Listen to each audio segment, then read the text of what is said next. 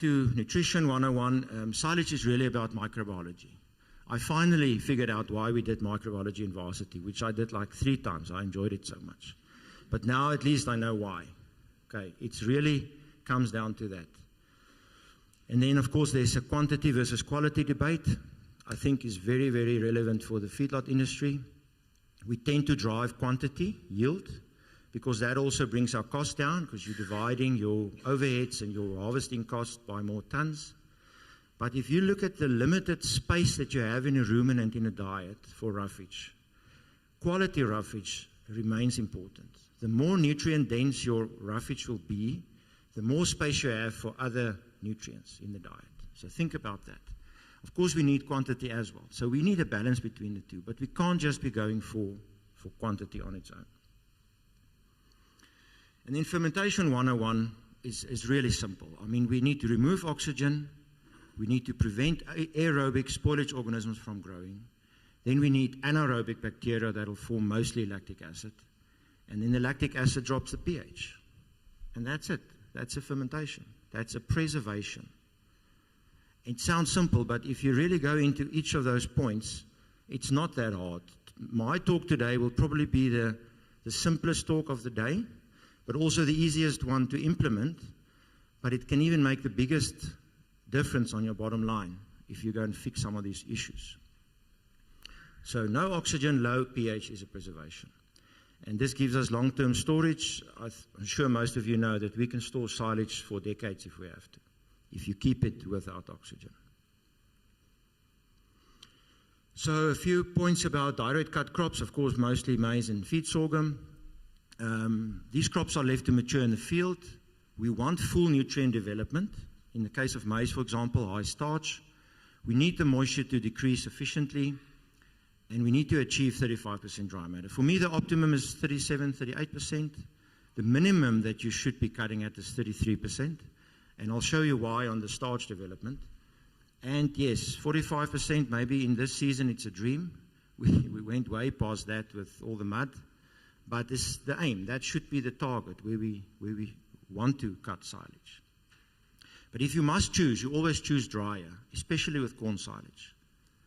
I'm not talking 50% drier. I'm just talking within that range. You always choose the drier than the wetter side. You always have better responses on yield, nutrients, and fermentation. Direct cut machinery, as you very well know.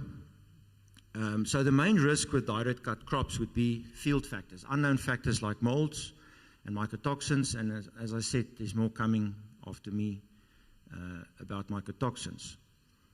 The immaturity issue, early harvest, we have undeveloped nutrients, so we haven't given the plant time to develop, for example, starch, and we also have a poorer dry matter yield. From the 25% dry matter mark, where a lot of people start making silage, up to the 40-45%, we can have a massive additional dry matter yield and nutrient yield. And too much moisture, wet silage, is also a risky fermentation. Wet silage also has additional avoidable losses through effluent and gas. And these issues, or this production of the gas, for example, is much more in quantity in wet silage. You can add 5 to 15% total loss through effluent and gas. So that's as simple as not cutting before 33% dry matter. Simple as that. Very important point that poor quality crops cannot be transformed into good quality silage. What you start with is what you'll end with minus the losses. Okay, so it's true that if you have a very bad maize crop, we saw a lot of this last year with the drought, silage is still probably the best thing that you can do with that crop. Because let's be honest, there's some of that maize which just wasn't worth harvesting for grain, right? But it doesn't make it great silage. Okay, we shouldn't then expect normal silage or great silage from that crop. You need to admit or understand that a poor crop will give you poor nutrient quality. This is the normal relationship that we know about starch over dry matter. And of course we know this, but maybe we forget the real numbers. That blue arrow is really the optimum harvesting stage. And the green circle for me would be the best silages on the the graph there, more or less. As you can see, we easily go over 40% starch nowadays. There's lots of silage coming through. I've, in this season, seen starches close to 50%. So this is possible with modern hybrids and plant population techniques. The silages in the red circle has obviously been early harvested, too early harvested. And it's as simple as that. If you look at the slope of that curve, you definitely would have had more starch if you waited. So think about the cost of planting and growing and harvesting that maize and then cutting it early. There's just no point. The ratio from sort of the 25 to 40% dry matter dry off period is about for every 1% dry matter that you increase starch between 0.6 and 1%. So that's a very good number to know that's how much starch you'll get extra if you wait during that period. So let's talk just a few points about the cut and wilt crops. Obviously things like grasses, whole crops like oats and alfalfa, lucerne. So this crop is cut early on purpose. Optimal nutritional stage is what we're after, for example, high protein, digestibility. The crop will then be left to wilt to a manageable and insoluble moisture, and then obviously the crop is raked and picked up and chopped. If these kind of crops are left until it's dry enough to cut directly, you have lost all the quality. There's just no point in doing that. Of course, weather plays a major role, and there are some losses in the windrow. This kind of machine I don't ever want to see on your farm. There's no point. Okay. To cut grass as late that you can cut it as dry, that a direct cut header like that, there's no quality left in that grass. So I'm very, very tough on this. So please don't buy those machines. We need to cut it and rake it and wilt it. The main risks, of course, contamination, mold growth in the windrow, of course, and also wilting losses. A lot of these processes tend to go in the comfort or the convenience line. You know, we don't want to do any tedding on the crop to get a quicker dry off. So we're now going for these thick, massive windrows, but then it doesn't dry in the windrow, and it molds in the windrow. All the equipment exists to cut and ted if you have to, and rake. Of course, it costs money, but look at the quality that you get at the end if you manage it properly, instead of the convenience. We can add losses to that, 5 to 20%, depending on the system. And again, if it's wet, you have effluent and gas. So again, you have another 5 to 15% losses over there. We have a risky fermentation sometimes, especially with the high protein crops. And also, if it's wet, we have too much acetic acid. If you have any butyric acid, it's bad. It will affect intakes, for sure. So we need to avoid butyric acid, which you'll get mostly from wet protein crops and grasses. So these kind of options are available, and we need to look very specifically at your needs and which equipment you need to make quality silage from those crops. In silage, we need to respect the limits. All right, moisture is needed for microbial life. Too much moisture, now all the organisms thrive, especially the unwanted ones. There's very high competition amongst them, and they create unwanted fermentation byproducts. Some of them I've already mentioned, like butyric acid, but there's alcohols is also formed, which is contributing hugely to dry matter loss.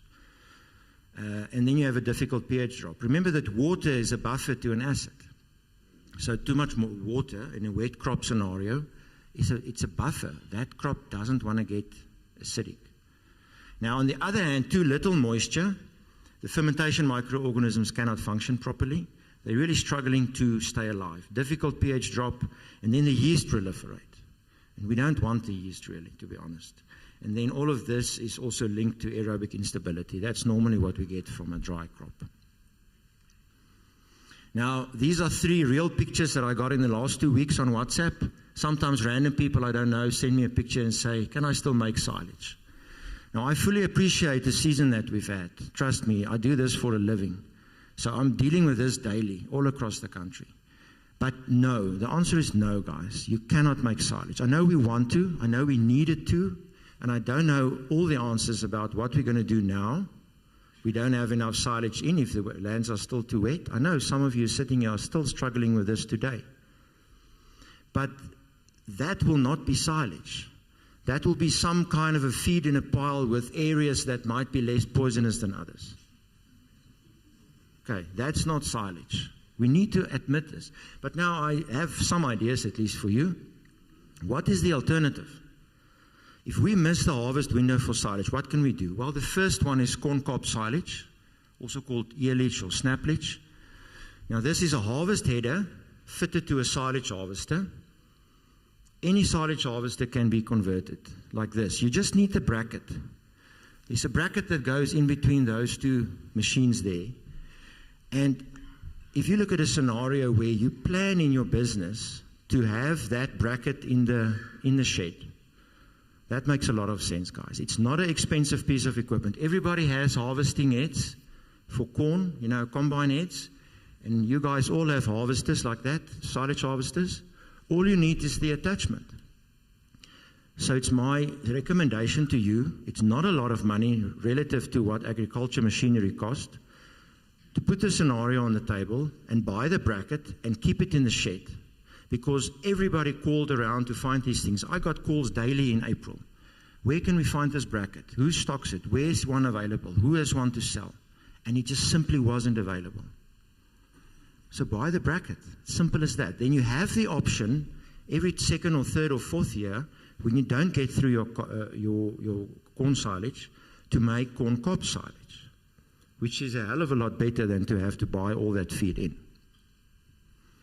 And then the second option would be high moisture corn. This is pure corn harvested by a combine at 30% kernel moisture. So now we're not putting the roughage in with that, but we're at least utilizing those hectares. This gearing of grain force looks like this, and that's how fine it can mill it, and we treat it with acids and we ensile it. This technology exists today. It's available in South Africa.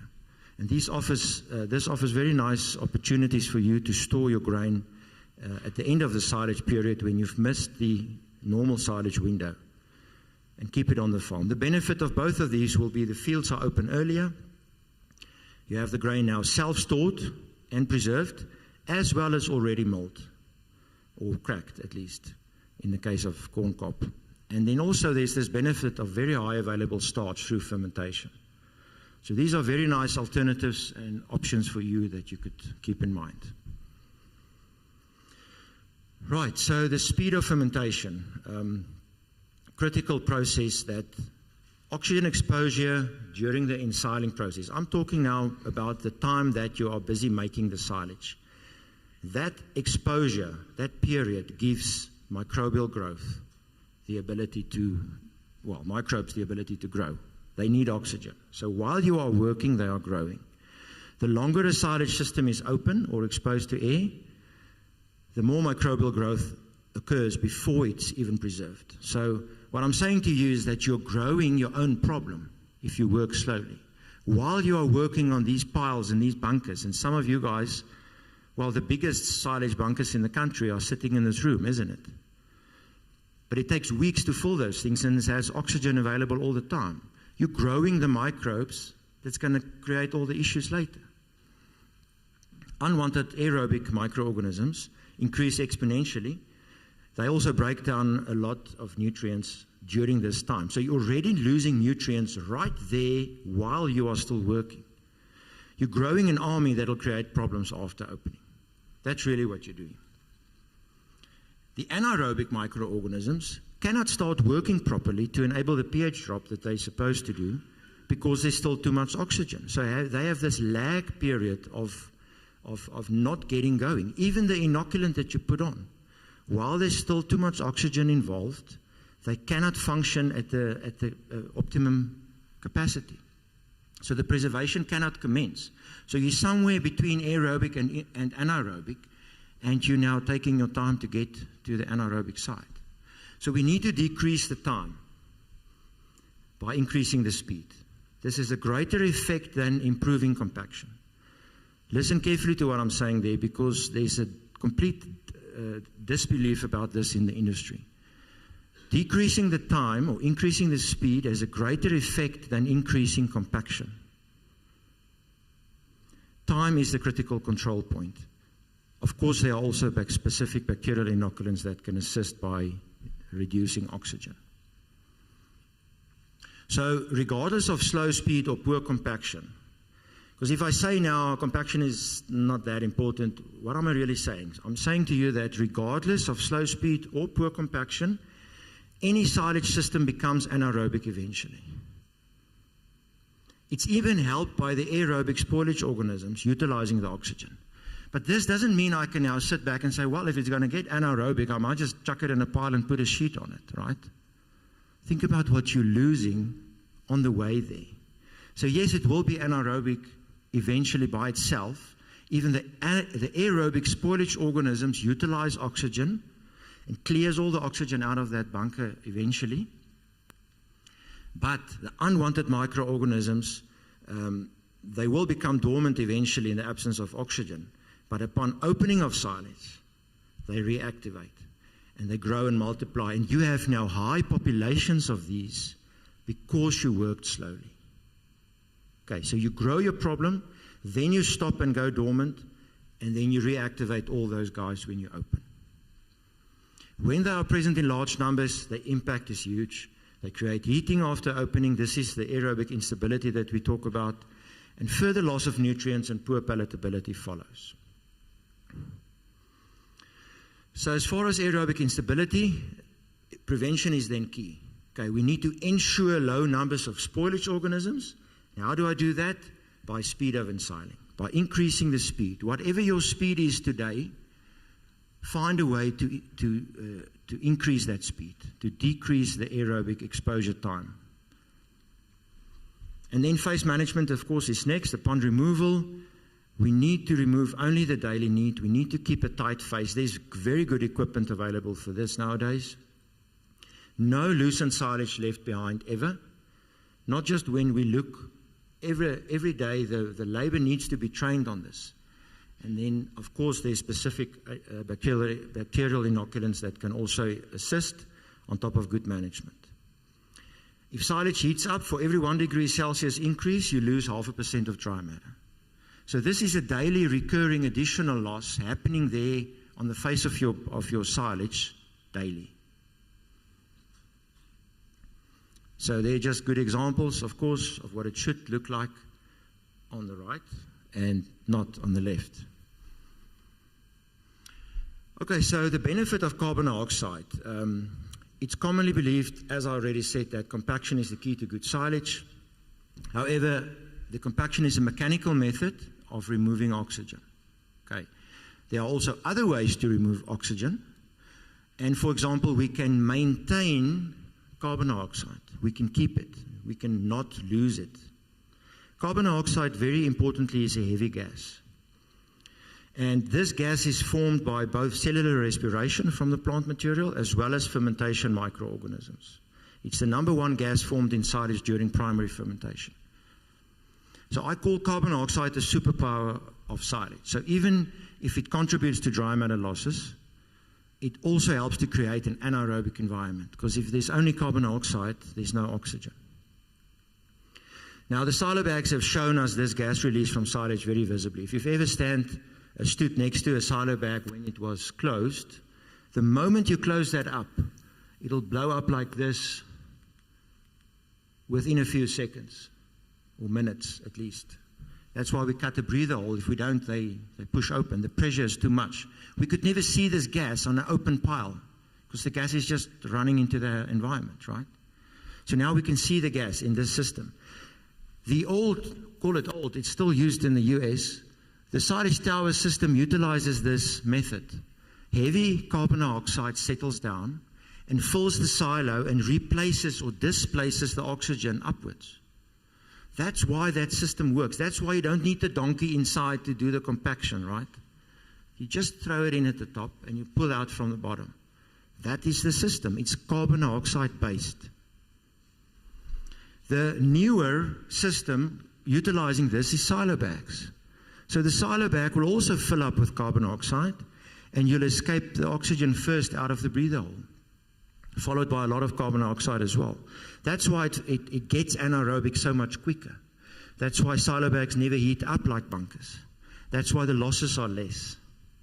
Because you get anaerobic quicker by utilizing the carbon dioxide to your benefit. So silo bagging is automation of the ensiling process, utilizing the benefit of carbon dioxide. But let's look at the bunkers and the piles. So where does the carbon dioxide go? If it's a heavy gas, where is it going to go? It's going to run out the bottom. It's literally escaping from these bunkers and piles. If you're standing there on the lowest point, it's running past your feet. I never got this, but this was what they were trying to teach us in chemistry back in the day. It's a heavy gas, guys. It's at the bottom. Okay, so now what does this mean? There's new research that was published that shows that there's a negative pressure in these bunkers. It actually sucks in oxygen at the top because of the escape of the carbon dioxide at the bottom. How counterproductive can you get? You're spending thousands of liters of diesel trying to compact the air out of that, yet your system sucks in oxygen. And even when we close them up, we find the highest concentration of oxygen at the top of these piles, which might explain these top layer losses even when we make an effort. We still get them. Okay, so if we understand the system better and what's happening around you, we can start acting. On rare occasions, a bunker can be sealed so well that the carbon dioxide is maintained. If you've ever seen this, it's actually a brilliant thing. They've done such a good job of sealing so fast that the fermentation, the carbon dioxide gas formation was still going so strongly. The only place where that pressure can come from is from mostly carbon dioxide forming in the ensiling, the primary fermentation process. Okay, so these guys basically has made a silo bag from their bunker. That's how well they sealed it. That should be your aim. So I have a few pointers now on poor quality silage. We get to farms, we see certain things, and we see some analysis. Normally it's first reported poor intakes, poor immunity, poor reproduction, some maybe visibly spoiled silage. We know the main culprits, grains a lot of times, the mycotoxins, wet hay, which you don't see from the outside of the bale, only when you open it. Silage, of course. Look, not all silage is bad, but when silage is bad, it's guaranteed to have an effect. So if you have a silage analysis in front of you, you can learn a lot about the management that happened during the making of that silage.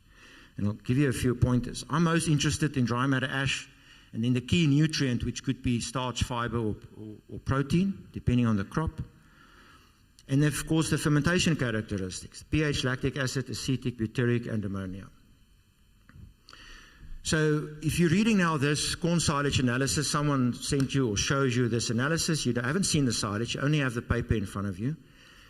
Below 30% dry matter, you can already say too early harvest.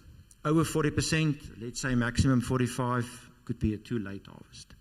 If you have ash over 4%, we're talking soil contamination, probably during ensiling, where tractors drive soil into the bunkers. Maybe cutting too high, maximum for ash should be 5. That kind of thing, soil contamination, guys, it's a big issue. There's no reason that tractor should drive off into the mud every time it goes down the pile. It should stay on the silage, keep the wheels clean, and do a lot less contamination. If you have in maize silage starch below 30%, there's something wrong. Okay? Too early harvest in most cases. Normally your eyes will go back up, you'll see our dry matter 30% or lower. These things are always linked. Could be a poor cultivar choices as well, but we find 35 to 40% starch in maize silage fairly easy nowadays. If pH is more than 4, there's insufficient preservation. Simple as that. It should be below 4 for corn silage. Lactic acid below 4 is probably insufficient or incomplete fermentation. I want 5%. If acetic acid is more than 2.5%, too early harvest or slow speed of ensiling. And I want maximum 3. If ammonia is more than 9% of percentage of crude protein, probably indicates slow speed of ensiling, poor oxygen removal, but I want a maximum of 10 there. Now a few practical observations. We visit a farm, we look at the silage. Some tools, of course, the thermometer is the best one. You can tell a lot by just sticking the thermometer in the silage. Smell, visual, and some optional tools. pH measurement, of course, very, very powerful, and infrared camera. And then sampling, to me, sampling non-representative samples are the biggest hurdle to informed decisions. If you want a nice working document on a sample cold chain system to the lab, it's on my website available for free. If you can squeeze water from silage with your hand, it's too wet. End of story. It's below 32% dry matter, always, and it's too wet. There shouldn't be loose water in silage. And if you find this, if you have it, it's the easiest thing to fix, guys. You just wait longer. Okay, so if the face temperature is more than ambient temperature, it could be a sign of aerobic instability. Poor face management, high microbial count. Silage was probably too slow, made too slow, and that's why we have high microbial count. If the core temperature, this is deeper than 50 centimeters from the outside, is more than 30 degrees, it's one of these things. It's either less than 2 months old if it's a bunker or a pile, although you don't really want silage to heat up that much. It was probably made too slow, or again, high microbial count. Or contamination. You could have high protein breakdown and energy loss over 30 degrees, or a combination of these. If you have no smell, it's actually ideal. Lactic acid alone predominates. If you have a smell of vinegar, it's high acetic acid, high presence of enterobacteria. Silage was made too slow, possible intake challenges. If you smell rancid butter, it's butyric acid. These Clostridias are present. Silage is too wet, pH drop was too slow, guaranteed intake problems. And if you have a fruity smell, which we generally regard as a positive thing because it smells nice, right? Everything that smells nice surely can't be bad. It points to high yeast activity because these nice fruity smells are esters coming from yeasts. And silage is probably too dry. If you have a top layer loss, it's insufficient compaction before closing. Sheets not packed down well enough. It's one of the simplest things to fix. This is not sufficient, guys. Any of these is not, it's not sufficient. You can see how it starts lifting there by the wind. And the more it lifts, the bigger the problem. Damage like this cannot be repaired. So silage areas needs to be fenced off. And these kind of losses on top layers are 99% of the time just not sheets that's not been packed down properly. This is what a sufficient packing down looks like. Anything less, you're going to have top layer losses. If you find spoiled pieces of silage in the silage, it's probably poorly removed top layer or side spoilage, so there's a take-out management issue there. It will lead to intake problems and it can bring mycotoxins into your feed. This kind of thing, the top layer wasn't removed, now it falls into the face. Now, how do you split that? You can't split that anymore. It needed to be removed before the loader arrived. If you have mold on the face, probably too slow feed out. The bunker is too large for the size of the operation. Poor face management and mycotoxins. We need to think about the size of the face of the bunker to fit the feed out rate of your farm. If there's mold pockets or balls inside the silage, there's probably soil contamination during ensiling coming from tractor wheels. If you find that, that's fairly common, and that's usually where it comes from. And of course, if you find whole corn, it's it wasn't cracked. There either wasn't a corn cracker used at all, or it's non-functioning. It's a terrible disease in this country of not cracking the corn. The contractors are the worst at it. Not all of them. Who's the contractors again? We need to use this machine for what it was built for. It's the best roughage and corn processing machine available. Let it do its job, please. Don't think about the extra liter of diesel spent but now we're cutting slower because the corn cracked. No. Are you here to make proper corn silage, or are you here to just steal my money? We need to get machines working. We need to crack the corn, guys. Otherwise, where does it go? And even if your analysis shows these wonderful 40-45% starches, but it's looking like that in the manure, did you get that starch through the animal? No. Right, last point, if silage is dark in color, it might point to heat damage during primary fermentation and slow in siling. That kind of color difference, this was same farm, same day. This was actually, the top picture was from a silo bag, and the bottom one was from a bunker, made on the same farm, in the same day, the same crop. What happens during heat damage? We have proteolysis, protein breakdown, denaturation, protein damage, reduced amino acid availability. Again, your analysis says one thing, but those nutrients aren't getting to the cow. Temperature equals energy loss, and of course, palatability will be down on that as well. So by now, you should be able to answer this simple question: which system is best? And I hope you can appreciate that this is the winner. And if you don't, you haven't been paying attention. So please meet me at tea time.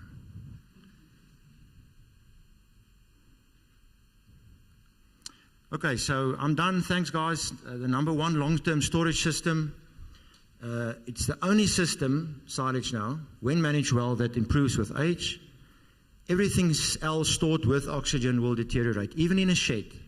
Even tightly packed, loosened bales under roof, there's oxygen, it will deteriorate and oxidize. Most silage-related problems can be prevented. 99% is fixable with management. Stop sticking band-aids on your problems, guys, and go fix the management.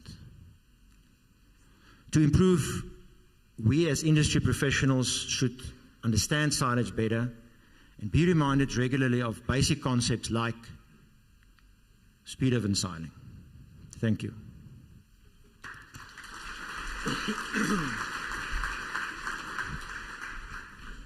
We've got 10 minutes. You want to say something? Can I first ask at the back, the sound, can you hear? Fine.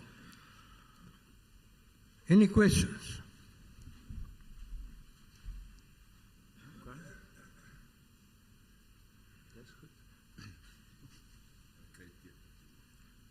Vra Nison. Wie het gesien Richard opbring by die universiteit? Jy kan 'n prys wen. Ek dink, ek wil nie opstaan en vir ons sê waar het jy dit gesien nie? By die proefplaas? Okay. En die consistency? Daai foto met die mielies? Ja. Daai met die troll en met die mielies in. Okay, great. Just one other housekeeping thing, guys. For the vets that are here, please give all your details to Lizelle or Urinay. This event will be CPD accredited. Just your name, number, registration number, and for those of you that battled last year, I think we managed to pull you through the drift. But I think that, in a nutshell, is a talk that everybody had challenges this year. Okay, I don't think there's anybody in this room now that has done and completed their silage production for the year. So there are going to be challenges a little bit down the line, but ons maak altyd 'n plan. Ons weet nie wat die plan is nie, maar ons sal 'n plan maak. Richard, baie dankie. Dankie. Jan Caitlin.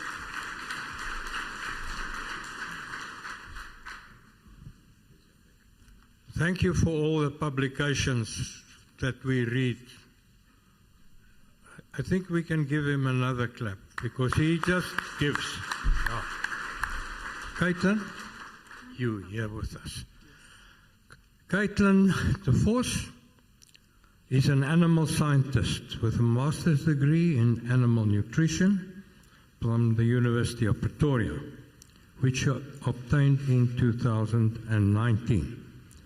Her research focused on the impact of feed additives on the rumen fermentation and the amino acid composition of ruminal bacteria. Since completing her studies, she has been with Vitam International, where she currently serves as the Ruminant Development Manager, providing technical support for their ruminant solutions across sub-Saharan Africa, focusing on ruminant efficiency, gut health, and mycotoxin management. She has built strong expertise in mycotoxins and their impact on ruminants, regularly presenting at industry events and sharing her insights through various popular media publications. Caitlin is committed to continuous learning and values the opportunity to share her knowledge with others. And she remains passionate about advancing sustainable animal production through science-based solutions. She's got a BSc Animal Science, 2014, MSc Agric, Animal Nutrition, 2019, TSM Central Region, Vitam International, 2019, Ruminant Development Manager, Vitam International, November 2019 up to present time. Vitam International is a trusted supplier of feed additives in the Southern African feed industry, contributing to efficient and sustainable animal production. They are a leader in mycotoxin risk control, gut health, and quality silage. We welcome you. Thank you very much, Dr. Buffer. No, I think I'm okay. Good morning, everyone. It's a pleasure to stand in front of our feedlot industry today and talk about a topic that I'm really passionate about. I normally talk about the impact of mycotoxins in dairy production systems, but today we're changing it up to the feedlot side of things.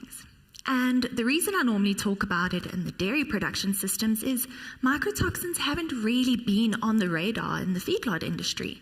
And today I'm hoping that I can share some knowledge, some information that's going to make you think a little bit differently about mycotoxins and realize that they need to be on the map in our feedlots. All right, so normally when we visit feedlot producers, sheep or beef, this is sort of the perspective that we get. Oh, mycotoxins, it's a terminal animal. It's getting slaughtered in 120 days. Why should I care? Or, well, ruminants can handle mycotoxins, unlike the chickens and the pigs. I don't need to be concerned. Or, no, margins are too tight to invest in any form of protection against mycotoxins. And really, how much damage can they even be causing? I don't have animals dying because of this. This is typically what we hear from producers. And I really want to change your way of thinking today. So I'm going to pose quite a bold statement. But what if mycotoxins are the Achilles heel of your feedlot's performance? You've become very used to, over the years, your standard of performance. This is my average daily gain, I'm happy with it, this is my FCR, it's fine. But what if you haven't reached the ceiling? What if you could actually be getting more out of those animals? And what if it is mycotoxins that are holding you back? And I refer to them as the Achilles heel because it's that weakness in a strong system that you're not paying much attention, so it's almost invisible, and so it bites you, it gets you because you're not focused on it.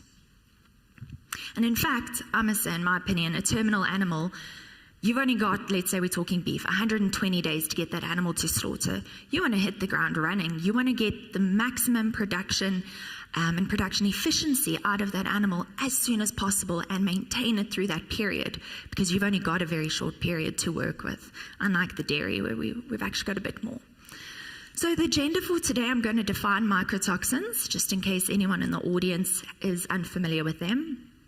Chat a bit about their development and occurrence, delve into the toxic effects and symptoms, touch on the financial implications, and then mention very briefly, I don't have enough time to go into it in depth, but what we can do to try and mitigate our risk. Okay, so mycotoxin development. What are mycotoxins? Mycotoxins are toxic. Is everyone hearing the feedback here? Is it fine? I'm hearing myself double. Okay. They are toxic secondary metabolites that are produced by certain species of fungi, or commonly we can just call them molds. And they are capable of causing decreased performance, sickness, or death in animals, but in humans as well. And they do this when they are ingested, inhaled, or some of them even absorbed through our skin. Why plants, or fungi I should say, produce mycotoxins is part of their chemical defense system. So the most common train of thought is that when a plant becomes stressed, a fungi, becomes stressed, it starts to produce mycotoxins. It also helps it outcompete other fungi that are on that crop trying to colonize it. So it helps them get ahead and colonize that crop.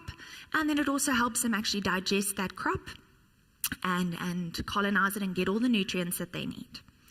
In agriculture, the main molds that we are concerned with are your Aspergillus, Fusarium, Penicillin, Claviceps, and Alternaria. But we know of more than 500 different mycotoxins and more emerging. So day-to-day researchers are finding out there are more and more of these mycotoxins in our feeds. So in South Africa, we always talk about our big five. We're very proud of them. In mycotoxins, we talk about the big six. And they are deoxynivalenol, fumonisin, zearalenone, aflatoxins, ochratoxin, and then T2-HT2. So these are the mycotoxins that most of the research has been done on and that we find most frequently in our animal feeds. And the difficult thing with mycotoxins is once they are there, they are resistant to decomposition, digestion, or degradation. So they are in the feed and we just need to manage them to protect our animals. So where do molds and mycotoxins occur?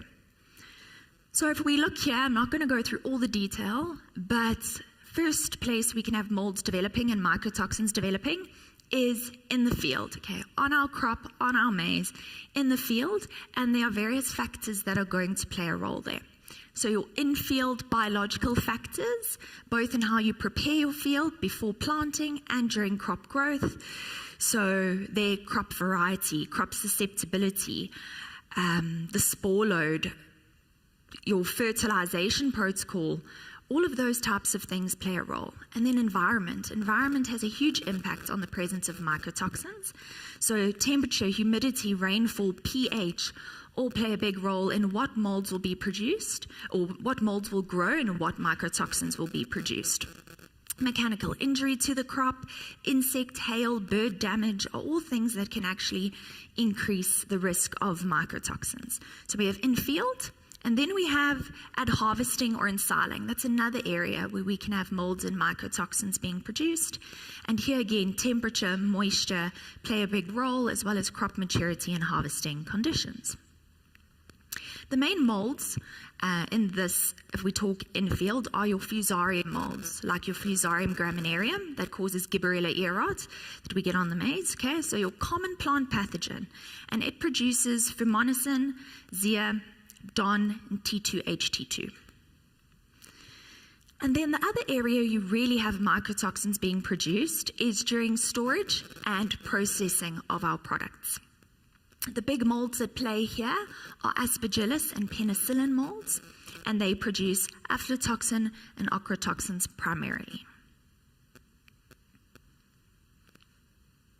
Okay, and just to highlight again, climate has a huge influence. So we've had a very wet year this year. It's been very temperate in some of the regions, and we're already seeing the impact that that is having on the mycotoxin contamination of the maize silage. We've had a cooler, wetter year. Our levels of DON and zea are actually through the roof. And unfortunately, I don't have good news for you. Mycotoxins are everywhere. There's not a single feedstuff on your farm that is immune, let's call it, to these mycotoxins, but the profile differs depending on where we look on the globe. And this was this graph is from a 10-year survey study that was done, splitting the world into 15 geographical regions and then looking at the mycotoxin contamination in each region.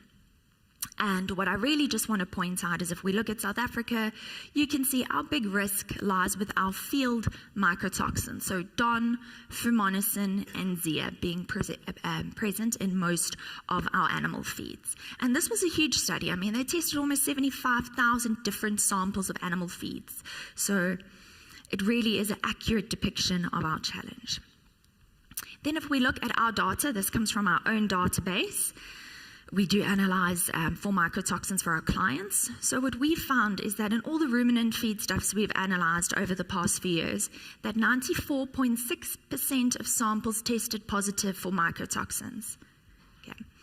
Of that, 8% were contaminated with one mycotoxin, 86% were contaminated with 2 to 4 mycotoxins. So this is what we call polycontamination, and this is a real challenge because what we know now and what I'll show you in one or two of the slides is that mycotoxins, some of them work together in synergy to have a more toxic effect on our animal. So we see bigger detrimental impacts at lower levels than we would have initially thought. And if we look at all our ruminant feedstuffs, what I've done here, these graphs, is when the results, so the green part is when the results are sort of low levels, we can manage them. Orange being intermediate, there's a real risk here for these animals, and red being high risk, these levels are going to cause problems. And you can see that we have a huge challenge with DON. More than 50% of the time it's at levels that will cause negative impacts to the health and productivity of our animals. Zea, although not as much of a concern in feedlot animals, has a huge impact on fertility. We frequently find it at very high levels. If we just look at some of our local commodities, main things we feed in feedlots, if we look at the SAGL report on our white and yellow maize, you can see that over the past 10 seasons, year on year, we detect fumonisin, DON and Zea in our yellow and white maize in South Africa. And then, obviously, we feed a lot of maize byproducts in South Africa. And I thought it would be quite interesting just to share a bit about the contamination of these products. So this is a South African study. It was done by Berger in 2013. And they looked at the mycotoxin distribution in maize and then the different maize milling fractions. And what I really just want to point out here is if you look at total hominy feed, in relation to whole maize, the risk for fumonisin was 280%, that for DON 240% and Zea 263%. So we are concentrating the levels of these mycotoxins in our hominy chop. Another table, it was a 5-year study that was done looking at maize, DDGS, gluten meal. And again, if we look at maize, you can see that in all cases, the contamination that we have in maize is actually increased once we move over into our byproducts, particularly for DON. Oh gosh, I'm pointing at my screen here, what a blonde. An increase in DON contamination, for example, Zea being increased. So when we process our maize, we are increasing our risk. So we're actually feeding very high risk raw materials. And then just a little bit of more local data. This is actually my colleague's MSc work that she did, but they looked at the levels of DON, FUM, and Zea in maize, silage, hominy, chop, gluten 20, and wheat bran, things commonly fed to our feedlot animals. And again, you can see that these are really high-risk raw materials that we are feeding day on day. And then I'm not going to talk too much on silage. Unlike Richard, I'm not an expert. But as I said, most of these mycotoxins are produced in the field. So when we harvest our crop, they are already there. There's an amount of mold spores and mycotoxins that are present. And ideally, if we do everything right and our storage is good and we do everything that he told us to, we should cap the production of molds and mycotoxins right there. Okay. But in reality, sometimes storage conditions aren't always that good. We don't compact it properly. We don't manage feed out properly. And then what happens is we actually have the further development of molds and mycotoxins. And this is what makes silage such a high-risk raw material. We're bringing in field mycotoxins, but we also have a huge risk for other mycotoxins to be produced and through poor management, for the mycotoxins that we brought in from the field to actually further be increased. And don't be fooled. Just because your silage looks like that does not mean you do not have mycotoxins. They're invisible, okay? You can't walk to the naked eye. Don't think that that is riddled with it. It might be, but that's almost compost, so they might even be degrading a little bit at that point, okay? Both carry a significant risk. So what are these mycotoxins doing to our animals? So first I want to do a little bit of myth busting on can our ruminants handle mycotoxins, and then I'm really going to spend the bulk of this presentation talking about the impact of mycotoxins on animal health and animal performance. So it's a risk doing this because everyone's always shy. Can the rumen protect our animals against mycotoxins? Show of hands. Anybody? Somebody? Okay. At a cost? All right. Okay, so the answer is yes. Ruminants are more protected than poultry and swine. But also, no, they are not fully protected against mycotoxins. So the research shows that yes, DON, T2 ochratoxin are in fact partially degraded by the microbes in the rumen, okay? But we can't rely on it. So if you have a look at this table here, if we look at aflatoxin, the research says it's degraded anything from 0 to 42%. But the diet plays a huge role, okay? The foraged concentration or foraged concentrate ratio has a huge impact. We see less of this degradation on more or diets that would promote a more acidotic rumen environment. If we look at DON, the science shows us that only about 35% is actually detoxified in the rumen. Again, sensitive to changes in the rumen pH. Zea, just for interest, I'm not going to elaborate on it today, it mainly impacts fertility, but it actually becomes more toxic. So Zea becomes different metabolites that have a more toxic effect on your animal. Ochratoxin, the research says anything from 90 to 100%. And as far as we know, fumonisins are not degraded in the rumen at all. Okay, so we can't rely on that animal's capacity to deal with mycotoxins. And there's various factors that are going to influence this. Remember, our animals are exposed to a high toxin load. They have high dry matter intakes. They've got fast passage rate. You've got less time for that detoxification to happen. We are feeding our animals that they are in a sort of subacute ruminal acidosis state, so that natural ability to detoxify is reduced. And these animals are on high pressure systems. They're under a lot of metabolic stress. So they're on the back foot to naturally rely on the rumen to handle mycotoxins. And just for interest, this is some new work that came out about 3 years ago, where here in A, it was an in vitro fermenter receiving a high forage diet, and then in B, a high concentrate diet. And they fed DON into the system at different concentrations. But point I want to make is that if you look here, time B, the more acidotic or higher concentrate ration, the capacity to degrade DON was reduced. So on the high forage diet, we can see that over time as well, we could exceed 40% degradation of DON. But under more acidotic conditions, more concentrates in the ration, 40 was about our peak at any point after a long time, and we don't get to that amount of time in the animal. So just showing you that in fact our feedlot animals having concentrate-rich diets are actually less capable of dealing with DON naturally. So very broadly, if I want to summarize, what do mycotoxins do to our animals? Well, they reduce feed intake or can even cause feed refusal. They impair the function of our rumen, and that's our engine, that's our powerhouse of our feedlot animals. They reduce nutrient absorption and impair metabolism. They alter microbial growth, and microbes, I think, are far more important than any of us ever really realize. They suppress the immune system, and then they alter hormone systems, and that actually has a big impact in our breeding animals with fertility. So if we look at the toxic effects of mycotoxins on our fattening animals, one of the first things is feed intake. And you can see under each one of these, there's various mycotoxins playing a role here. But we see variable feed intake, a decrease in feed efficiency, and sometimes we can even see, when the kidneys are impacted, dehydration or high water consumption. We have a negative impact on rumen efficiency. We compromise rumen function, we decrease rumen motility with these mycotoxins, we alter our VFA production, our microbial crude protein production, our rumen pH. We actually shift that microbial or the microbial populations in the rumen.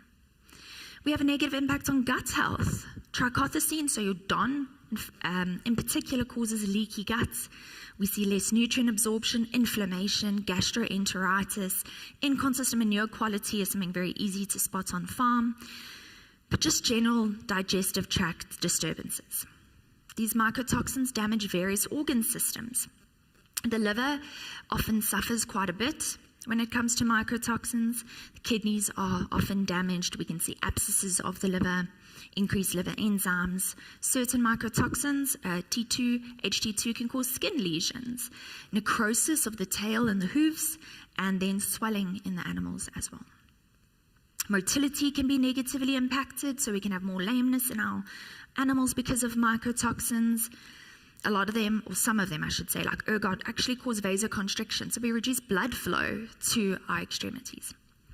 And then immunity. All mycotoxins have a very toxic effect on the immune system, so we see a lot of immunosuppression, poor vaccination response, increased susceptibility to disease, and poor response to treatment. And then what do you see? And what makes you go, whoa, we have a problem here? Well, that's what they do to your meat production and growth. So with mycotoxins, we see reduced growth, so less average daily gains, less meat on the hook at the abattoir, and a poorer feed conversion ratio. Okay, so you're spending more to get these animals to slaughter weight. And then just for interest, we don't always talk about this a lot, but mycotoxins can have an impact on the nervous system. Your ergot alkaloids, your formonicin, can cause convulsions, tremors, brain lesions actually, and they can reduce the animal's ability to regulate its own body temperature, so our animals become more susceptible to heat stress. So I'm going to go into a little bit more depth and show you that I'm not just saying this happens. I've got some science backing these points. So this is a study that was, well, firstly, let's talk feed intake. So DON targets the brain, actually, to reduce the feed intake of your animals. We don't know exactly how it does it, but we know that it activates key areas of the brain, so 2 different neurons, that send the messages to, well, let's terminate this meal, let's stop eating. And this happens quite quickly, and I've seen this happen before, where feedlot animals refused to eat the feed that was highly contaminated with DON. So this graph here is from a study by Duringer. This was a beef feedlot study where the diet was contaminated with DON and formonicins, and what we can see is the blue line is the control, and orange is mycotoxins. So you can see the animals were exposed to mycotoxins for 3 weeks, and then there was a clearance period for 2 weeks. You can see we actually have a reduction in feed intake in that period. Just another trial showing the same thing, feedlot steers on mycotoxin contaminated diets, and then there was just a further split where they were either on a low wheat or high wheat diet. But again, there you can see a significant reduction in dry matter intake. So this is something, feed intake is so crucial in a feedlot system. It's going to drive growth, it's going to drive performance, and mycotoxins are reducing it. If we look at rumen fermentation, this is just a table from a review by Dr. Antonio Gallo. He's really the leader of research on mycotoxins in ruminants. And what I have displayed in this table is just a summary of the impact of these mycotoxins on the rumen environment. And these are in vitro studies. And what we can see is that they have a negative impact. So if we look at aflatoxin B1, studies have shown it reduces gas production, dry matter digestibility. If we look at DON, we see a reduction, again, in gas production, a reduction in volatile fatty acids. Volatile fatty acids contribute about 70% towards energy for your animals. So we are not utilizing that diet as well as we could anymore because our fermentation vat is not working as well as it should. And then if we look at some of the in vivo research, it's quite interesting. This is some new work by Hartinger. It was actually a study done in dairy animals, but I thought it was too interesting not to put on my slide. So these dairy animals were exposed to DON and ZEA, and they looked at the impact on rumen pH. And what they observed was that, so this first line here is our base group, our control group that wasn't exposed. But if animals are exposed to, not DON, formonicin or ZEA, we actually drop the pH of the rumen. Okay, so we reduce that rumen pH. We're already pushing these animals and are challenging them. Now we're pushing that pH even further than what we thought the diet was going to do. And again, we then impair their natural capacity to try and detoxify these mycotoxins.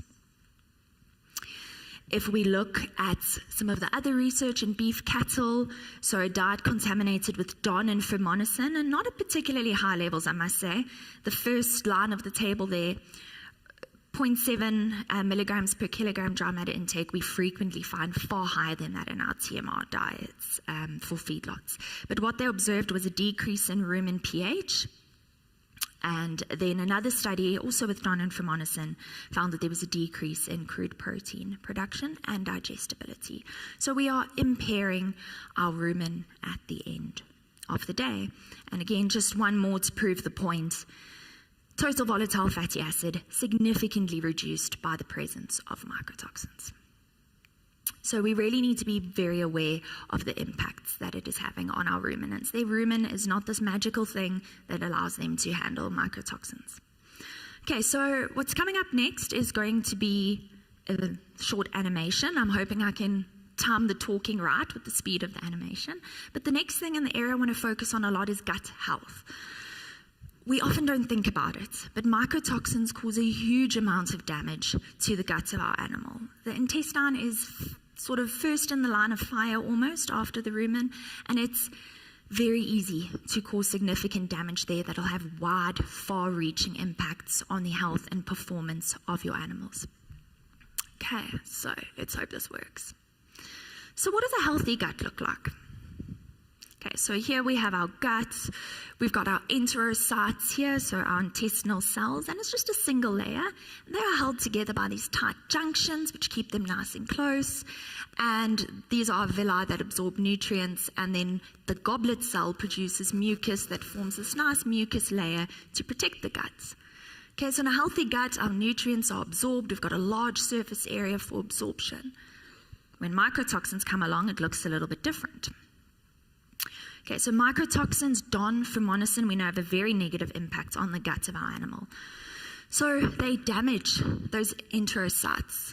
Okay, so now we have less nutrient absorption. We've got a lower surface area, less feed efficiency. In fact, special nutrient transporters are actually impacted by mycotoxins. Then the goblet cells produce less mucus. So this protective layer becomes thinner, and all your pathogens can then start to bind to your gut lining.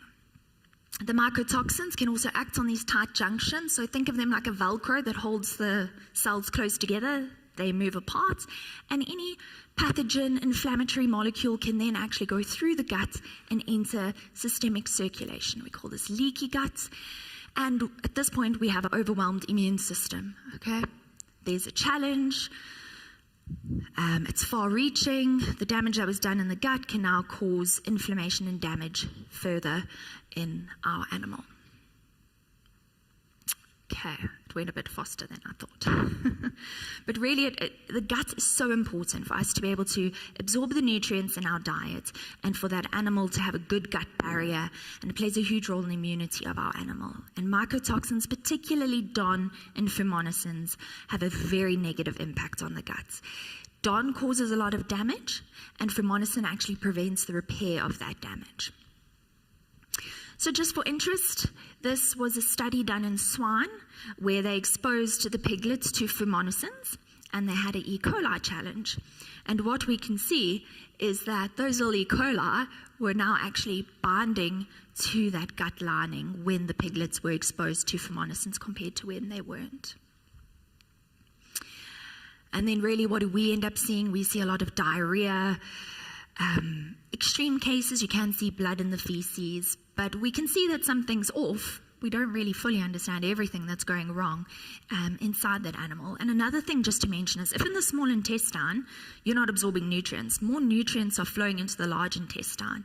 They get fermented there, and that's not ideal, and we can have a lot of inflammation then happening in our large intestine as well. Okay, and so I mentioned earlier the bigger picture, and this is really interesting. Science is amazing. Microbes are amazing to me. I loved my microbiology. Like Richard, I did it 3 times, but it was 3 different courses of microbiology. So what we have now found, and this is quite recent, is that the gut is actually communicating with the rest of the body. So there are different axes. There's the gut mammary gland axis. There's the blood-brain axis. And what could be really interesting to the feedlot community is the gut-lung axis. So really what's happening is our microbes in the gut are communicating. Okay, and they use the lymphatic system to help with that communication, but depending on what's happening in the gut, it sends messengers to the rest of the body. It sends messengers to the lungs. And when you have gut dysbiosis, and that can be caused by imbalanced diet, a disease, the use of antibiotics, anything that imbalances your gut microbiome can actually push feedback to other organ systems and to the lungs and make your animals more susceptibility. Or more susceptible to diseases. So if we think bovine respiratory disease, huge challenge in our feedlots, costly challenge. If we focus on the gut health of our animals, we could actually help address that challenge. And there's been very interesting work done on probiotics, actually reducing bovine respiratory disease. So the gut is so crucial, and mycotoxins are having a severely negative impact on the gut of your animal. Okay, then immunity. Mycotoxins have a negative impact on immunity. They cause inflammation and cellular stress. And they are the most immunosuppressive factor coming from your feed. All mycotoxins lead to immune depression, with aflatoxin having the biggest negative impact on immunity, and then ochratoxin and fumonisin. And these mycotoxins act on all aspects of the immunity of your animal. Okay? So they act on your innate immunity, so your quick immune response to a non-specific challenge, but they also act on your acquired or adaptive immunity, so the immunity that we've built from being exposed to a pathogen before being vaccinated. So it's targeting and reducing the immunity of our animals from various aspects. Again, back to the gut. 70% of our immune defenses lie in our gut. If our gut is damaged, our animal is on the back foot to deal with any disease challenge. And there's been some interesting work done looking at your fusariotoxins, so your fumonisin, are increased or involved in increased bacterial and viral disease outbreaks. So those 3 mechanisms, I've said them again, but just to put them on paper in bullet form, are increased substrates in the gut for the bacteria, so nutrients that they can use to grow and thrive. So we have better colonization of the gut by our undesirable microbes. We have a reduced gut barrier function, so those microbes can actually then move through that gut barrier into our systemic circulation. And then we have a lot more gut inflammation. And quite interesting, they're now finding that mycotoxins can actually affect drug efficacy and vaccine efficacy, but there's still a lot more research needed. If we look at research done in feedlot animals, Roberts showed that even short-term exposure to your fusariotoxins actually causes immunotoxicity in finishing feedlot steers. And then Duringer showed that receiving DON and fumonisin for just 3 weeks already led to early signs of liver dysfunction and systemic inflammation in our animals. And one thing to remember is that our feedlot animal, and I know my slide is all just beef, beef, beef, but I'm talking to sheep feedlot systems as well, is that our animals are exposed to a lot of pressures. Okay, there's heat stress in South Africa, it's always a challenge. There's social stress. There's poor hygiene environments sometimes in some cases. We're feeding a hot ration, okay, so they're predisposed to acidosis. It's also stress on their system. And we know when we have acidosis, a certain group of bacteria, your gram-negative bacteria, die and they release these endotoxins that can cause wider-reaching problems. So there's that, and then there's leaky gut. So there's already a lot of things causing inflammation and hindering immunity in these animals. Mycotoxins is that extra thing that none of you, or maybe not none, but not a lot of you are thinking about. Okay, and mycotoxins are going to exacerbate, they're going to worsen any inflammation in that animal. They're going to lead to the production of free radicals. So these damage the tissues of your animal. They lead to cellular damage and death. And mycotoxins go and target your fast replicating tissues. So your intestinal epithelium, your immune cells, and in the dairy, we focus a lot on the mammary gland. They go and target those cells and have a negative impact there. And then bear with me, there's a lot of big words on this slide. I don't even think I can say some of these abbreviations fully. They're a mouthful. But another area where mycotoxins are having an impact and none of us realize is the impact on our hormonal systems. So very interesting work has actually showed that mycotoxins have an impact on your growth hormone axis, so IGF-1 pathway. Now your growth hormone is important for cell differentiation, cell multiplication. We need to have this pathway functioning well if we want to get good growth out of our animals. So again, DON, it's a big culprit, causes a lot of challenges. So DON, this really just explains what I said earlier, it causes leaky gut, okay? So we've got leaky gut, we have bacteria and endotoxins that then can actually enter systemic circulation, particularly in our feedlot animals. Like I said, you've got a low rumen pH, bacterial death, a lot of endotoxin release. And when these are released, pro-inflammatory factors are then released. So the body goes, hey, we've got a challenge, we need to deal with this. And inflammation is good, it's necessary, it helps us mount a response to challenges. The problem is too much inflammation. So we have more of these pro-inflammatory factors. We then have our immune defenses activated, we have a lot of cytokine production, but because of this, we then have a reduced expression of growth hormone. Of that IGF-1, and so we actually impair the ability of our animal to grow as well as we would like it to. We don't notice this, there's no signs, there's no symptoms, but it is reducing the potential of our animal. Okay, so the real challenge with mycotoxins is it's very, very rare for us to see this visible part, acute mycotoxicosis. 10, perfect. We don't see it often, okay? So this is when there's high contamination and we see clinical symptoms or even of animals dying. I can really count the amount of times I've seen that in my years in the industry so far. The big challenge is this hidden part, subacute mycotoxicosis. So where we have chronic exposure, polycontamination, so exposure to multiple mycotoxins at once, and performance is poor. We don't see specific symptoms, it's just a rough coat, a poor doer. Nothing really shouts out at you. And so we underestimate this. But this is actually what's costing our industry the most. And I think probably costing the feedlot industry more than what we realize. Because in the dairy, we're milking our dairy cow every day. We are testing her milk solids, her somatic cell count. So it's very quick for us to see when there's a problem and to act and to address it.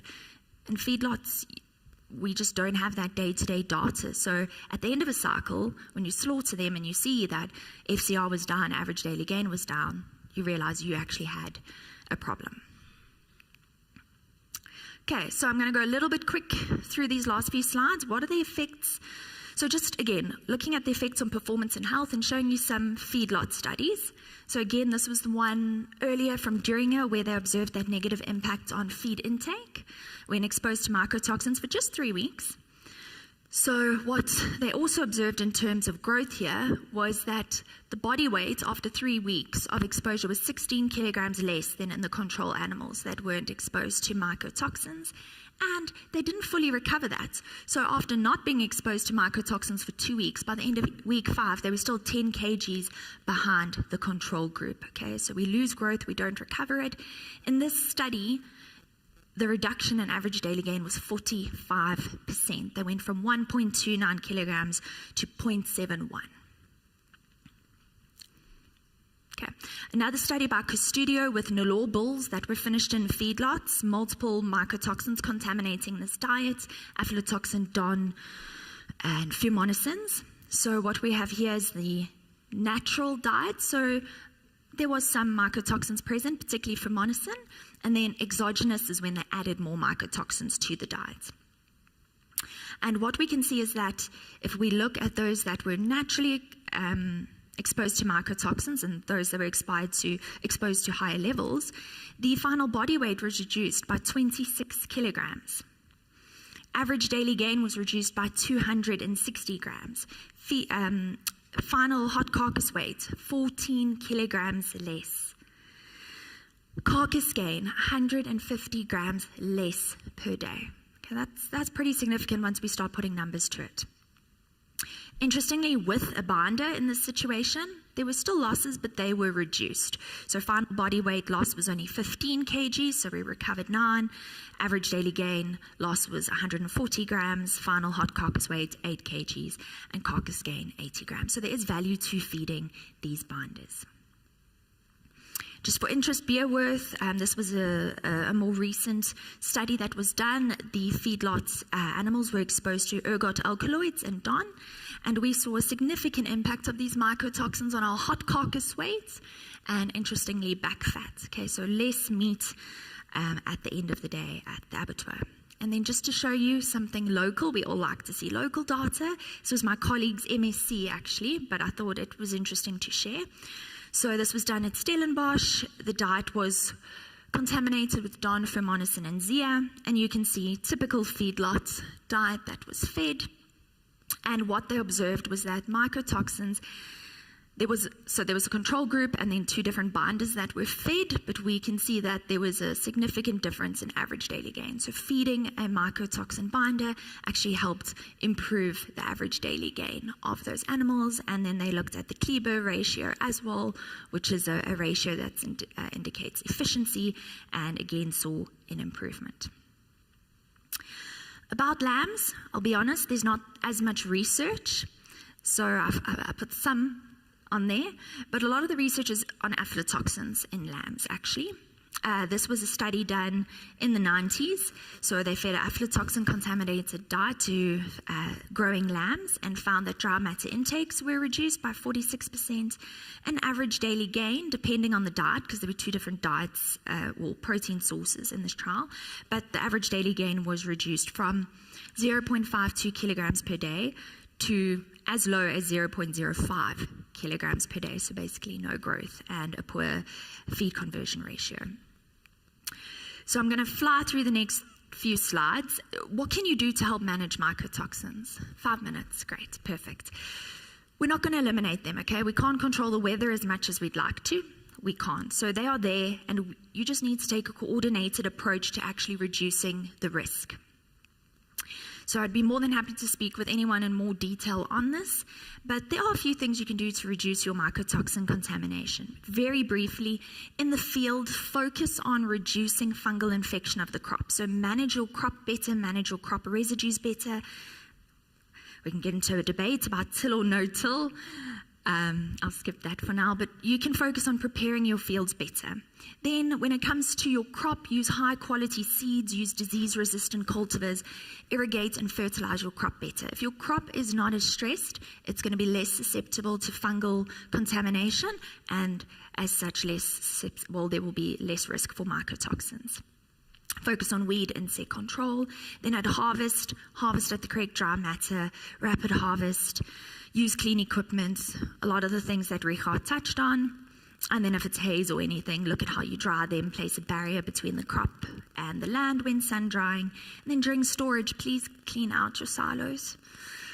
Frequently, there's a real risk, and in warmer environments like we have in South Africa and more coastal regions where we've got a lot of humidity, you really need to be on top of your storage to reduce your risk. So what I always encourage my clients to do is to come up with a mycotoxin mitigation strategy. So focus on doing what you can on your farm to reduce the risk of contamination. Then identify the risk, observe your animals, look at the data, what diseases or problems are they struggling with the most, and test your raw materials frequently to know what you're dealing with on your farm. Assess it, okay, here are my results, how big is my risk, how do I handle this, and then take action, okay. Change raw materials if you have to. Dilute them with less contaminated material. Feed a mycotoxin binder. Do something to mitigate your losses, and then continuously review your plan and see where you can improve it. So wrapping up, Mycotoxins are a very real and relevant threat to South African feedlot systems. Don, Fumonisn, and Zea pose the greatest risk in South African feeds. Mycotoxins silently undermine your animal health and performance by weakening the immune system, triggering inflammation, and impairing nutrient absorption and metabolism. And the result, what do you see? You see poor feed efficiency, suboptimal growth, increased animals in the sick pen, and what you don't realize is silently you are eroding the profitability of your enterprise. And you know, it's a tough industry, margins are tight, input costs are high. We need to focus on being as efficient as we can. It's no longer a goal to be more efficient. It's, if you want to farm successfully, it's a necessity. Okay, and then last slide. I'm going to encourage you all to go home and do a little bit of maths, okay?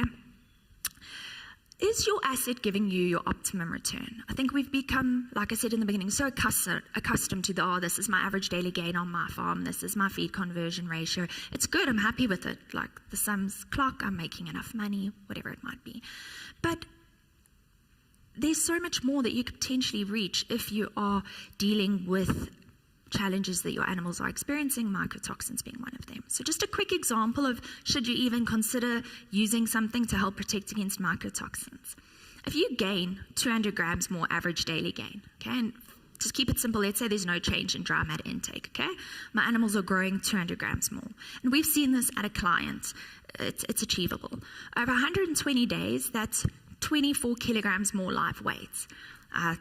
Used a 57% dressing percentage, that's 13.5 kilograms more carcass, working on a 67 Rand per kg.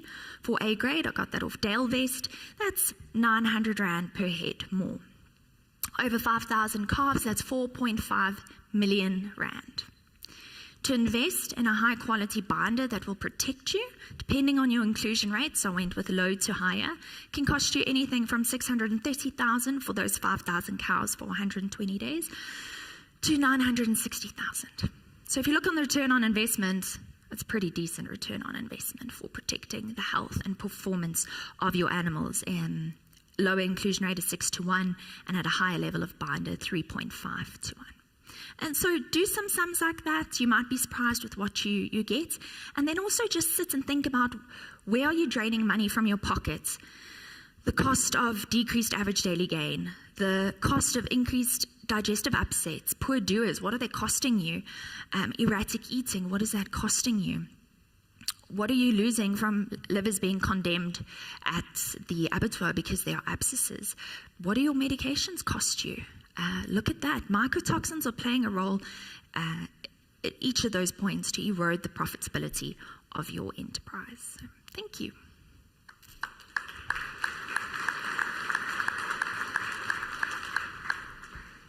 Any time for questions? Yeah, any questions? I think we've got time for one question.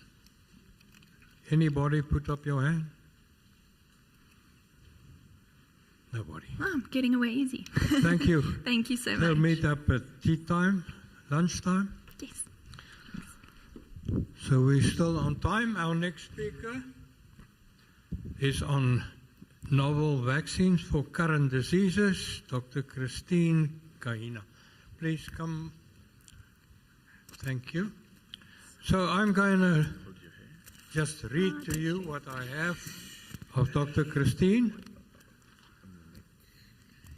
Dr. Sipuyai Christine Ngwenye Kahinda.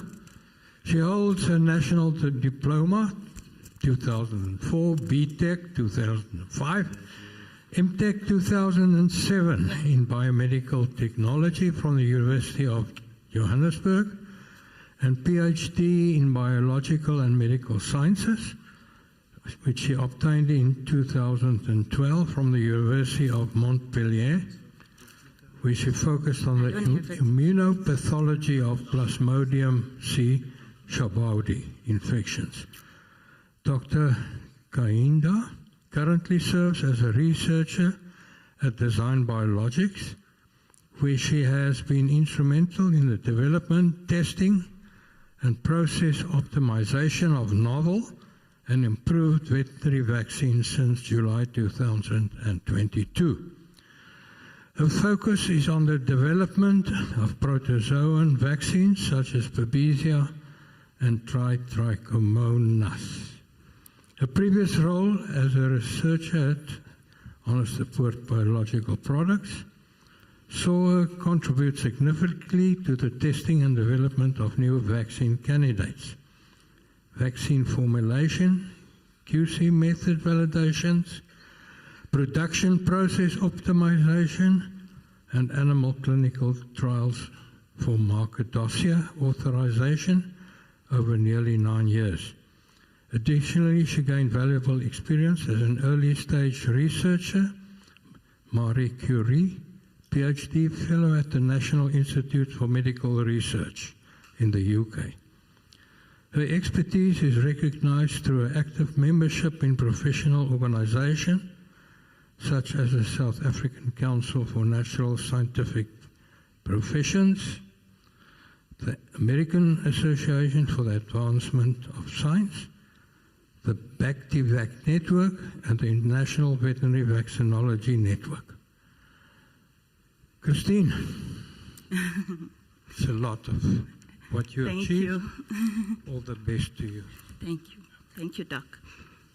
Hi, everybody. Before I start my presentation, I just want to say thank you to Sean and Octavoscene for giving me the opportunity to present the work that we are currently doing at Design. My first attendance at the Feedlot Day was 2 years ago when I had just started at Design Biologics, and Angela stood here and threw me under the bus, I like to say, by pointing to where I was sitting and saying that I'm the person who will be working on very challenging organisms. So the focus of my presentation today is on development of Trichomonas vaccines for Trichomonas fetus and Babesia bovis. As we know, these organisms are very persistent and challenging to deal with. The layout of my presentation today, I don't have a slide, so what I will talk about is what the protozoan are, the different type of protozoan, take you through the life cycles of each of these two organisms and what has been done in brief to control them and the vaccine technologies available. And from that, take you through what we've done so far since I've been at Design and where we are going in our progress in developing innovative vaccines for Trichomonas and Babesia bovis. So to begin with, protozoans are single-cell eukaryotic organisms, unlike bacteria, which are prokaryotics. These come in various shapes and sizes, as it is pointed there. And for today, really, I'm focusing on the Babesia bovis, which is an epicoplexa, and the Trichomonas fetus, which is this trophozoite metamonoda. Protozoans can either be intracellular or extracellular. The intracellular protozoans, like Babesia, live inside your host red blood cells. This makes it particularly challenging for the immune system to target them.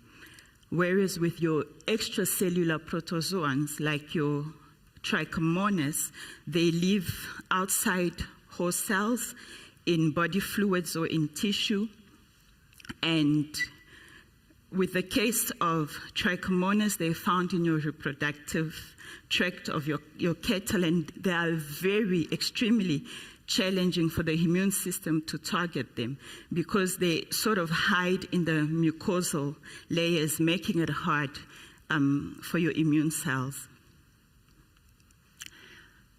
The life cycle of Trichomonas fetus, it's got a very simple, straightforward life cycle that can be found in 2 stages. You've got your trophozoite stage.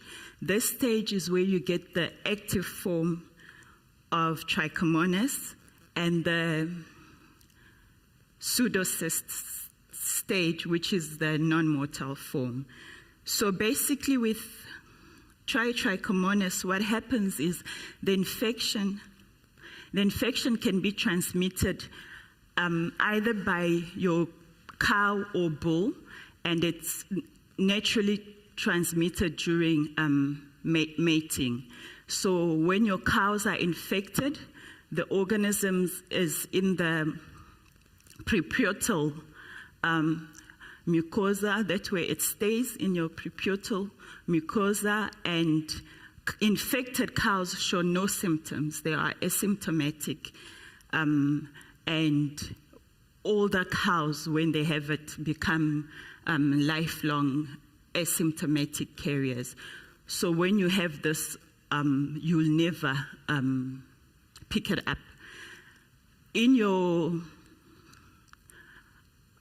That was in your bulls. In your cows, the infections affect your reproductive tracts. They stay in either in the vagina, in the uterus, and cows that get infected during mating, you only pick it up when they abort. So the symptoms are not something that you'll see like physically. You'll pick it up when they abort. You'll pick it up because of infertility, and they will usually abort in the first trimester. And cows that are infected as well, what we know is that within 2 to 3 months of getting the infection, they normally clear it. But that doesn't mean they're immune to reinfection.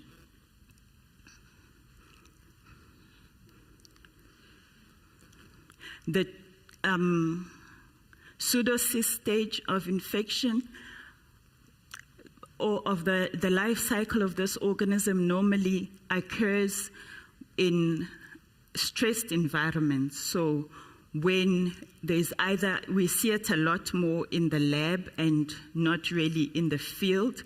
So what you will get is when there's nutrient depletion, for example, reduced iron, when there is temperature changes, and when you've got like osmotic stress or something, and sometimes it goes into this stage of its life cycle to avoid immune target. The second organism, Babesia bovis, the life cycle of this organism is 2-stage, and it's very complex. So the organism has an intermediate 2 hosts, the tick and the cattle. So what normally happens is when a tick feeds on an infected cattle, the parasite replicates within the tick midgut and travels to the salivary gland, where it then reinfects a cow during a blood meal. And in the cow, the infection normally happens in the red blood cells, so it's intraerythrocytic, and the sporozoites will invade red blood cells. The merozoites will invade red blood cells and start replicating in the red blood cells. And here is where you get asexual reproduction of the organism, and it's continuous. As it replicates, you get destructions of red blood cells, which results in hemolytic anemia. You get your jaundice and fever, inflammation, because of this cycle, continuous repeat of this cycle within the host. Unlike Trichomonas, with Babesia bovis, you see the infection, you see the effect, and usually the animals becomes weak and it's very lethal. And immunity to Babesia bovis does occur. So if animals are infected or had been infected with a particular strain, they remain immune to it. But they might get severe infection again if it's a different strains that infects them, or if the immune response is suppressed. So why do these two organisms really matter? Why, if I said earlier that with the Trichomonas, when the bull are infected with it, you do not see the symptoms. They are asymptomatic and they remain carriers for chronic forever. The only control strategy for it is to test and kill the bulls, because the bulls are your reservoirs. Whereas with Babesia, they just die. And when we look at the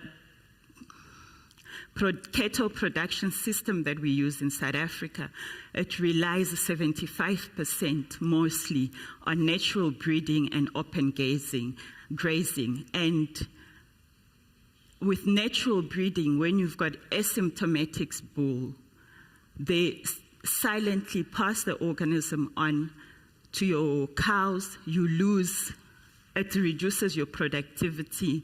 You don't produce as many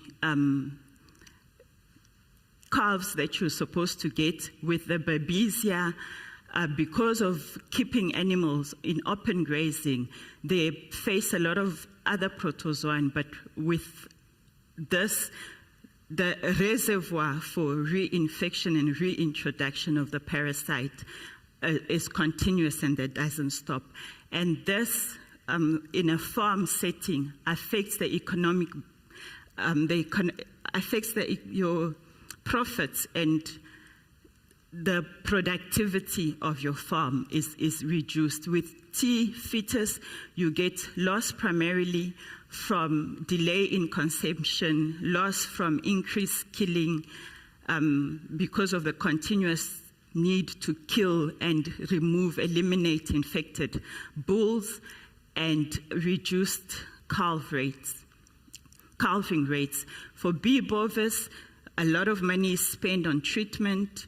The mortality rate is really high. So I just took a snippet and a picture here from an article that was published sometimes last year, where you had a farmer lose 26 cattle in a day, where they just died from Babesia bovis.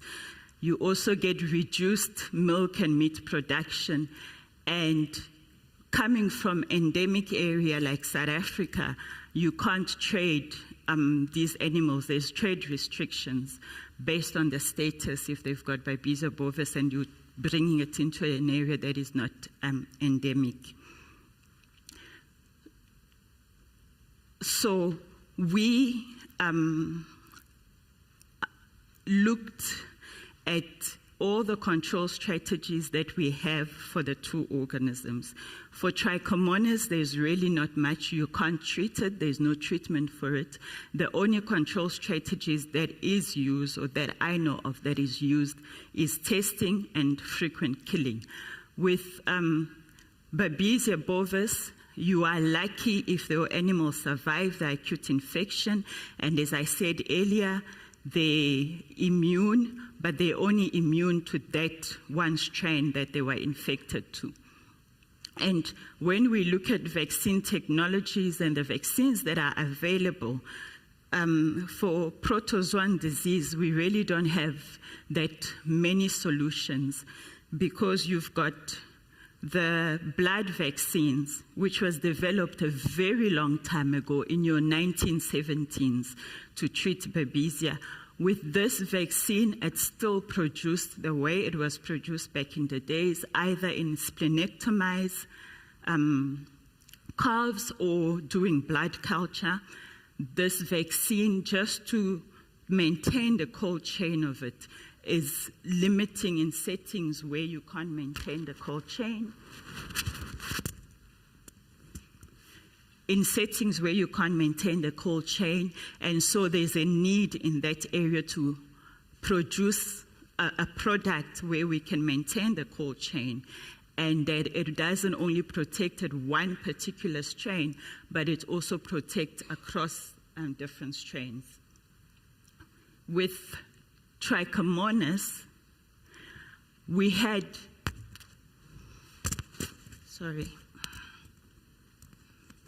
with Trichomonas over the years, there's been one product, vaccine product, that has been brought to the market, and that was in 2002. And this vaccine, was used in the field, and it helped with reducing of the shedding of the organisms. And since 2002, there's really not been any product that has been taken to the market with these two organisms.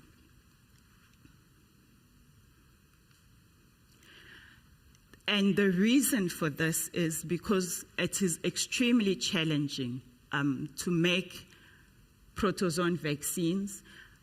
I've listed 4 main reasons. One is the complexity in the life cycle. Do we make a vaccine against the tick stage? Do we make a vaccine against the intraerythrocytic stage, So it's challenging. Even if one was to pick any of these stages, the organism in itself, and when it replicates in the host, there's a lot of proteins and antigens and codes that are expressed as it goes through its life cycles in the tick and in the cattle, making it extremely challenging to identify. And it's one of those organisms where you cannot just pick one protein as your vaccine immunogen. So it's that. The second is, as I've already explained, the surface coating. And then the third is the high genetic variability. So you find that when you move location, you could get variability in the type of strains that you find. So then it makes it difficult to decide what you will target and how the host immune response, or the immune response you generate from your vaccine, will play out. And also the difficulty in how you culture the organisms. As I said earlier, with the Babesia bovis vaccine, we still rely on live animals to make the vaccine. And that vaccine is all technology. So with the new technologies that with the new technologies in vaccine development and how we've moved from what we were doing back in the days to all the new technologies that we have now, we find that with veterinary vaccine, we still really, a lot of the time, focus on live attenuated and killed vaccines. So your live attenuated vaccines, a lot of them are just live attenuated organisms. These organisms are made weakened. When they're given to animals, they produce an immune response. They don't give disease, and that's how we're able to protect. And this is the current idea that is used for the Babesia blood vaccine and a whole lot of other, majority of our viral vaccines. Your killed or inactivated vaccine technologies, these rely on killing the organism and then using that to induce certain immune response, but mostly based on the whole cell, and we use a lot of this technology for bacterial vaccines. The subunit or conjugate vaccines here, this is a technology that focuses mainly on a certain proteins or sugar from an organism. And what normally happens with these types of vaccine is they will bind it with a conjugate to enhance the immune response. Your toxoid vaccine technologies, these ones speaks to like your bacterial toxins that are inactivated. And then we've got your mRNA vaccines. I think a lot of us heard about them during the COVID, the viral vectored vaccines. And the approach that I've used is to focus on these two technologies, the killed or inactivated vaccine for Trichomonas fetus and the subunit or conjugate vaccine for Babesia. The reason this approach was chosen, as I showed you with the life cycle of Babesia, it's 2 stages, and even within the host, you get sporozoite invading your red blood cells. When it comes out of the red blood cells, you've got merozoite. So you've got different proteins expressed when it infects or when the tick bites and it's eating. And when it comes out of the red blood cells, you get merozoites. And when that reinfects, so every time it goes through that cycle, there's a number of different proteins that are expressed. And I am not going to name or list the proteins that we selected to work on a Babesia vaccine because of IP reasons. But for Project 1, the Trichomonas fetus vaccine, the goal for this project was really to make an inactivated vaccine for T fetus that will block infection in your bulls, reduce shedding, and also in the cows, as I said earlier, when cows are infected, they're able to clear the infection within 2 to 4 months.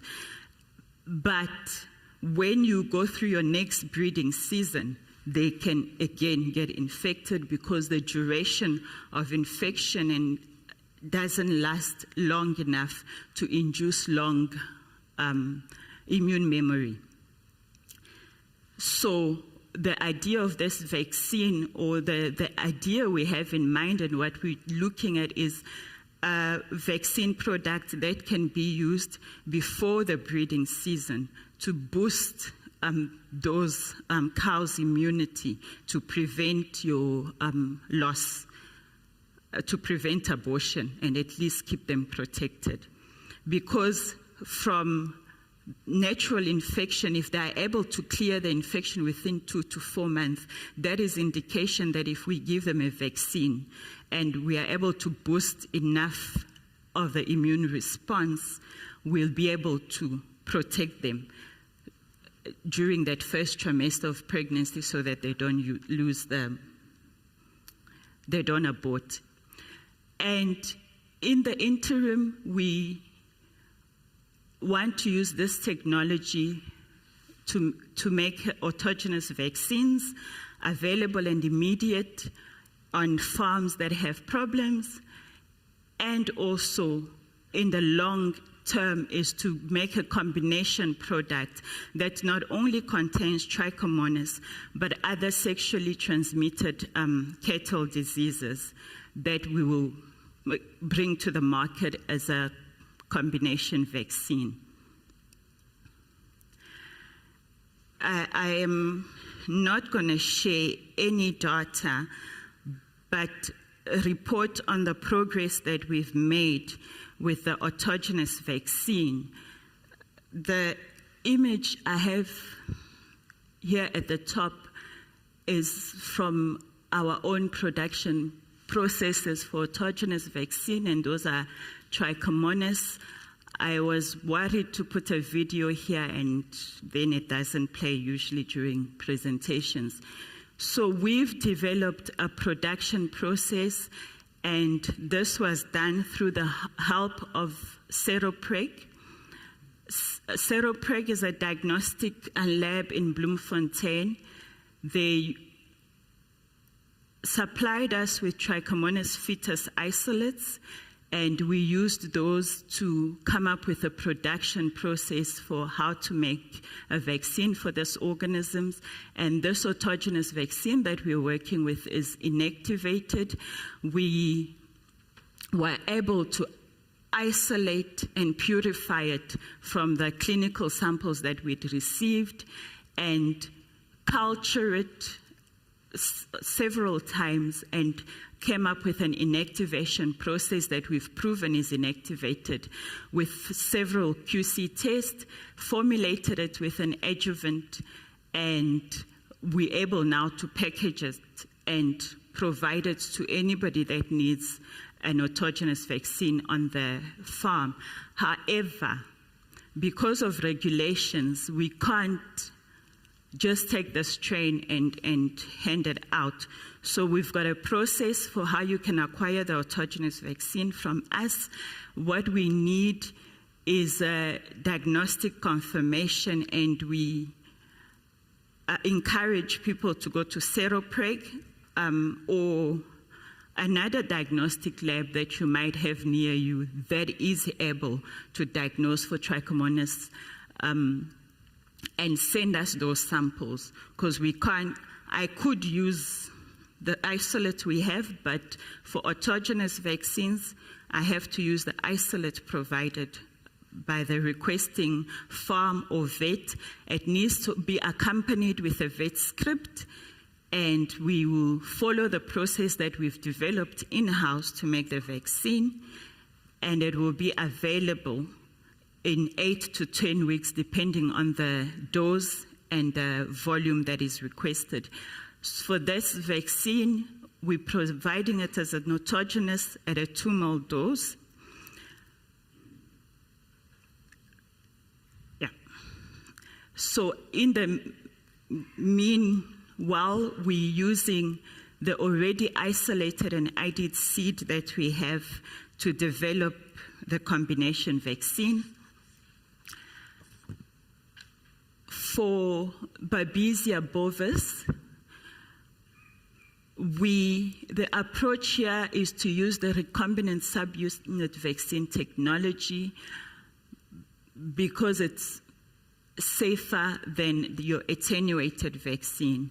Using attenuated vaccines, as I alluded to earlier, you end up with animals that almost becomes reservoirs because they can carry the infection without parasitemia, but when they become immunocompromised, they get parasitemia again, and that happens if you are lucky and they've survived. And the aim for this product is to use it in calves in endemic setting. So here, what we did was we selected antigens based on conservative and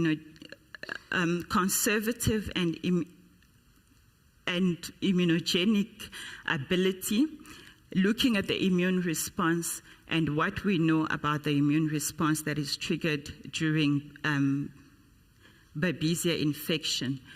We looked at the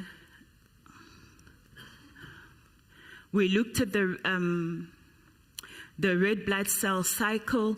We looked at the various proteins that are expressed on these merozoites, taking into consideration the inflammatory response that we need, because with Babesia, studies show that you need high inflammatory response, but we don't want too much inflammation, and we need it controlled so that you get to adapt to memory. So what normally happens, you'll get increased interferon gamma and your TNF, but midway through, you want a pro-inflammatory cytokine response like your IL-10 to control the inflammation. And when that happens and the animal survives that acute infection, you can then get memory. So we put those together and came up with selected antigens that we selected and adjuvants that will help us achieve that immune response with the subunits. What is happening with this project? We are about to start field trials, pre-field clinical trials on it, and we are hoping to see a strong immune response. And the benefits and advantages of it, if proven to work, will be that we won't have any risk for reversion to virulence. With your attenuated vaccine, animals remain carriers at low level, and if ticks re-bite them and the parasite goes back through the tick, you might get reversion to virulence. Producing it in the manner that we are producing it in microbial expression system, we'll be able to scale it up and maintain consistency in the production process. And because it's subunit, it will also give us the opportunity to differentiate and test it differentiate between vaccinated and non-vaccinated. Future directions on this work, the field trial and efficacy studies, what we need and what I could gain from the people here is locations where we could try out these products in a form of a research partnership, or where there is outbreaks, if we can receive like samples to work on them and see if they are different to what we have. And finishing off, Trichomonas and Babesia, as we know, and as I said, are very challenging organisms to work with, and the impact they have on cattle health and productivity. Although I did not present any monetary values to it, it is very high. And this vaccine development project really just aims to provide practical solutions tailored to the need for these vaccines. And the autogenous vaccine is available and will address any problems that farmers have, while in the long term we work on a commercial product.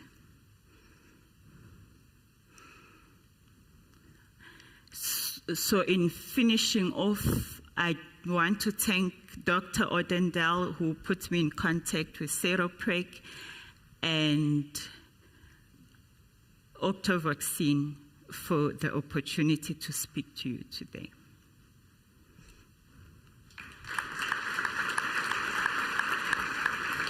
Thank you very much. Maybe one question still? What I can say is to all the vets here, the autogenous vaccine seems to be giving really good protection. And I also want to say to Christine, you can breathe. Okay. Shame she walked in and said she's very nervous. I think it's intimidating talking to 400 people, especially when you don't tell dirty jokes, because my wife's not here yet. But let me know when you want to hear them. But I think at the end of the day, there is one other thing that I want you guys to all take home with you today. There was a media statement put out by Onderstepoort Biological Products. There was a court case recently heard regarding Rift Valley fever vaccine. In the Landbou Weekblad this week, the truth has found its way to the surface. So read the answer from a parastatal and then read the truth. But at the end of the day, I think one of the things that we all know in this room is that Design Biologics is doing world groundbreaking research. They will be the production facility in the years to come, in the decades to come, and long after we're not here anymore. They will ensure that South Africa has vaccines that prevent our endemic problems. And maybe, if the Lord will shine down on us, they may also be given a chance one day, because there is a change, the winds of change are blowing. They may be able to make us an FMD vaccine. Let's pray.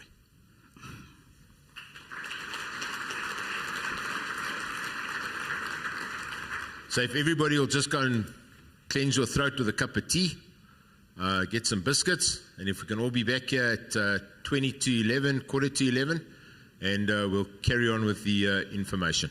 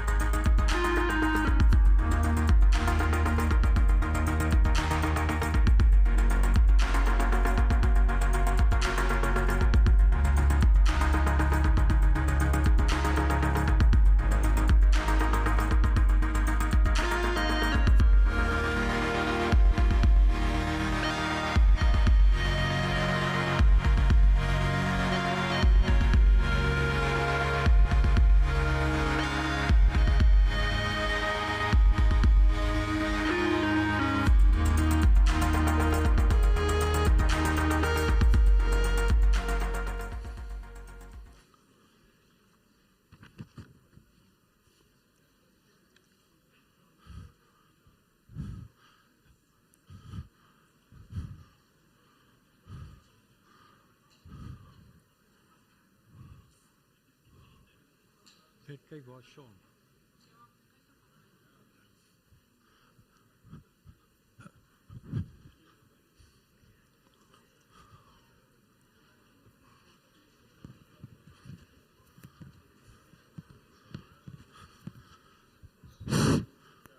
Please take your seats. We're starting. We're late.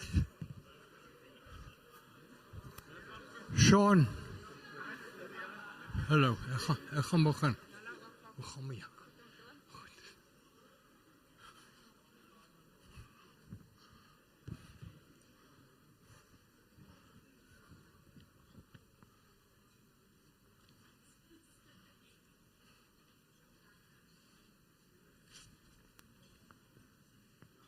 Ek gaan begin eers vir jou voorstel. Ja, go for it. Ladies and gentlemen, our next speaker is Megan Hilton. She's going to talk about flavomycin in ruminants. I worked with that about 30 years ago. So I'm just going to read you all about Megan.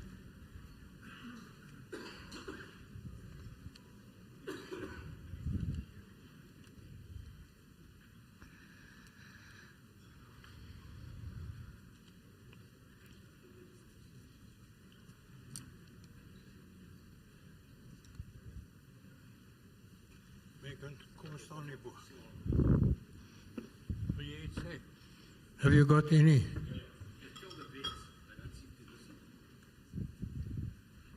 Guys, please, if you want your CBD points for the veterinarians, jy moet gaan daai jou naam en nommer daar gee asseblief. I think there's only 3 or 4 people that want to claim your CPD. You've probably got more than enough, but that's not my business. But don't let them come and ask you for your CPD. Just fill in the forms, we can get it sorted out for you. So I hope you had a nice tea, coffee.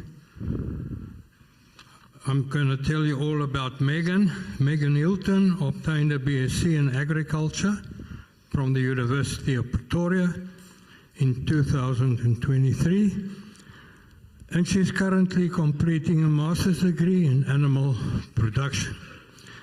Her research title, The Effects of Environmental Enrichment and Precision Livestock Technology on Animal Welfare in Feedlot Cattle. She explores innovative ways to enhance animal welfare in intensive systems. Megan began a journey with Huva Pharma, South Africa. Is that the right print? Ja, is reg. As an intern and transitioned into a permanent role as a technical consultant for, what does it say at the top here? Animal welfare, eh? Oh, there it is. Ruminants. 2 years ago. Through her work and research, she aims to challenge conventional thinking around animal growth promoters and advocate for responsible, welfare-focused solutions in modern livestock production. Megan, it's all yours. Enjoy it. Dankie, Doc. Dankie.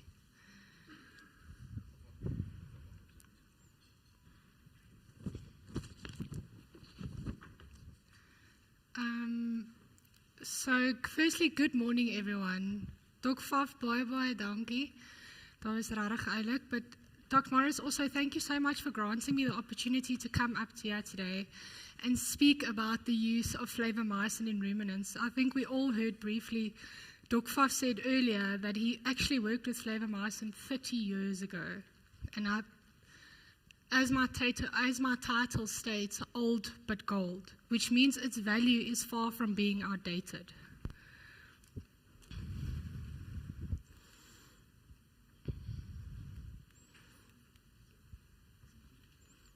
Oh, sorry, dankie. Hey. Yeah, it's working. Okay, so for context, I think we need to dive right into it, that flavomycin is an AGP. And to give you a little bit of background, how do we define an AGP? So an AGP is simply an antimicrobial that is fed at subtherapeutic levels to enhance growth performance, improve feed efficiency, and support gut health. And the reason why I'm defining this as per se is because defining AGPs in general is a difficult concept. The term in itself lacks a lot of precision. The classification system and regulatory statuses of AGPs differ from country to country, where, for example, in one region an AGP might be accepted and used, and in another region it's completely differently regulated and not allowed at all. To provide some context to this, I'll show you what it looks like in the EU and the US. Around 1997, there was a ban that came about around the use of antimicrobial growth promoters in livestock production. And by 2006, the European Union had banned all antimicrobial growth promoters in livestock production, full stop. It was just completely discarded. Shortly thereafter, the USA followed as well, but they came with a clause. In 2017, they decided to ban only AGPs that are relevant and medicinally important to human medicine. So what does that actually mean? Well, the fact that flavomycin is still allowed. But flavomycin is also an AGP, and where does it fit into this topic? So we'll dive into it as we get into the talk, but this is just to provide some context on why the complexity in the discussions around AGPs is so difficult. as we all, I think, are well aware, AGPs have been utilized for decades, but in the recent years it's been changing. And what's causing this change is the fact that there's regulatory pressure and a global shift towards more prudent use of antibiotics in general. Campaigns across the world are now emphasizing not just prudent use in animal health sectors, but also in the human health sectors. Initiatives like the European Antibiotic Awareness Day and platforms such as the EPRUMA platform are advocating for prudent use and seeking transparency from the industry. This basically all comes together as a global picture or forms part of a bigger perspective where we talk about One Health. And that is what it actually means, is that the animal health sector, the human health sector, and the environmental health sector all need to come together to make utilization of antibiotics responsibly. We all take part in that One Health. Well, no, I took my train of thought verloor. Sorry. That One Health view in utilizing antibiotics responsibly. In addition to this, the public opinion about the use of antibiotics in food-producing animals has also shifted, which is applying additional pressure. People are now becoming more aware of what they are eating. They are asking questions about every single antibiotic that is going into their feed and how it's affecting them. They are seeking transparency and assurance that the products that they are getting from the industry is safe. This pressure is now influencing our retailers, our policymakers, and our producers, because there's now increases in or force an increase in regulations. So everybody's been influenced by this change. And what this is doing to our industry, it's basically forcing our industry to adapt. And the way that the industry has to do this is basically now to adapt, not just for compliance measures, so not just to keep the regulatory status happy, but also to ease consumer concern and maintain that public trust. I think that's a very important point. So the question comes down to, what is the hype around AGPs if we're only utilizing it subtherapeutically? Why we are not going in at therapeutic doses to try and achieve miracles? We are simply just adding bits for bits at a time. And it all hinges around antimicrobial resistance. In a nutshell, antimicrobial resistance is basically when bacteria evolve and they become resistant to your generalized antibiotics that is designed with the intention to either kill or inhibit them. This then in the long run makes infections harder to treat in both people and in animals. I think then, as you can understand, that the overuse of antibiotics in livestock production is what's causing the increase in antimicrobial resistance. So the question that then is really important to ask you is what's the drive behind these campaigns and bans? And it simply comes down to, we need to start safeguarding our molecules to remain effective in both humans and in animals. We need to start looking at how we are utilizing it and what we are doing with these molecules. Are we over or underusing, or are we using it correctly? What does this mean for our industry? Well, again, it's just forcing veterinarians and nutritionists to make responsible use of antibiotics. They call it prudent use because prudent is basically implying by thinking into the future, you need to make what the decision you make today is going to affect your outcome tomorrow as well. And then another thing is, which is almost sad when we talk about flavomycin, but it's to minimize or reduce the use of AGPs in its entirety. And that is what our industry is being forced to do. All our tools to try and sustain or make production sustainable is now being bit for bit taken away. But how is this from a global side approached to try and standardize and monitor antimicrobial resistance? Prof, ek vat bietjie hierso en prof se praatjie later, maar on a global scale, how do they approach this? So the World Health Organization and the European Medicines Agency had actually come together, and they've sort of put a little classification system together where you categorize antibiotics based on its relevance and importance to human health. So the consequences that these individual antibiotics will pose to human health. And the categories are actually as follows. So category D is the antibiotics that they classify as your first line of defense and the antibiotics that you should be considering first when you are making a decision to treat an illness. If you cannot find an alternative in category D, they suggest using category C as your second line of defense. And the same applies to category B. On the other end of the spectrum, category A is your antibiotics that you should be avoiding in food-producing animals at all costs. They are doing this because it is threatening the human health sector. There's resistance that's been identified in these antibiotics, and the overuse of them is what's causing the problem. So why did they do this? This is basically, as I just mentioned, a guideline for veterinarians to see which antibiotic to use and when to use it. It also forms part of a bigger picture, is that these two agencies that had come together, they're trying to get on a global scale, the initiatives together to say, let's all collectively work on trying to combat antimicrobial resistance. But with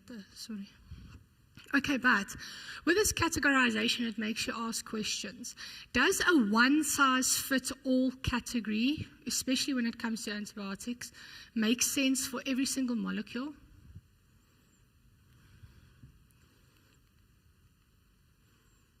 And my opinion is no, because not all AGPs are the same, not all antibiotics perform the same, and some of them are more prone to resistance development, and some of them are not even utilized in human medicine whatsoever, so it doesn't pose a threat. So therefore, based on this, we need to start assessing molecules, especially in livestock production, based on its individual merit and what that individual consequence of that molecule is, especially when it comes to an AGP like flavomycin. So basically, flavomycin, as Doc Pfaffer mentioned, it's a time-tested feed additive. It has been utilized for decades within the livestock industry. However, it's often now misunderstood due to its categorization as an AGP. And I think today I'd like to use this platform to really challenge you to think differently about AGPs and how we can still use them today in livestock production. Because as the world is moving and this waft of AGP bans are coming over us, we are going to need to adapt, and we are going to still find alternative ways to remain sustainable and profitable. So flavomycin is AGP. With an active ingredient of flavophospholipol, and it's actually a fermented complex of molecules from the Streptomyces species. As I mentioned, it's been around for decades, and it's registered globally in various different countries and states and areas for use in ruminants, swine, and poultry. So it's got a multi-species purpose. Oh, you see. Sorry.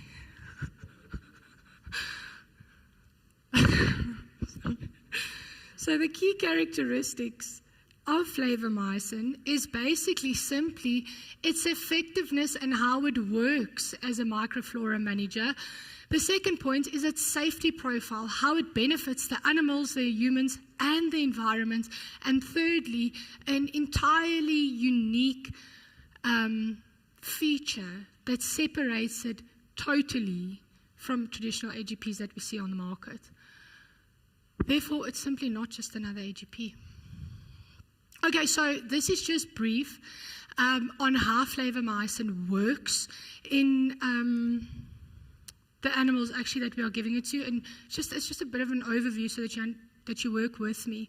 But basically, flavomycin works subtly by reshaping the microbial population in the rumen. It does this by selectively suppressing less efficient bacteria and creating a more favorable environment for beneficial bacteria to thrive. In doing this, or this shift that we see in the microbial population, it actually balances out. So it creates a more balanced microbial population and a more stable rumen. As a result, rumen fermentation does become more efficient.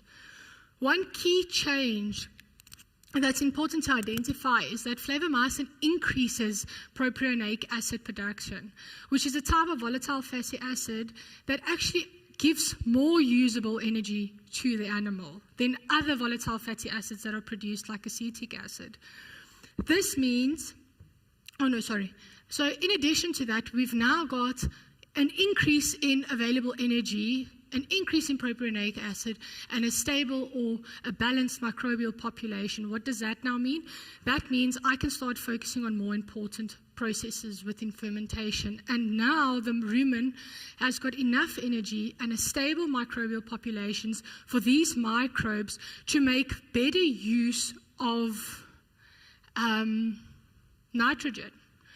And they're utilizing their NPN sources more efficiently, producing more microbial protein. And as you know, the more protein that we have and the more essential amino acids that we have, that is directly linked and a direct requirement for growth. So this is a study that was done in America. GainPro is the US brand name for flavomycin. And the study was basically to test what is the effect of flavomycin on rumen microbial protein.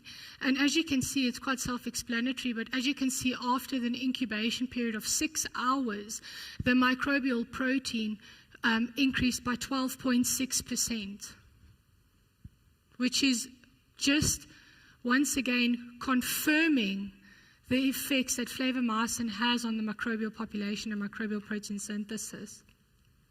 Therefore, when we improve our nitrogen utilization, our energy, and our microbial protein, this all will come together to improve feed efficiency, improve your growth rates, and improve your overall animal performance.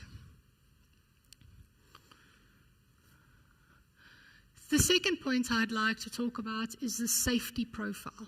So we spoke about it being safe to animals, humans, and the environment, and I'm going to show you why. So flavomycin safety profile, the first thing is that flavomycin is not used therapeutically in human or in veterinary medicine. We use flavomycin as an AGP, but as previously mentioned, at subtherapeutic levels.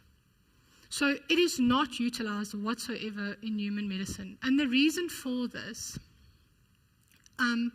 or let me just first add, the World Health Organization deemed flavomycin as not medically important for humans.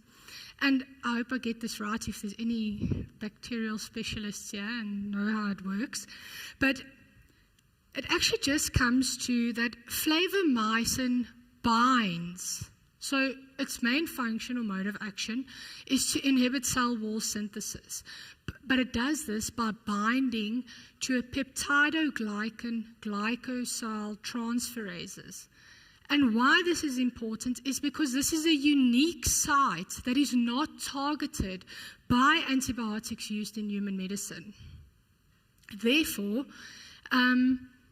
it significantly reduces the chances of cross resistance with antibiotics that are critical to human health.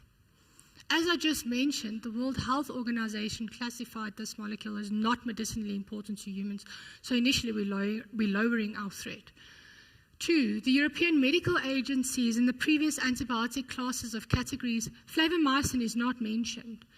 Flavomycin is not anywhere on this category, and this was utilized to categorize antibiotics that we're currently using in veterinary medicine for therapeutic levels. So it's posing, once again, no additional threat.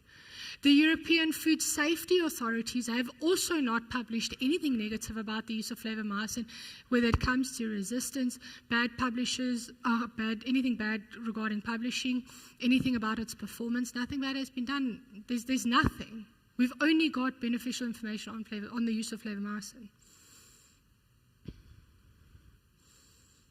So when we take all of these safety aspects about flavomycin together, we start realizing that flavomycin becomes a more suitable and responsible low-risk antimicrobial feed additive that definitely still deserves a place in modern livestock production systems.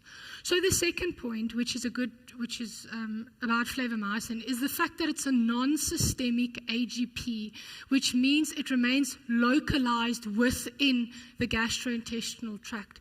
And because of this, yes, it does have a 0-day withdrawal period, but it also does not deserve or necessarily require a maximum residue level designation in the Codex Alimentaris that was set up by the Food and Agricultural Organization as well as the World Health Organization. This is basically, it's a set of international standards where they give you science-based guidelines on, or MRLs as per se, for food safety, quality, and labeling, all to protect consumer health.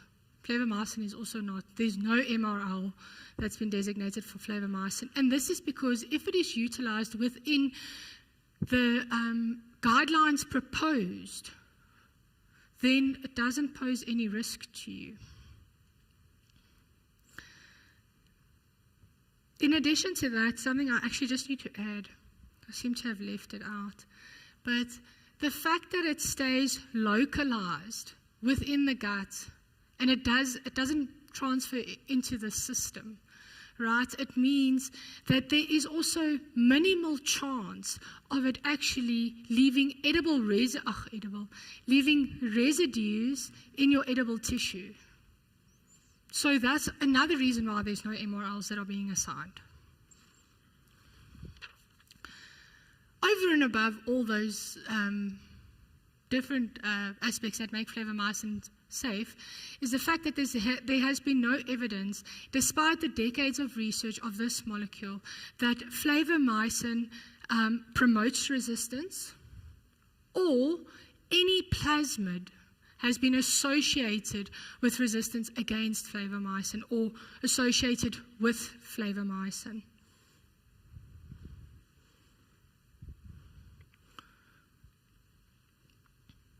So I think when we start putting all of this together, we start realizing that yes, the use of flavomycin may not necessarily threaten the livestock industry in South Africa if it warrants to be continuously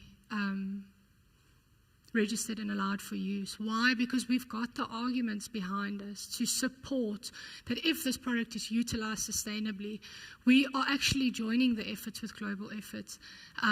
We are actually joining in effort with the global sphere of saying, but our product is not it's not contributing to antimicrobial resistance. So unless there's anything else that we might not know, currently this is a very safe feed additive to use. Okay, so I spoke about antimicrobial resistance, and this is sort of the turning point of my presentation, is its unique feature that differentiates it from traditional AGPs. And the reason why I say this is because flavomycin does the opposite of what you wish to expect. Flavomycin actually reduces or mitigates antimicrobial reduction. So, antimicrobial resistance. So how it does this simply is it disrupts plasmid conjugation. So now you either know what it is or you don't know what it is, or you like me and you had to go Google what that meant. But as a brief overview of antimicrobial resistance or antibiotic resistance, it can happen in one of two ways. It can either happen intrinsically, which is because of that bacteria's natural defenses that it possesses due to either structural or functional traits, like for instance an impermeable cell wall or no cell wall, that will make it naturally resistant to an antibiotic that's trying to target that unique site, right? And then you get your genetic methods, which is your acquired resistance. And your acquired resistance can happen in one of two ways, either through mutations or through horizontal gene transfer. And horizontal gene transfer is where flavomycin fits in. So plasmid conjugation, as I mentioned with flavomycin, happens when the plasmid within the bacteria carries resistant genes. It literally meets up with another bacteria that does not have any resistant genes. On direct contact, that plasmid is copied and exchanged, or not exchanged, but copied and transferred.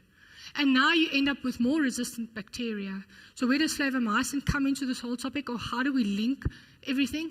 The fact that flavomycin stops, it disrupts plasmid conjugation. So that's actually, when I first found out that flavomycin does have an effect on reducing resistance, I always wondered how, wow, what is it actually doing?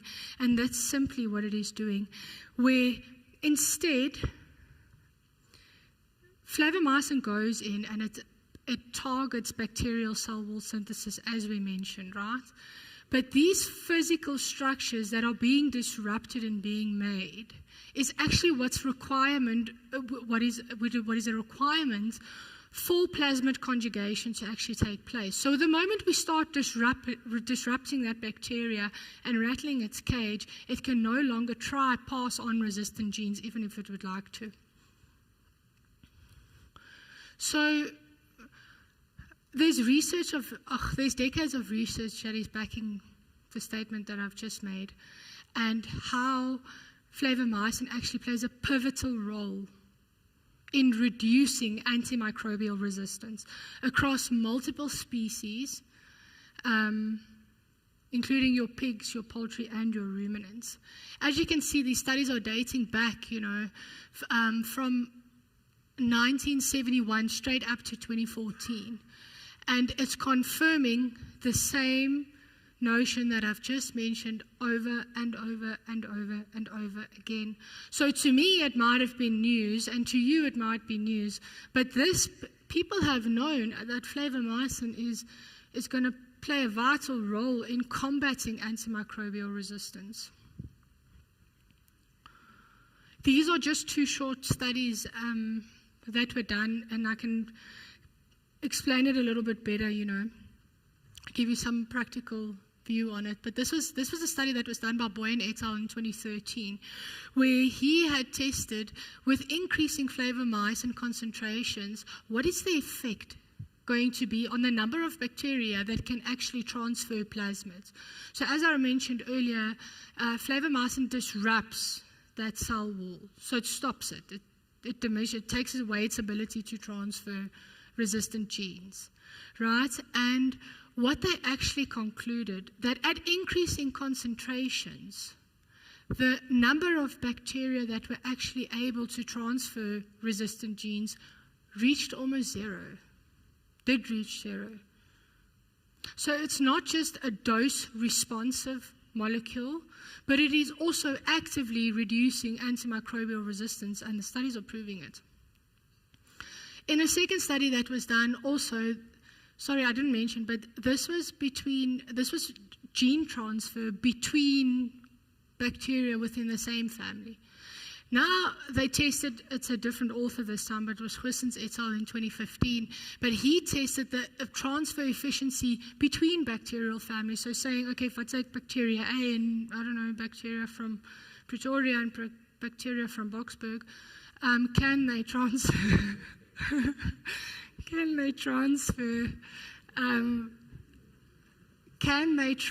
these plasmids from one to the other, and can flavomycin still play a pivotal role? So The answer in simple terms is yes. It reduced transfer efficiency. When flavomycin was present, the transfer efficiency was reduced by 3 times, up to 30 times between E. coli and E. coli. This was the transfer efficiency that was reduced between Salmonella enterica and E. coli. Over basically 2 studies that are just giving you a practical view of what I'm trying to explain to you. It was working then, it's still working now. There are also, in addition to this, decades of research being done in vivo, which, as mentioned earlier, covers multiple species. The in vivo studies are dating back to 1973, right up to 2009, over and over confirming the positive effects that flavomycin has on actually reducing antimicrobial resistance. Okay, so I think this is where I want you to think about it nicely, is the fact that flavomycin remains a valuable tool in responsible antibiotic stewardship, where we used to use it only for the benefits that we could get or reap from performance benefits. We now can change our perspective a little bit on it and rather use it as a biosecurity tool in support of global efforts to try and stand as one and reduce antimicrobial resistance as a whole, because at the end of the day, it's affecting all of us. So this does remain a good feed additive that you can utilize in an antimicrobial reduction program. It shouldn't be overlooked. Okay, so although we now know that flavomycin has this long standing of accreditation, and it's got this history of decades, and consistent results are being demonstrated, but I would like to utilize newer trials or earlier trials to show you why, yes, the older trials did set a strong foundation, but the newer studies keep on reaffirming the same efficiency that flavomycin can offer our modern feeding systems, and continuously proving what worked then is still working today. This was a local trial that was done in actually a South African feedlot, and there were 3 different treatments where we basically tested flavomycin in combination with an ionophore. And what we saw was, or how the trial was laid out, was there was a controlled diet with just a normal ration that included monensin. Then you had your second diet, which was a basal diet, which included monensin and an AGP, which is unknown, so different. Then you've got flavomycin diets, where we've included monensin and flavomycin in the diets. For interest's sake, there's also inclusion levels that we did look at. We kept the AGPX, which is, it's a different AGP. We kept that consistent, and then with flavomycin, we fed it at decreasing increments as the animals aged, and monensin obviously at increasing increments. So what did we see? There were 3 things in particular.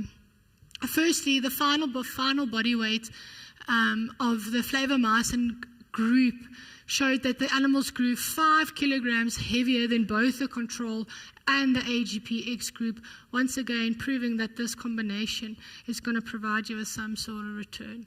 The FCR remained relatively similar between the flavomycin and the control group, but what's important here is that it performed a lot better than AGPX. In average daily gain, the flavomycin group showed the highest average daily gain overall. So yes, this just once again reaffirms the effect of flavomycin on production parameters. But then in addition to that, there was also changes or benefits that we could see in slaughter parameters. there was no changes, as you can see here, indicated by the orange dots. There was no changes in the dressing percentage, but there was an increase in the cold carcass mass. And that is quite, I would think, for commercial producers, a good selling point. Then we look at a Canadian study which replicated a similar trial. The only difference was here is that this Canadian study only had a monensin diet and had a monensin plus flavomycin diet. And what's important to note here is the size of this trial. And this basically provides you a good and strong foundation for statistical relevance and allows you to show statistical significance quite clearly. And what we could see here is, yes, the average or the daily, the dry matter intake did increase, but this translated into direct gains in average daily gain and hot carcass weight. That is measurable. It's measurable parameters that we can see in growth, and there will be a return on that. I think I'm running out of time. We're 5 minutes. Thank you.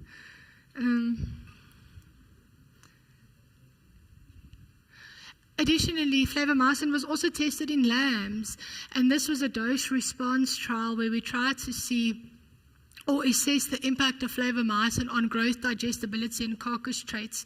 The trial was, yes, done to a smaller scale, but how the treatments were laid out was that there were 5 different groups, and each different group was fed a different level of inclusion of flavomycin. And to conclude, yes, there was a positive effect that was seen on flavomycin, on growth performance, but the best effect or your greatest improvement was seen at when you fed higher inclusion levels. This is just basically confirming that flavomycin is dose responsive. So if you're going to increase your doses, you are going to see additional benefits. You just have to sort of do the calculation to see how efficient and profitable continuously increasing your dose will be. Secondly, there was also an increase on digestibility parameters. So what does that mean? Or an improvement on digestibility parameters. It simply goes back to the first thing that we spoke about flavomycin being efficient in managing microflora. So it's creating that stable population, and now it's allowing for better nutrient absorption. Well, and then lastly, there was an effect that was seen on carcass characteristics, where there was an improvement that's seen in dressing percentage and hind leg percentage. And what this actually all tells you, sorry I didn't mention, but this trial was done by Abdul Monem in 2013.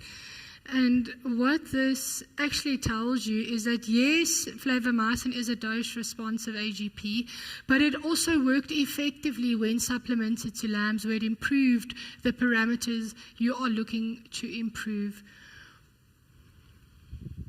So taken together with this body of evidence that I've just provided, it supports the fact that flavomycin remains a consistent tool that can be utilized for all stages of production. In Mexico, it's been utilized in background in cattle. In South Africa, it's been utilized in feedlots.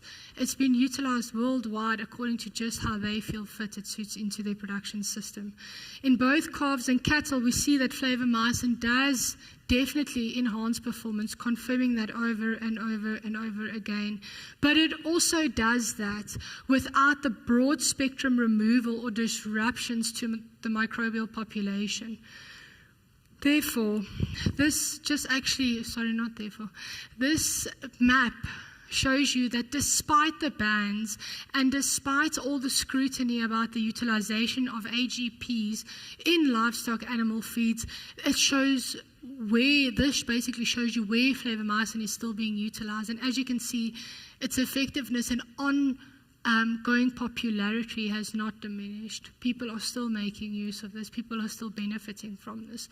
The South African market in specific, stands significantly to gain from this by incorporating it into your diets, not just for efficiency, but actually to stand as one for the antimicrobial reduction. So therefore, I hope I used my time well today to try and convince you that flavomycin is not just a traditional AGP. It should actually rather be seen as a microflora manager that has the effects of an AGP. But it's a microflora manager.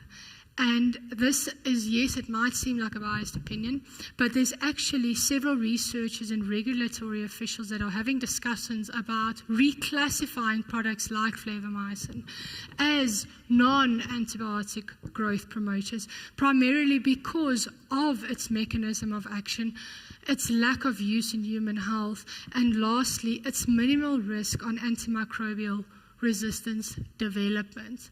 So,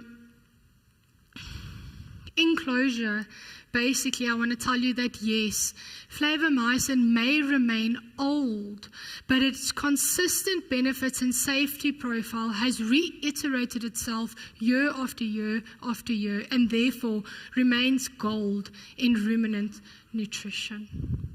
Thank you. Thank you.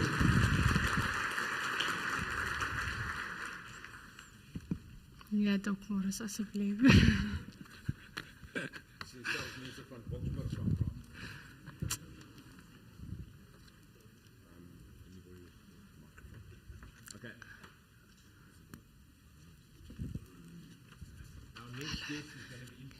Henri from Communique. So if Dr. Dathan would step forward. And, okay, he's getting hooked up. Okay, well, he got you eventually. I believe there were a few flight delays out of the United States. I can't understand why. He's got a great president. Okay, for those of you that don't agree, you can leave. But Henri's going to introduce him, and we want to just say thank you to Communique for covering some of the expenses for Dr. Dathan to come and share his thoughts with us. He does, in fact, come from an unbelievable faculty, and I've had the privilege of having feedlot courses at the faculty. Thank you, Dr. Sean. And thank you that we as Communique can bring Dr. Dathan Schmidczyk to you for a very exciting talk today. So, as Doc said, he's from Iowa State University, and although he's from the US, I think we can kind of give him some kind of status of semi-South African, because yesterday he was at Henny's, he had a brooibroodjie, and he thinks Zamalek is lekker. So I think we can give him some credit for that. He knows what Zamalek is as well, and we played him the song. So he's originally from Wisconsin, and where they farm some sheep. His dad is also a ruminant nutritionist, so it obviously runs in the family. He was trained under Dr. Zach Smith and Dr. Stephanie Hansen, which is well-known beef researchers. Him and his wife now share a hobby of raising their daughter Emerson, so no time for hobbies there. And then those of you in the audience that knows the Kendall Samuelson article from 2016, he's busy looking into redoing that. So we are very excited for that publication to come out, putting him on the spot. So thank you. We are very excited to listen to your talk and learn something from you. Thanks. Yes.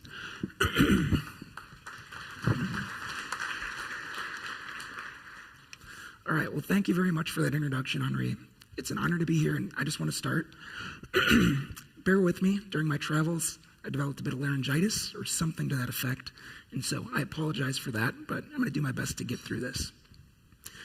And so when I was asked to come and give a talk today, I was asked to talk about some of the work that's been going on at Iowa State here the last decade, where we've been investigating the interaction between trace minerals and growth-enhancing technologies like steroidal implants and beta agonists. And so that's what I'm going to try to do today in a timely fashion and provide you guys with the practical, applied messages that we've derived from this research. And so today we're going to talk about a brief introduction. I'm going to go through some current industry trends. It's a little bit US-centric in terms of the industry trends, but I think this research is certainly applicable to South Africa and perhaps the future industry in South Africa. And then we're going to talk about, in order, we'll talk about the zinc, manganese, and copper research related to both steroidal implants and beta agonists that we've done in the past decade at Iowa State. And some of this was the dissertation research that comprised my PhD. And then hopefully we'll wrap up and I'll provide some practical applications, our current recommendations and feeding strategies as part of kind of the overall take-home message from today's talk. Okay, and so where are we now? And again, this is a little bit US-centric, but I think perhaps applies to the future of the beef industry worldwide, depending on economic trends.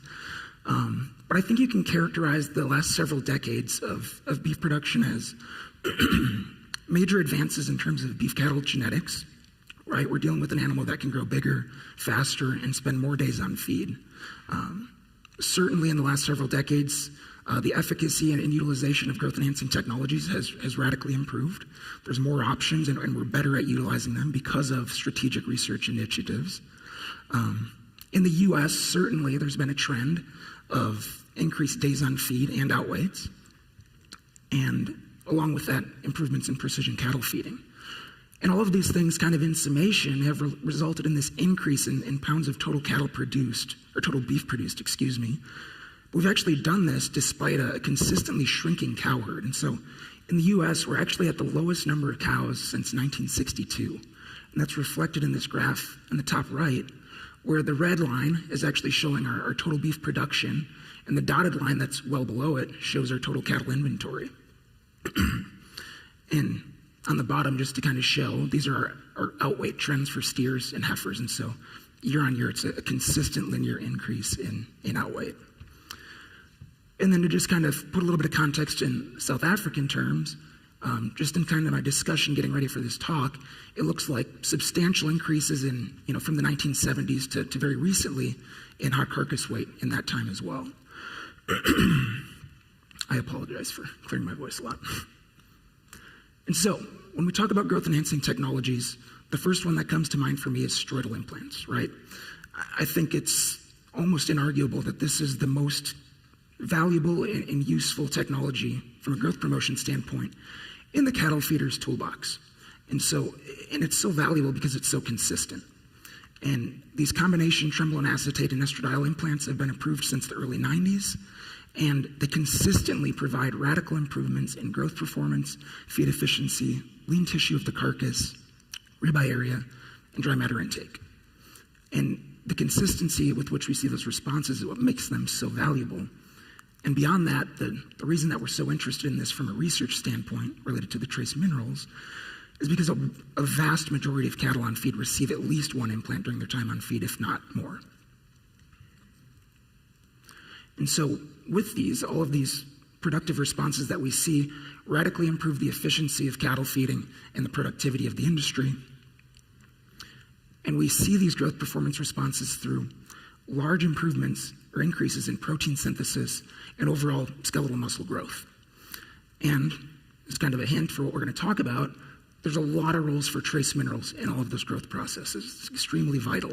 And so supplying enough trace mineral in the diet of particular trace minerals is essential to getting the most out of these technologies. And so the next growth enhancing technology that'll be part of today's talk are beta agonists. And so there's currently a few options. And so from, again, my discussion and learning about the South African feedlot industry, it appears Zilmax is the primary product that's utilized here as the beta agonist. In the US, we actually don't have a market for that product. It's still legal, but we don't utilize it, and so we use ractopamine. And more recently, we use lubabagon fumarate, or Experior, which is a new, different class of beta agonist.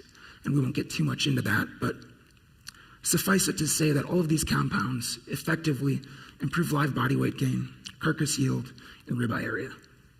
And again, really strong ties to increased protein synthesis and muscle growth, which once again, it opens up the avenues for a lot of different roles for trace minerals to impact these different processes and improve or alter our growth outcomes. And so that brings us to the trace mineral component of this presentation. Quantitatively, trace minerals are an extremely small proportion of the diet, but they're very, very important because they've got an extremely wide range of physiological and metabolic functions.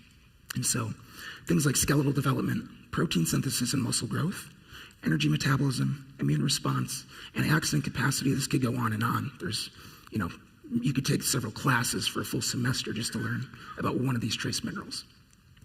But the key message here is that proper trace mineral nutrition is essential for optimal performance, right? And so we found throughout the research that I'm going to discuss today, this is especially true when you're using growth enhancing technologies if you want to get the most out of that technology. And so, how did we get here? How did I get to standing on this stage speaking to everybody here in the South African feedlot industry? And so, as was mentioned, the Octavoscene Feedlot survey in 2016 was conducted. They asked a bunch of feedlot nutritionists in the U.S. who feed a really large proportion of the cattle. They asked them a lot of questions, over 100 questions, but one of those questions was related to trace mineral supplementation.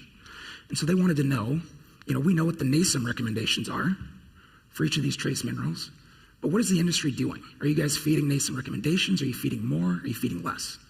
And so what we ended up finding, and I've highlighted the three that we're going to talk about today, is that the industry or the consulting nutritionists feed 2 to 3.5 times the current recommendations, and in some cases more than that. And so that was really interesting, particularly to Dr. Hansen, my PhD major professor, because she's very interested in trace minerals, and she said, well, this is an interesting finding, and our first question was, is it efficacious? Does it work? Are they seeing improved performance because of this? And then the question after that is that the right decision for all of those trace minerals, and particularly, as we'll discuss, is it the right decision to just feed more of all of copper, zinc, and manganese? And that's kind of what I'm going to hopefully touch on today and send you guys home with some good, practical, applicable messages. And so this was the first study that we conducted to try to test this question. That's exactly what we did. And so we took those values from that survey. We call those industry. We compared them to the NASEM concentrations, which are simply the current book values for supplemental trace minerals. And then we had a non-supplemented control, or whatever was in the diet in that feed ingredient is what those animals received for trace mineral. And so that's variable depending on feed ingredients. And so we actually saw some pretty interesting and promising results. And so it turns out that those really intelligent nutritionists that were feeding a lot of cattle in the U.S., they were onto something. And so we actually see that this is hot carcass weight in kilograms. I apologize for anybody in the back of the room. I'll try to do my best to describe some of my figures so you know what's going on. But this is showing hot carcass weight in kilograms, and then our control treatment recommended levels, and then industry. And so what we saw in this study is that supplementing more of all of these different trace minerals resulted in a 3% improvement in hot carcass weight, which is substantial.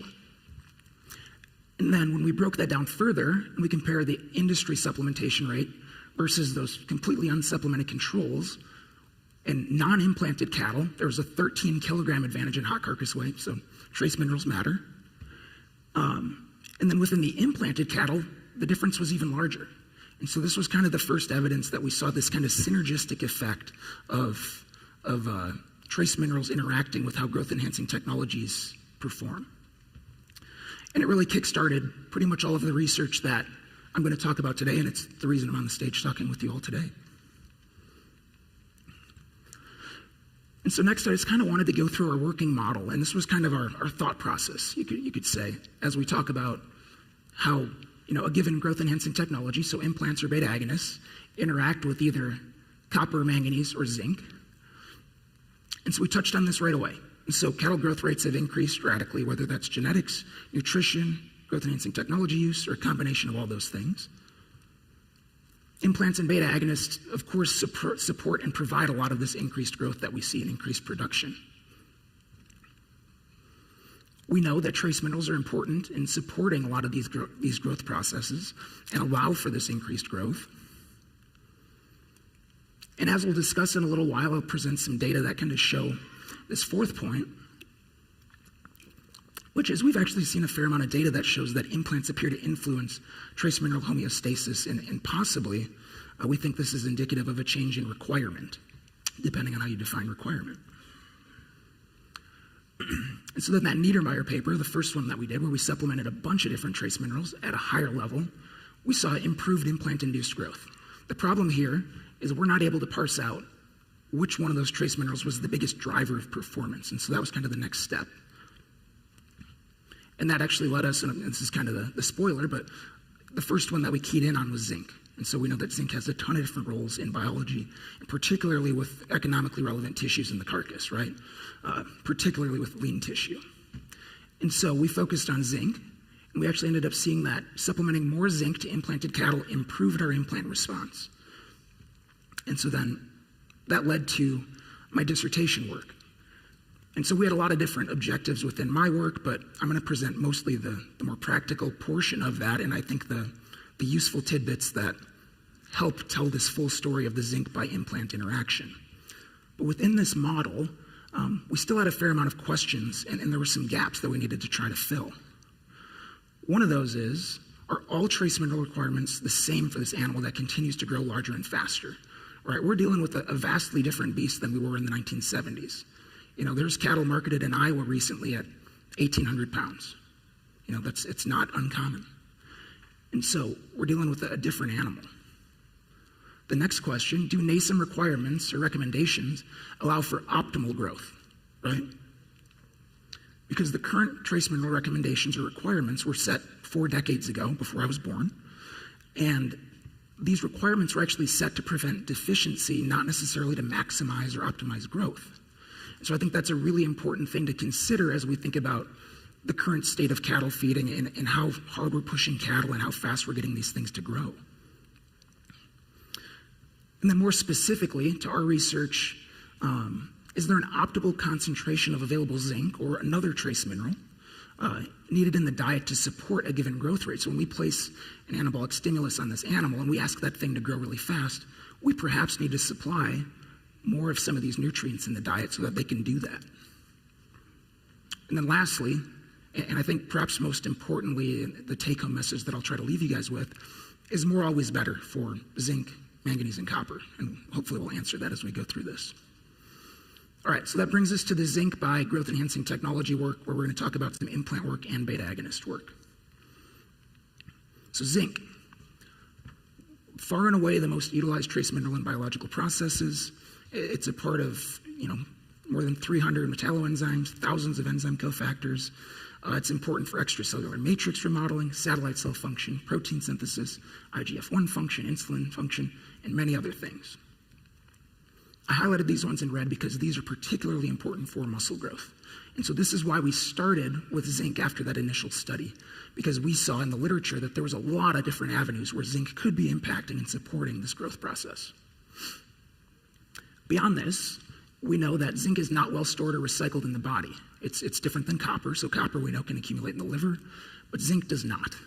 And so we have to supplement it daily. They have to get that through their feed. And beyond that, frustratingly for a researcher, there's not a good biomarker for zinc status. Plasma zinc is pretty average at best, and liver zinc is not super useful either. Okay. And so here's what we saw in the first few studies that we conducted. And so Elizabeth Smith was a PhD student in Dr. Hansen's lab. She was very productive. And my work kind of built off of hers. And so what this particular graph shows is hot carcass weight advantage in kilograms of zinc supplemented cattle over the unsupplemented control.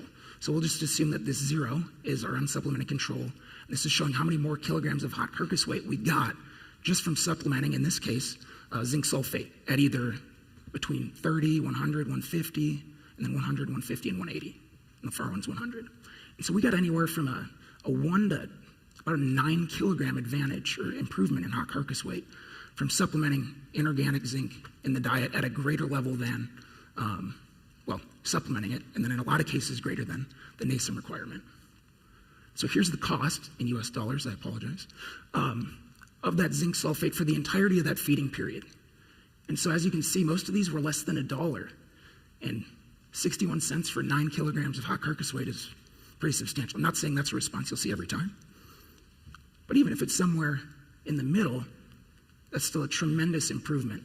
And so a sizable improvement in a very economically relevant carcass trait for a minimal economic input. And just from getting that, and basically we're seeing this response just from optimizing our trace mineral supplementation strategy. And so my research kind of tried to go a step further, and we wanted to know what was going on at the muscle level. We're not going to get into all those data today, but I still think the research that I'll share from my dissertation work is going to kind of help inform why we've seen what we see in some of this research. Okay, so I touched on in our model some of the evidence that when we give an implant, we actually change trace mineral homeostasis and perhaps the animal's requirement for that trace mineral. So on the left here, we've got plasma zinc. I know I just said that plasma zinc's not a good marker. We still measure it. It's still somewhat interesting to look at. And then on the right here, we've got liver manganese. And so these are the two hallmark responses that we see when we give an implant from a trace mineral standpoint. When we give that implant, at the next time that we measure blood or liver, we see that we decrease. So again, the dotted line is our implanted cattle. Solid line is our unimplanted cattle. So we see a really consistent decrease in plasma zinc and liver manganese. And so as far as plasma zinc goes, we take that to mean perhaps that animal has a greater demand for zinc, and so they're pulling that from circulation into those tissues to utilize for growth processes. One more thing I've added to this presentation recently that I think is very valuable is actually kind of pairing these responses, where again, this is in the first 20 to 30 days of each of these implant periods. I wanted to pair that with some hormone payout characteristics, which actually my old boss, my master's advisor, Zach Smith, did while he was at Texas Tech as part of his dissertation, where they did an excellent job characterizing a variety of different implants and how that hormone pays out over time. And so I'd like to key you guys in on this dark black line, which is kind of characteristic of a typical non-coated implant that pays out over about 100 to 120 days. So as you can see here, in the first 35 to 40 days is where we see that peak hormone payout. And interestingly, that's the same time that we see the sizable decrease in plasma zinc and liver manganese. And so at the same time that hormone is theoretically placing that large anabolic stimulus on the muscle, we see this change in these homeostasis markers for these trace minerals. And so that's what led to my dissertation work. And the study that we conducted for my work was a 2x3 factorial where we fed either 0 parts per million, and this was all zinc sulfate. We fed 0, 30, or 100 parts per million of zinc. Two things to point out here is we started feeding these on day minus 60, so 60 days before implant. This was different than prior work, and as we'll get into my results, my work differed a little bit from our previous results, and so that maybe is one of the reasons why. Beyond that, the basal diet had 53 parts per million of zinc in it, which is already almost twice the current recommendation from the NASM recommendation for zinc. We don't know how available that is, but it's still a pretty high number. And so then, respectively, zinc 30 had about 83 parts per million, zinc 100 had about 157. And then within those treatments, half of those cattle got an implant and half did not. Okay, so in my study, in that first 28 days, so the period of peak implant payout or peak implant response, we saw that the zinc supplemented cattle actually had improved performance, improved implant performance compared to the non-supplemented control, so about 2.2 kilos versus 2.02 kilos. And so that's pretty consistent with what we've seen, that nice response in that early growth performance period. But we take that to the overall growth performance results, and we actually see that kind of washes out. So nothing significant here in terms of growth performance. There's some numeric trends that exist, but nothing that was statistically significant. And so this was not what we expected based on our prior work. And so that was kind of the unfortunate part for me as a PhD student. I had to try to figure out what was going on here and how this fits with our body of literature. But I actually do think that it kind of helps add to the story. So with no significant differences in hot carcass weight, or excuse me, in live weight, or average daily gain overall, we actually didn't see any significant response in terms of hot carcass weight in this instance. Okay. And so, again, we did see that response initially, but by the end of the period, we really didn't see overall response. And so part of the reason that we saw this was in the later portion of that study, those cattle performance actually fell off a bit.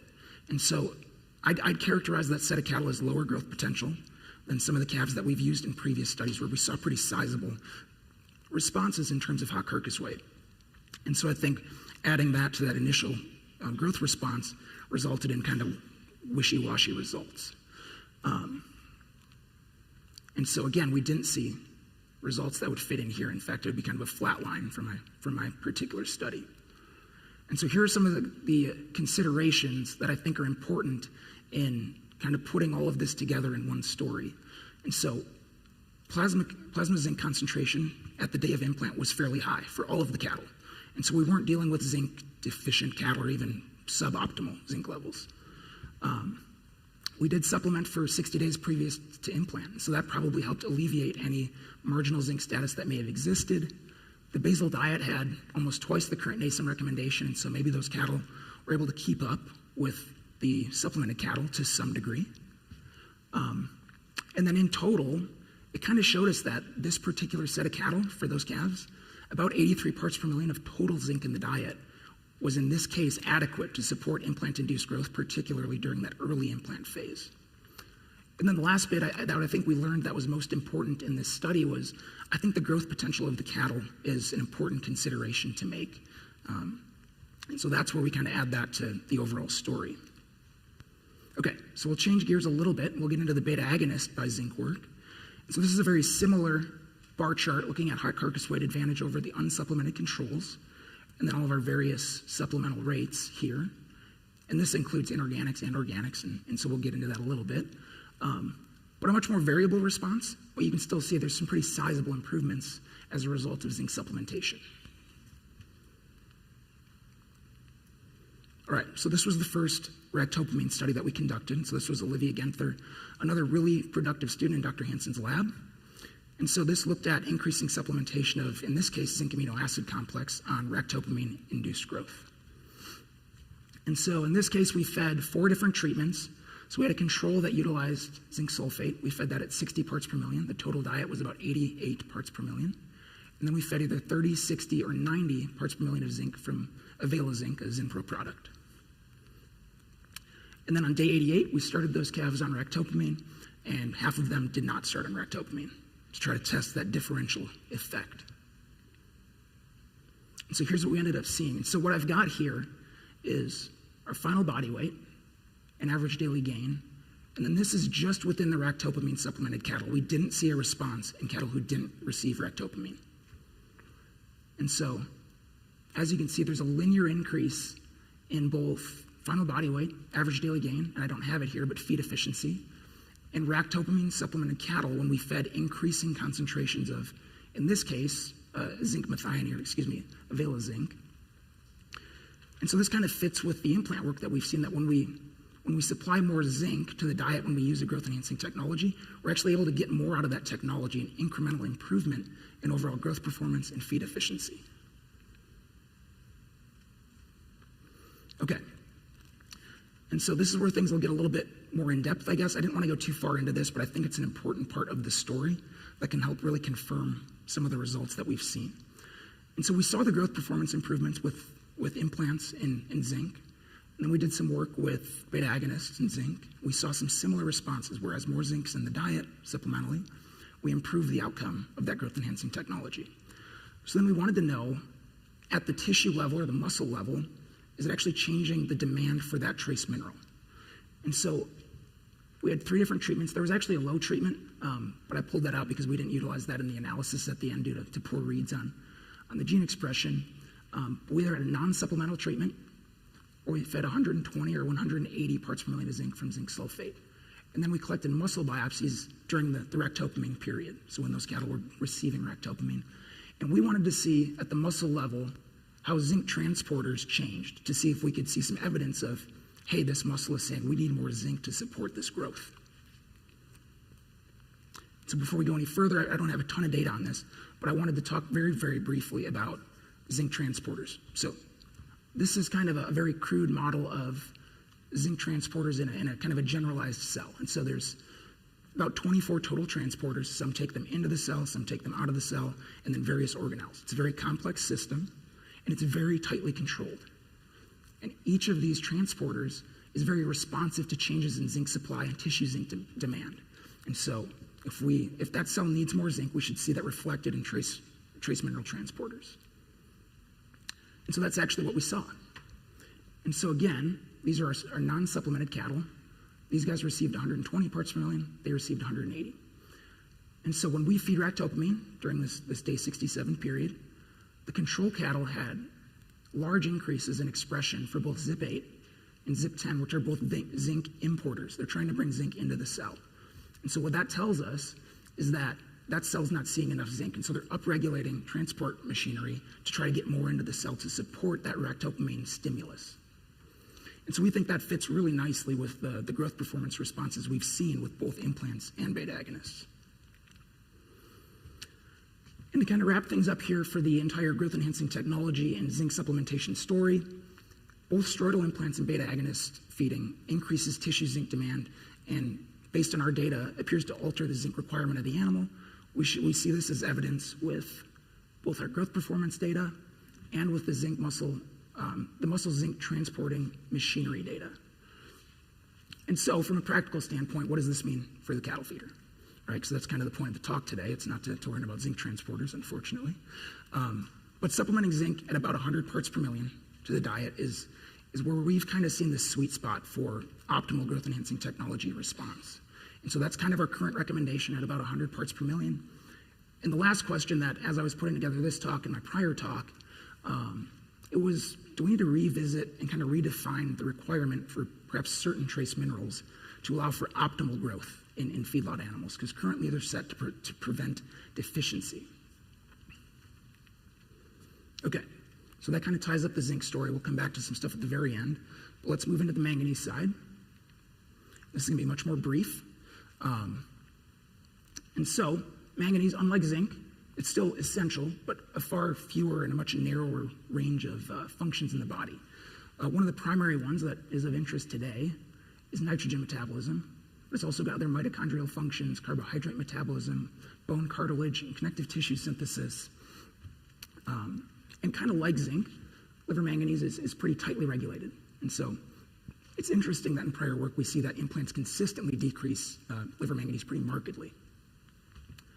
And so let's talk about all of the prior manganese work that's been done in feedlot cattle. It's pretty much right here. So there's not a lot of it. It hasn't been investigated a lot. And so in 2005, Leglater and others fed 0 to up to 240 parts per million manganese. No growth performance response. They didn't stratify by implant, but there was no growth response here. And it actually had a pretty small impact on liver manganese. Only changed it from 12.1 to 15.1 parts per million. But we still consistently see in all of our studies that when we give an implant, we decrease liver manganese, and we wanted to figure out what was going on there.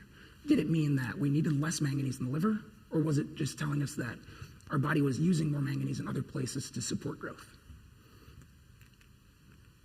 And so very similar design to the zinc by implant study that I did for my dissertation. We either supplemented 0, 20, or 50 parts per million manganese. The basal diet had about 14 parts per million in it. And then they either received an implant, in this case a Rev 200, or they didn't receive an implant. Okay, and so before we get into the growth performance data, we'll look at some of the tissue and serum metabolite data. And so, first of all, we really didn't change liver manganese with manganese supplementation. These are significant superscripts, but we changed it from 7.9 to 9.1 parts per million. It's a 1.2 part per million change. I don't think that's biologically relevant. Okay, and then second, we have this kind of hallmark response of liver manganese where our implanted cattle decreased up to day 20. And then for those of you familiar with implant literature, when we give an implant, we create a difference in serum urea nitrogen, really routinely, between our implanted cattle and our non-implanted cattle. Typically, the implanted cattle would decrease, but in this case, they just didn't increase. But either way, a pretty typical response. And the one thing I'd key you in on is these responses, if you squint a little bit, are kind of similar. Okay, and so in the intro slide, I suggested that manganese is pretty important for nitrogen metabolism in the liver. And so it's actually used in an enzyme called arginase, which is important for nitrogen recycling. And actually like 70% of the manganese in the liver is associated with arginase. So when we give an implant, our theory is, and I won't present all this data today, but we're basically making that implanted calf more nitrogen efficient, right? And so there's less nitrogen being recycled, and thus we decrease the need for manganese in the liver. And so it's basically just excreting that into the bile.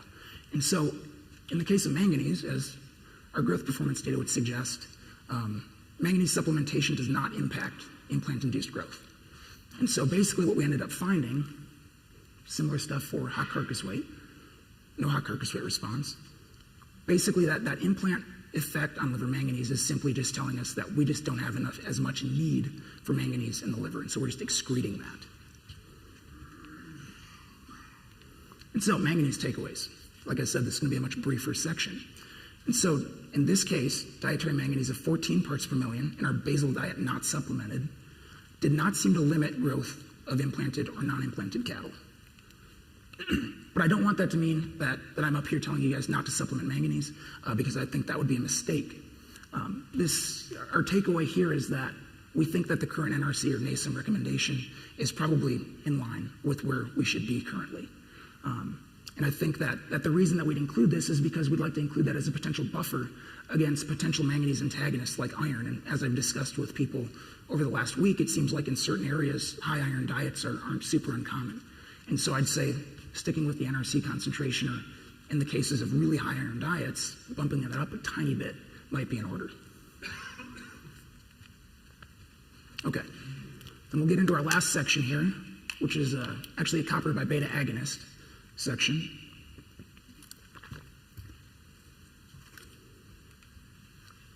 And so, again, another slide with a trace mineral and a variety of different functions in the body. And so, copper is essential in a bunch of different roles, and I'm not going to read through those because that's not super interesting to the room, I'm sure. But unlike zinc and manganese, copper does and will accumulate in the liver. Right? So if we feed more copper for a long amount of time, it will accumulate, and liver copper numbers will go up. And so that's problematic because copper can actually be very pro-oxidative or pro-oxidant, and so it can cause oxidative stress in the hepatic tissue, which can decrease the function of the liver. And so that's a bad thing for performance and for production. Beyond that, the current liver copper reference range is anywhere from 125 to 600 is what they would call adequate. And the data that I'll share with you guys here in a couple slides, I would say challenges this and probably says that range is a little bit too wide in most cases. But unlike manganese and zinc, liver copper can be a useful indicator of status, and actually some discussion that's happened this week is that perhaps evaluating liver copper is something that could be useful based on the data that I'll share with you guys here. And so this is our ractopamine by copper study that I'm sharing with you guys today. And so to break it down in kind of a simple way is we created 3 different treatment groups with 3 distinct liver copper statuses. So our low group had anywhere from single digits, so like 6 or 8 parts per million, up to about 40. Our medium group had anywhere from about 125 to just under 300. And our high group, there was a bit of overlap where they were about 300 to anywhere up to 600 to 650. And so we kind of wanted to have a low, adequate, and then on the high end of adequate. And we wanted to maintain these throughout the current trial, and so each of those groups was fed 0, 10, or 20 parts per million of supplemental copper, in this case from Avela copper.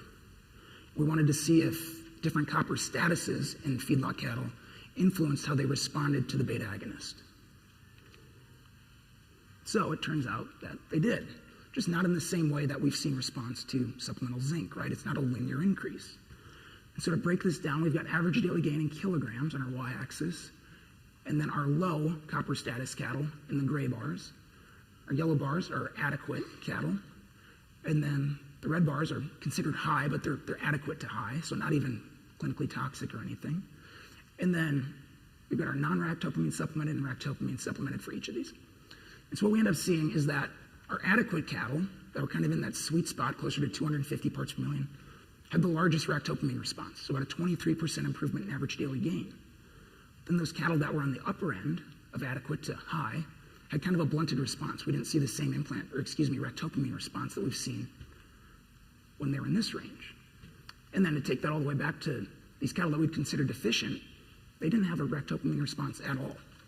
And so, again, part of the discussion this week is that perhaps this is some of the reason that we see a bit more variable response to some of these technologies, is different geographical locations where we source cattle from could have different trace minerals in some of the forages and diets, and so that could be impacting how this growth enhancing technology actually works in the feed yard.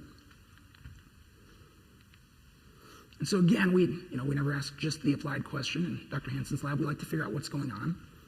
And so we know when we give a beta agonist through the feed, that the way that thing works is it is basically absorbed, it interacts with receptors on the skeletal muscle tissue and adipose tissue, and it causes lipolysis, so breakdown of fat. We're trying to mobilize fat to be used as energy for protein synthesis and muscle growth. And so we wanted to see, there was some evidence that copper impacts this, and so we tested it. And so as you can see, this is actually pretty similar to the growth response that we see, right? So our low bar is low or equal to kind of our high, and we see the highest amount of lipolysis occurring in our medium treatment, which would be kind of our adequate. And so it actually turns out that copper itself impacts the actual mechanism through which ractopamine functions, and it changes its ability to do its job in the body. So if we don't supply enough copper, that beta agonist really can't work on that adipose tissue. If we supply too much, it actually kind of blunts that response as well. Okay, and the last bit of data that I'll share with you guys today was actually a more recent experiment done with Experior, and so again, that's a brand new one. It's actually a beta 3 agonist, beta 1 and 2 antagonist, so it's a beta modulator. But I actually think from a growth performance standpoint, it's more similar to zilpaterol in terms of its hot carcass weight response and things like that. So it's being adopted pretty quickly in the US, and it's again, it's not an Experior talk, but it's a very flexible molecule that you can use for an extended number of days. And so kind of a similar design. So we had an adequate treatment that had about 200 parts per million of liver copper, and then a deficient treatment that had on average 42 parts per million. And then we either fed Experior for 40 days, or we didn't feed Experior at all. We were interested to see if we had the same response as we saw in our ractopamine work. Okay, and so here's what we ended up seeing with Experior. And this is interesting because, not to get too in the weeds, based on how Experior is known to work, it actually doesn't cause a lipolysis response. So there could be something else going on here. We don't have it fully fleshed out yet.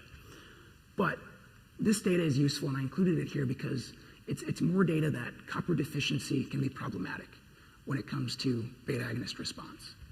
And so you can see there's no interactions on either of these, but we do see a copper effect. And so when cattle were, we see that there's an Experior effect, right?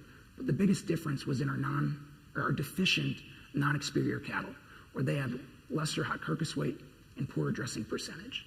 And so basically what we take that to mean is that carcass transfer of those cattle is impaired when we have deficient liver copper. They're not able to utilize and respond to that growth enhancing technology the same way that copper adequate cattle are. And so to kind of put together all of our copper work, and this is again is a very brief snapshot of a bunch of the work that's been done over the last decade, but copper status does impact beta agonist response.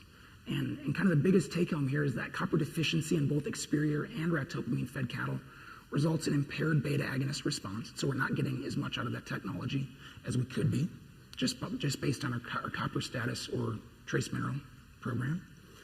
And then, unlike some of our other trace minerals, excess copper also results in a blunted response. And so our recommendation here, again, is NRC, but I would say with tighter guide rails. Right? We think that because the top end of copper status has a negative response or a negative effect on our response, that we want to be pretty careful about what we supplement in the diet. And so our current recommendation is that feedlot cattle do not need greater than NRC copper recommendations in the diet. Okay. And so to kind of bring things full circle here for our overall take-home message, all trace minerals are not created equally. Very different functions, different storage mechanisms, and different requirements, particularly when we give a growth-enhancing technology.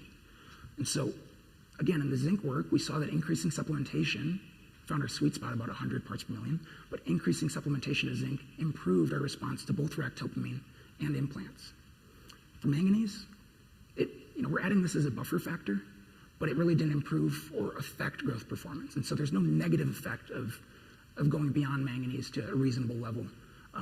But it's certainly not going to improve growth performance. For copper, we actually see that on both sides of the spectrum, there's an impact on beta agonist response. Okay, and so copper deficiency, not good for beta agonist response. Copper toxicity or on the high end of adequate, also not very good for beta agonist response. And so that's why I think as we went through this whole model of trace mineral research, we wanted to figure out if, that was an efficacious decision to just feed more of everything as kind of a blanket way to address your trace mineral supplementation strategy. And it turns out, based on our data, that it's not, and that more is not always better. And so with that, I don't know where I'm at on time, but I'll take any questions if there are any.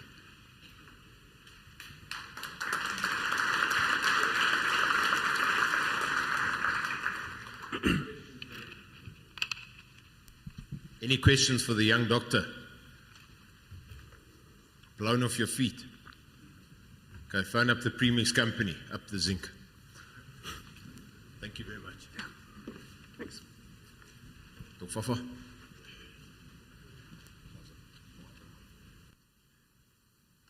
Wie is het nou? Is it James? Okay. Is it James?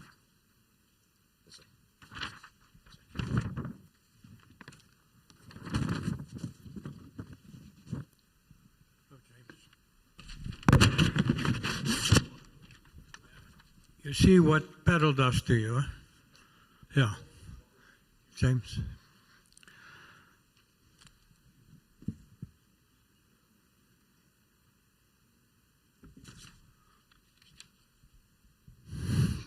James Andries Meyer. Dr. Meyer commenced with a Water Research Commission project as part of his MEC in production. Psychology in 1990 into water quality guidelines for agriculture, which led to his involvement in developing the South African water quality guidelines in 1993 and 1996 for the Department of Water Affairs and Forestry. He was awarded the Standard Most Promising Researcher Award in 1994 by the Water Institute of South Africa, the Water Research Commission, and the CSIR. He obtained his PhD in animal science in 1998 with the development of hazard and risk assessment software support in a multi-institutional program linking diverse fields from geochemistry to toxicology. The South African Society for Animal Science awarded him the Bronze Medal for his PhD thesis in 2000. He was responsible for the scientific program at the 10th World Conference on Animal Production in 2008 and a co-author for the book Game Ranch Management, the 5th edition. Currently, he works as a technical manager for Verbeck South Africa, a veterinary pharmaceutical company, and on developing risk-based guidelines for animal watering for the Water Research Commission. He also serves as a specialist advisor to the Joint Implementation Committee of the South African Pork Producers Organization and the Department of Water Affairs. His main research focus recently has been on endocrine disruption and the health impacts of agricultural chemicals, and has published several peer-reviewed scientific articles and numerous contracted scientific publications. Now, this is important. Outside interests include skydiving. Having represented South Africa at the Dubai International Parachute Championships in 2010 and obtained national colors for competing in the World Cup of Canopy piloting in 2019. He has served as a non-executive director for the Parachute Association of South Africa and is a current evaluator for the National Safety and Training Officer. James, I wish I could have that. Thank you, Dr. All the best. Thank you. Appreciate it. Good afternoon, everyone. Word of thanks to Sean for the invite to present to you today. Thank you to the operators for ceasing bringing out any latent epilepsy in the audience earlier. I apologize, ladies and gentlemen, in advance for trying to cover this complex topic in the short time allotted. I will, however, do my best to highlight the key issues. Just a brief background, as you've heard there, but the primary background is physiology, and I have been mostly at work with the Water Research Commission, assisting the department to develop guidelines which ultimately become regulation. But I've also assisted the Environmental Affairs and DWS officials in pollution investigations, which is one of the key things we're going to discuss this afternoon. I also do industry work, as you've heard, And I also assist operators such as yourselves in becoming compliant. This for both existing operations, planned expansions, and new operations. The legal stuff, let's get that out the way. The first item. The unpleasant aspect is that you are all, whether you want to or not, engaging in what is referred to as Section 21 activities of the National Water Act, Chapter 4. Specifically, these are the activities that you're all engaging in. You will be abstracting water from groundwater, surface water. You will then store it, treat it possibly, and then provide it for agricultural uses. This would either be animal watering and or irrigation in some cases. But like it or not, you're also generating something called wastewater. The old days of manure being classed as waste and needing a waste management license, they ceased in about, precisely 29th November 2013 with the GN 921, effectively delisting it from the Environmental Affairs Management Waste Act. They now reside fully under the Department of Water and Sanitation and therefore are regarded as wastewater, even though it might be a semi-solid manure or a more liquid slurry-like with piggeries. Ultimately, these are wastewaters which generate a solid and a liquid fraction, which could be composted or applied to land. And you do some of those things listed there. One of them you'd have to, if not more. The key term is biodegradable wastewater, and you are identified as such in the applicable government schedule as a confined animal feeding operation, and obviously in some cases an abattoir as well. And this has still got legal effect. And it's important to note the consequences of not being aware of that, the consequences of not being aware of your potential impact would possibly lead to non-compliance. I'm currently in a court case where this is the charge sheet. There are 5 counts. That's the actual charge of causing pollution. There are 5 counts in total. It's a total of 50 million in a criminal court. So it should be taken seriously, and your ability to defend yourself should also be taken seriously. Irrespective of whether you're conducting the monitoring because you have to or because you want to and you recognize the need, it's good to think of this as a source, pathway, and receptor event. So throughout the slides we'll go through, I think try and keep this in mind. It certainly was addressed in the previous presentation as well. Back. So fundamentally, your source abstraction is what you're interested in. You want to know what is the quality of what I am going to be using. In this case, this is in the Springbok Flats. It's a borehole. We know there's naturally occurring historic geochemical anomalies of very high nitrate levels. We also know that there's an impact of the fertilizers used over the last few decades. So we need to describe those to know what we are basically exposing the animal to. You will then be storing it and in some way possibly changing it, notably through quite often the use of various oxidant treatments, which can introduce even worse pollutants into the system than were there to begin with. But ultimately, you're interested in the final receptor, the patient or the animal that is going to be consuming what you present to it. And please bear in mind that this animal is confined. It does not have a choice. It is not like you or I who may have had water here, a cup of coffee or tea. This is a targeted, forced, fed water. Understand the receptor is not always just the animal. The receptor extends beyond that to the environment that you may or may not impact. Selenium is probably the most well-known one, which resulted in an FDA dictating the level of inclusion thereof in animal feeds based on the environmental and ecosystem impacts. Now, obviously, if this water is creating this aquatic ecosystem impact and you have to rely on that very same water resource for abstraction, you're going to have a challenge. I would almost add to that last presentation, the last conclusion side, where it was you don't need more, the copper supplementation guidelines or dietary inclusions are adequate. I would add a very important caveat to that. The footnote should read, on the proviso, there aren't significant elements antagonizing that which you're feeding. So also understand the perspective of the officials who are tasked to basically adhere the Act to the water resources of this country. They see this, and it's widely published in all the continents. So it works both ways. You are interested in not having the water resources in the catchments in which you reside impacted. You also don't want to be the person to do the impact pathway to your own resource. Dairies are usually the first in line as the guilty party here, siting boreholes near the milking parlour, and over time having an impact from the excessive manure and runoff water into the nitrate levels of the groundwater.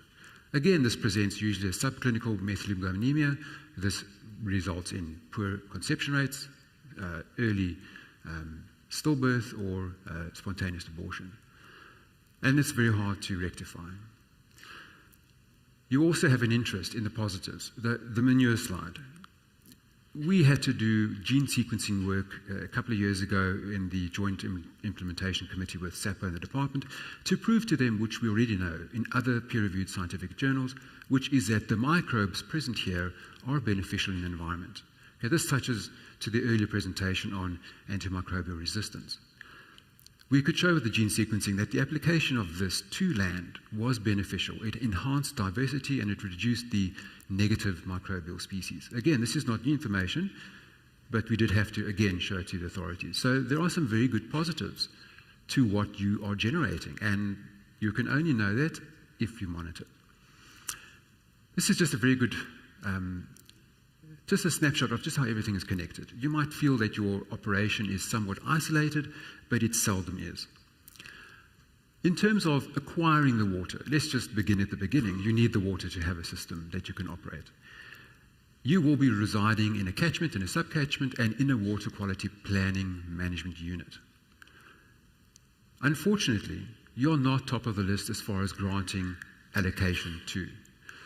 The focus on the department strategy is always more for humans, for cities, and for rural developments. This was a real issue last year with the drought. We had several operators who did not have significant rainfall to recharge the boreholes, effectively having to approach the department for the right to abstract water from either an open dam or a river. These were denied. The department said quite straightforward, we don't have the volume, and you're not on the priority list. This has changed, and it continues to change in a more challenging environment. This is around about 1990. You can see the catchment there up north, and this is roughly 25 years later. If you shuttle between them, you kind of see the difference.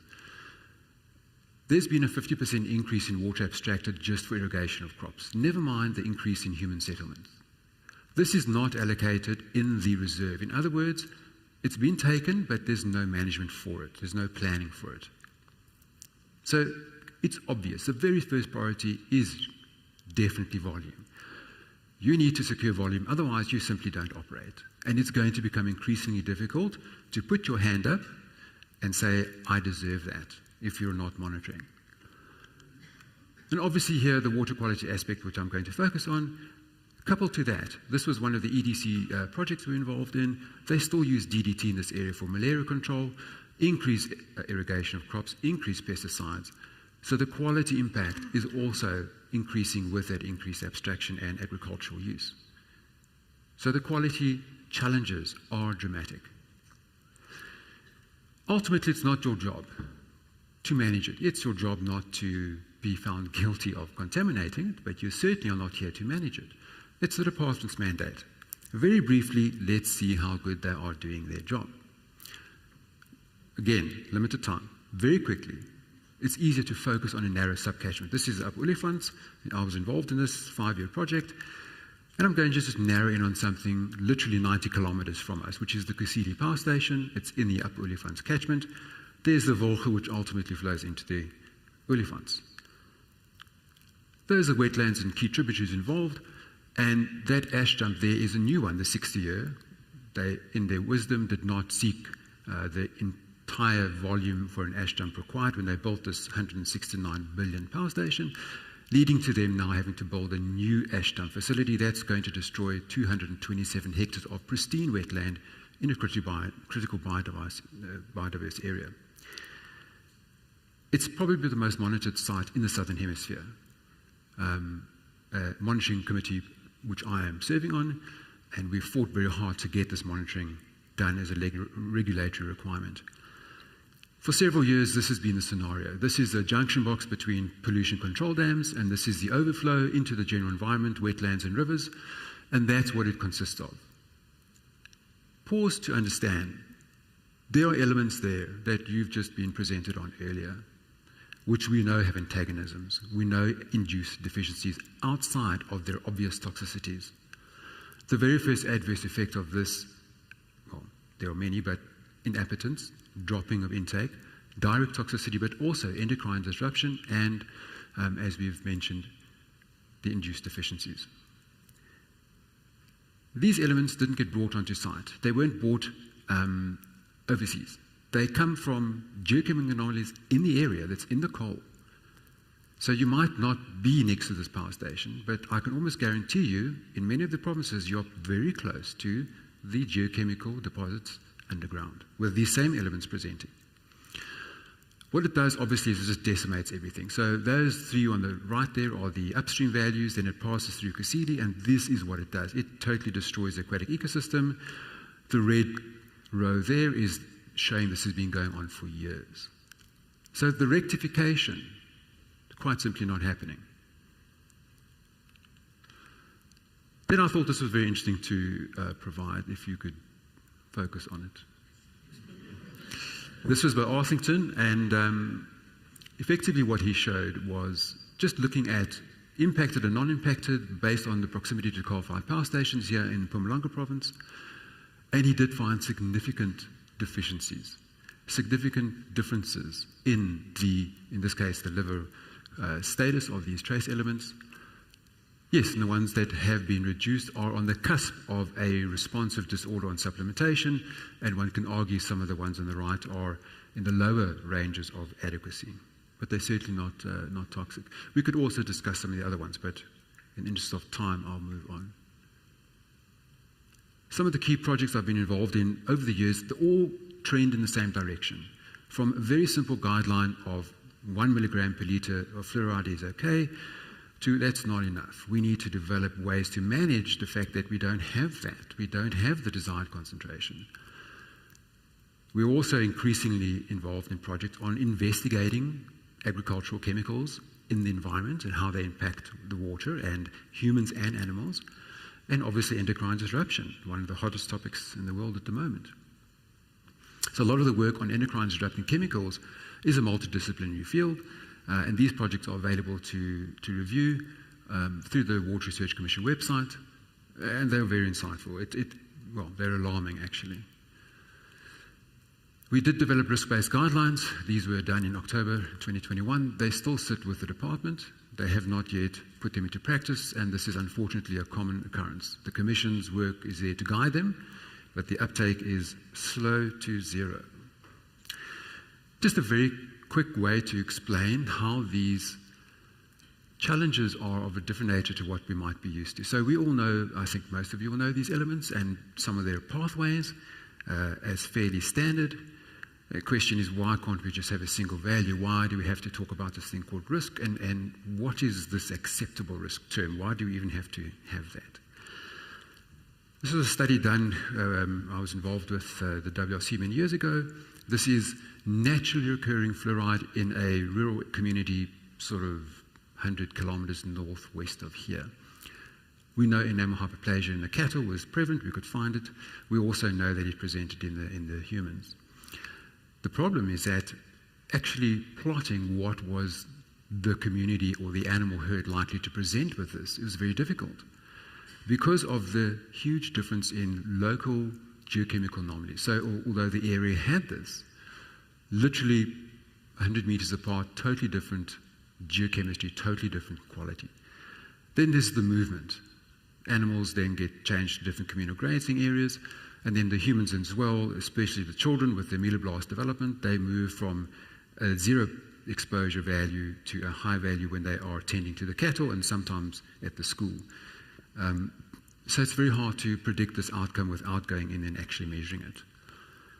We had another Medical Research Council project which was investigating cognitive impairment in children, and one of the key triggers we found was this, a single borehole in the community in which the lead, which was naturally occurring, presented in the edible tissue components which these children were then being exposed to.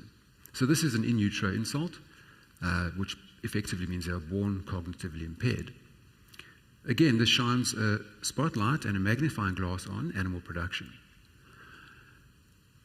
Interestingly, and I think also the earlier presentations do touch on this, what we think was the value of adequacy is changing. This was within well-known piglet iron deficiency anemia, with the uniferon trials with Verbeck, where we knew a second injection would work, but in this specific farm, in this specific trial, we got a very good response. About 0.4 gram per deciliter improvement is massive. It's physiologically significant. This is almost 0.7. That just simply tells you that in an already iron-deficient anemia state, which is being treated with known, tried and tested supplementations, additional supplementation is working.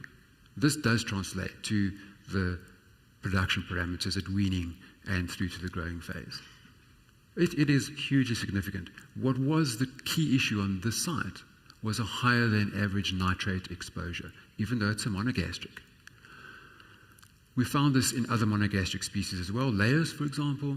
This was a very interesting one, just the same farm, same everything, just 2 different boreholes on the farm. And you know how this scenario unfolds. They're not performing. It's the manager. If it's not the manager, it's the feed or it's the vet. And ultimately, the piece of the puzzle which is not described is water quality. When we measured the water quality, it was very clear that there was one very high nitrate borehole and one very low nitrate borehole. Using the point-of-care device, we could establish a 0.8 gram per deciliter difference. So it was obvious that the one site was always going to be compromised. These birds would be subclinical, but they would be listless. Their general intakes would be down and the performance would suffer as a result. This was resolved by simply blending those 2 boreholes to find an acceptable exposure concentration. There was no further treatment required.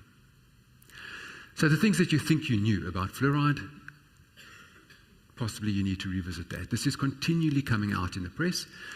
US EPA is at times suppressed. They're not allowed to publish it, as I think some of you will be aware of, and other times they are given the green light to publish it. We're increasingly becoming aware of more of a cautionary approach to just supplementing where not necessarily needed. These mechanisms are of importance to you as they affect thyroid function.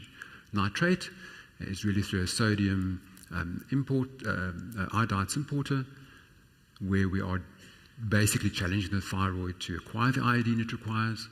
With fluoride, it's as far as the CREB1, where we are actually seeing a growth and differentiation challenge to the thyroid gland itself. So there are different stages, areas in which these disruptions occur.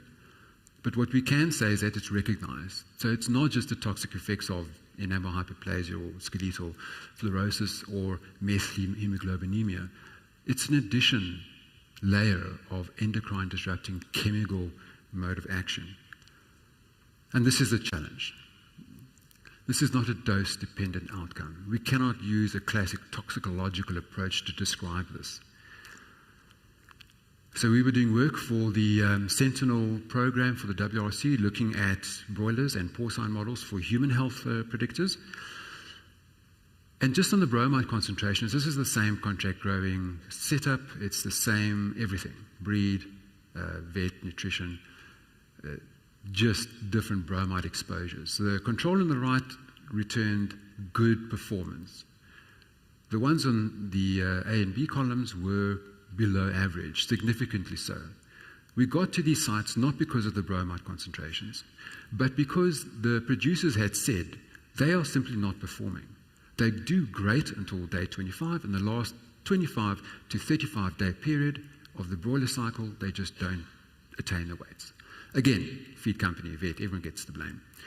What we could show was that the bromide concentration was a significant factor which was impairing the thyroid function. There's the impact histology with no colloid, no vacuolation, the one on the right as it should be. It's validated by the thyroxine levels. Just interestingly, the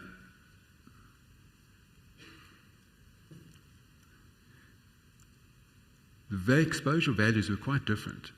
So that's effectively what we would want. And despite this being very different, we had a similar outcome in performance.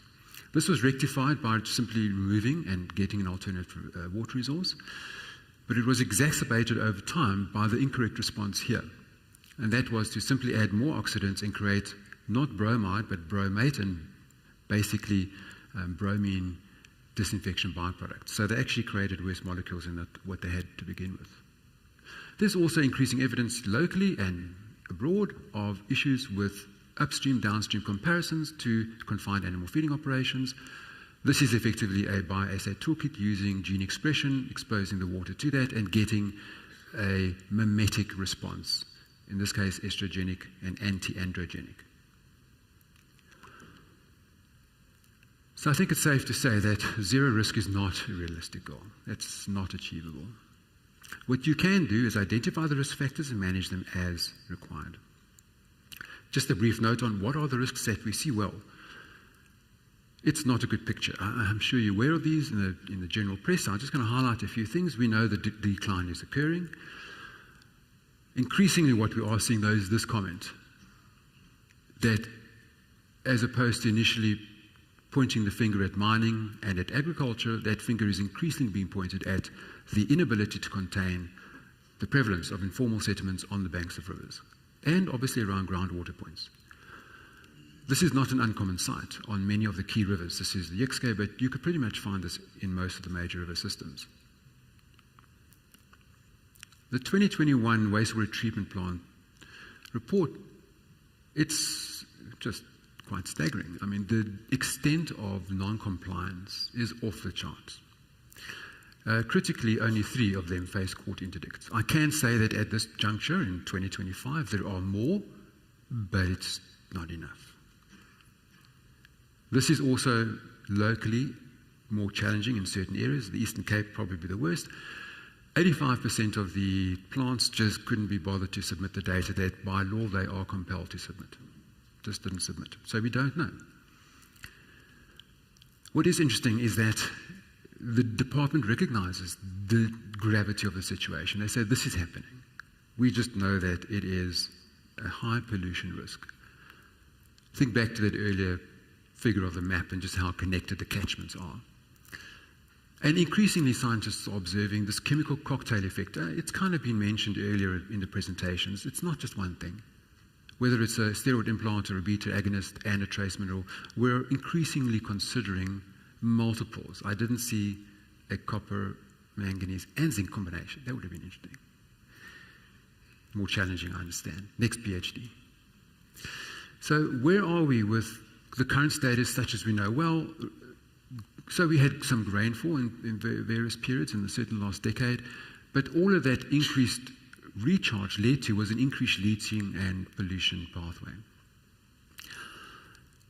Well, you can read these. They're all poor. Everything points to increased challenge to manage the resource. Recognized disinfection systems, which would normally have worked, were not doing the job.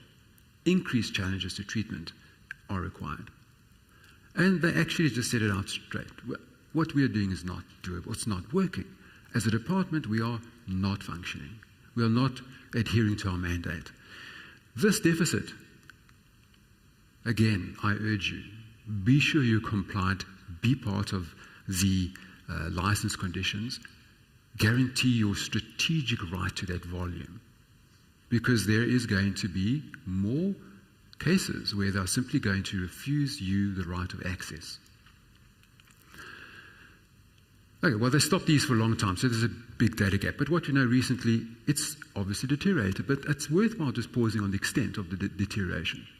Half of them have dropped from being blue drop status. There's an extra 100 that are now in a critical state, and 10 times poor microbiological conformance. This is probably the key issue. I have worked with some of the people at these plants, and sometimes the intention is genuinely there. They just don't have the necessary skills. And that's on the backdrop of this. We are litre per capita per day way over what we should be in a water-scarce country. And again, you're going to stand in the queue requesting that for irrigation and for animal watering. At the same time, the non-water revenue is way higher than it should be, which basically means they're not getting the funding to manage the system. So where do you think they tend to look for funding opportunities? Well, look no further than yourselves and non-compliance audits. Moving on, it's bad. Service is bad. There's a lot of detail there, but it's bad. Groundwater, it's bad. It's definitely deteriorating in quality, that much is clear. It's continuing to degrade, and the department has gone as far as stating, we have to change this dramatically. It's just not working. This was 2023. There's a new minister, and I would openly state with the departments of environmental affairs and sanitation, officials that I work with, they haven't seen any response with the new agenda to address this. There's no obvious response as required. It's going to highlight a consequence of those informal settlements. You may be aware of the cholera outbreak here in the Hammanskraal. Initially they said, it's the Rooiwal wastewater treatment plant. Most of the researchers stood up and said, no, nonsense. This is the catchment in Bopsfontein. It goes all the way up to Hammanskraal. This is the informal settlements which have almost gone from 300 to 3,000 in that catchment over 10 years. So it is not a treatment plant failure, it's a pollution of a system. We see this in Bohazi as well. I think just watch the press. It's going to become more and more of a recognition just how challenging it is. Previous areas of low to no risk are now recognized as risk zones.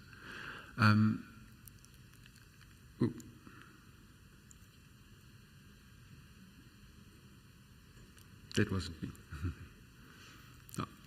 No. What they are trying to do is recognize it, but they mention that the skills required to identify have deteriorated significantly. You can just pause through those methods to rectify the situation, and I can tell you right now that none of them are doable. It's not going to work. The relevance of this for you is just consider that informal settlement and Tina Saginata presenting in the masseter muscle and being condemned at the abattoir. Okay, so there is a direct effect on you. I'm going to just highlight contaminants of emerging concern briefly. This is an issue which has gained a lot of attention. These are things we use.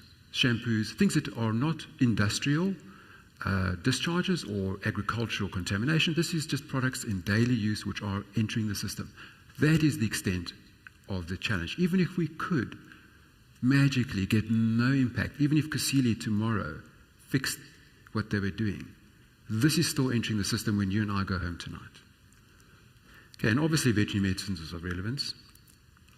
Again, they all have to trigger these pre-requirements to be on that list.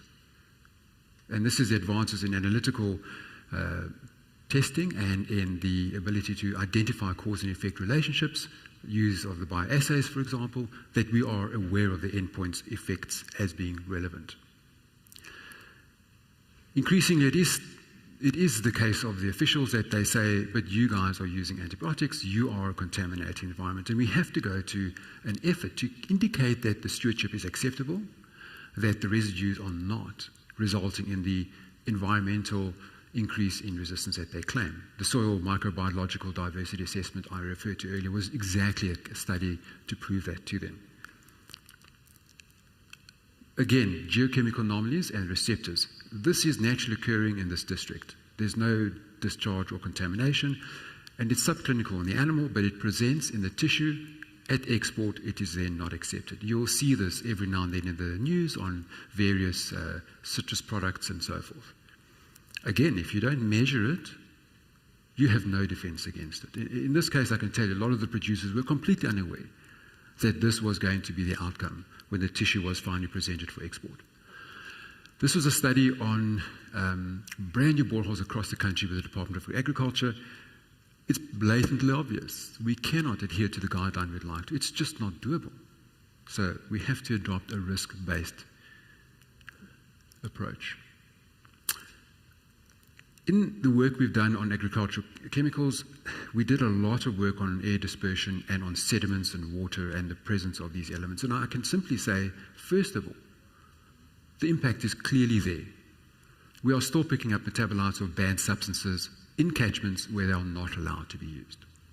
The poor stewardship we referred to earlier of antibiotic use in the veterinary world, well, you can look at the application of pesticides. The rules are there, they're not being followed. So the values we found were obviously concerning, and this is not just in raw water, this is also in treated water. Odendaal 2015 showed this in tap water in the major cities. Critically, they noted the following. We don't know enough to predict the risk. We simply know it's there, at sometimes at a concentration arguably okay, although we know many of these are endocrine disrupting chemicals, there's no safe dose. But we actually can't predict risk. We need more monitoring. And to return the favor for giving us values in pounds and gallons and dollars, US Geological Service. 30 states, 139 streams, and well, you can see in one a chemical cocktail of 38 contaminants of emerging concern.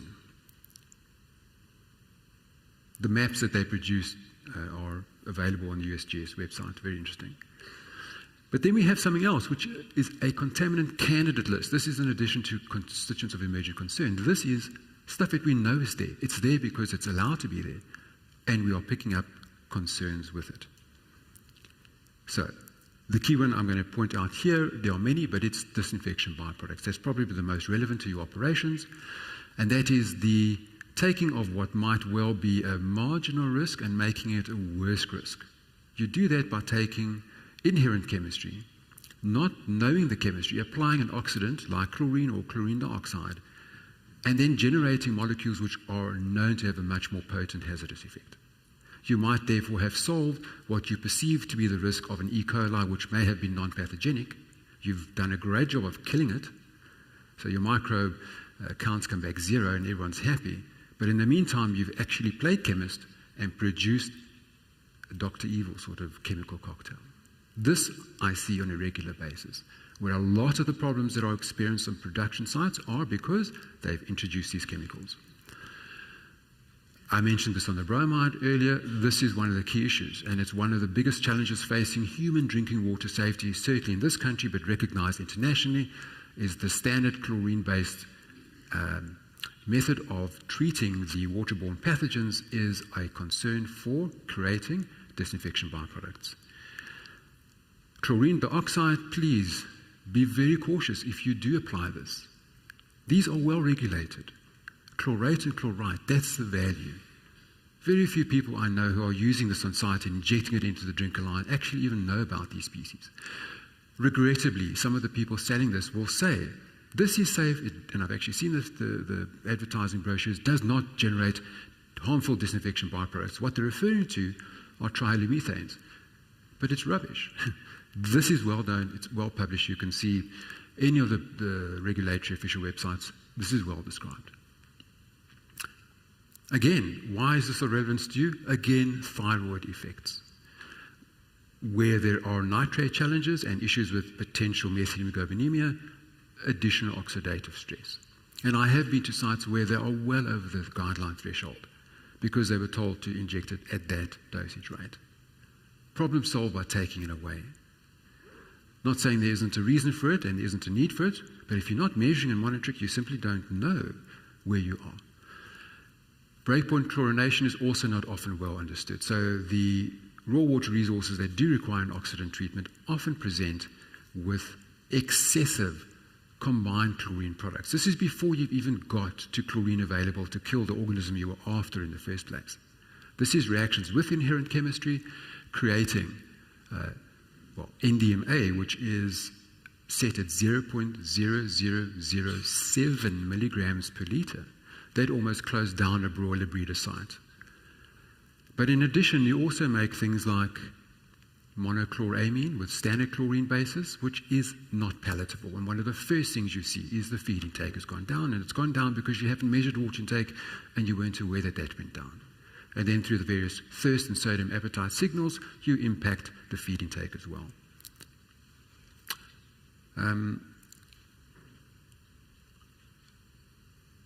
All of these values assist in understanding the risk and the most appropriate treatment required.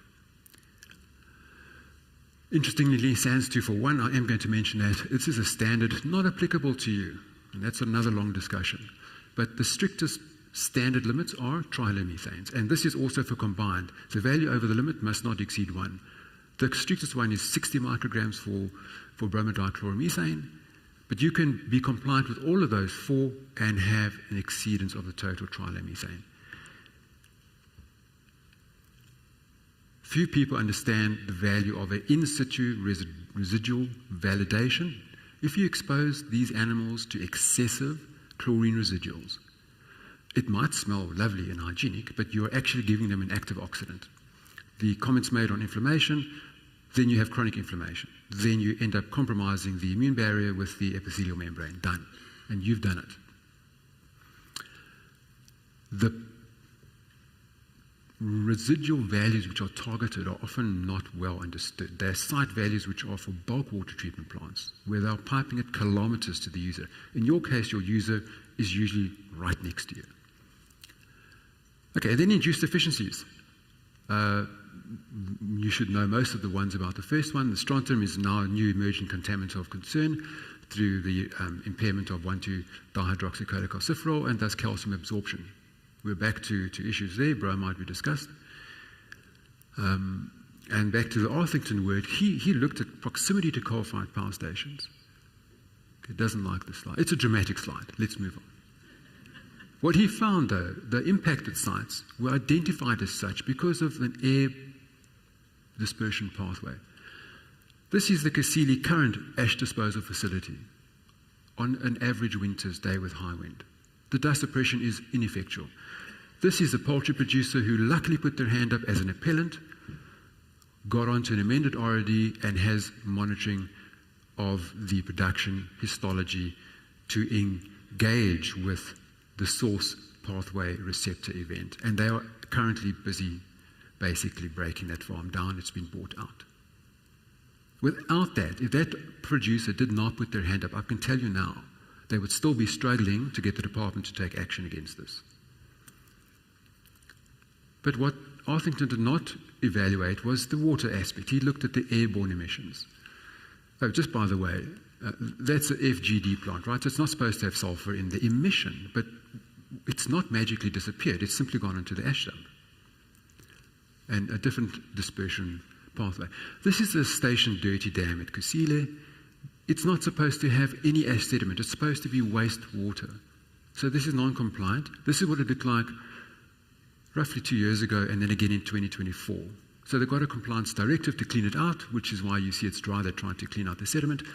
This is 2024. The sediment is still there, lost the 50% capacity. I was there yesterday in a routine site inspection. There's no change. It looks just like that. Why? Because for them to clean this out, they have to stop the units. And everybody wants power. Nobody wants load shedding. The consequence is overflows and discharges, and there's the upstream, there's the runoff, and there's the downstream impact. So, elements that are going to change the mineral requirements are abundantly obvious. This too for manganese. I highlight manganese for its role in oxidative stress, in induced anemia, in impacting iron availability. So it's like, again, a double burden. When you're trying to get your animals to perform at their maximum, reach the genetic potential, you cannot afford to have these uphill battles. Same for fluoride, same for bromide. The response, regrettably, from officials is to relax the limits for the disposal of this wastewater. We are currently before the courts challenging that because it's irrational and it's unlawful. Unfortunately, that's what it comes to. In many cases, you have to simply approach the courts for relief. The relevance of this to feedlot enterprises is number one. Their response is quite simply to get better enforcement. It's easier for them to go after you than it is to stop the source pollution. Secondly, you're going to struggle to get water use licenses. You're going to be audited. You're going to be asked, do you have authorization? In many cases, people have a volume, but it's designated or allocated for argument's sake irrigation. It's not transferable to animal watering. You cannot assume, let me buy this farm, build a feedlot, it's got water rights. That in itself is not transferable. The type is also not transferable. And if you are contemplating an abattoir, then you change from agriculture to industrial, and the entire system and charges change. Yeah, everything's going to increase. Rate of deterioration, increased monitoring treatment costs, and increase in uncertainty regarding the outcome of exposure. That's the main theme, I think, of today's presentation. And this is not an opinion, this is abundantly evidence in the data before us. This thing of acceptable risk, we start with generic, 1 milligram per litre fluoride is enough, and slowly we move on to saying we need to go to site-specific assessment. What is the intake, what is the exposure, what are the other risk factors? And then acceptable risk levels then get basically formulated. We accept risk anyway. No one likes to note it, but it's true.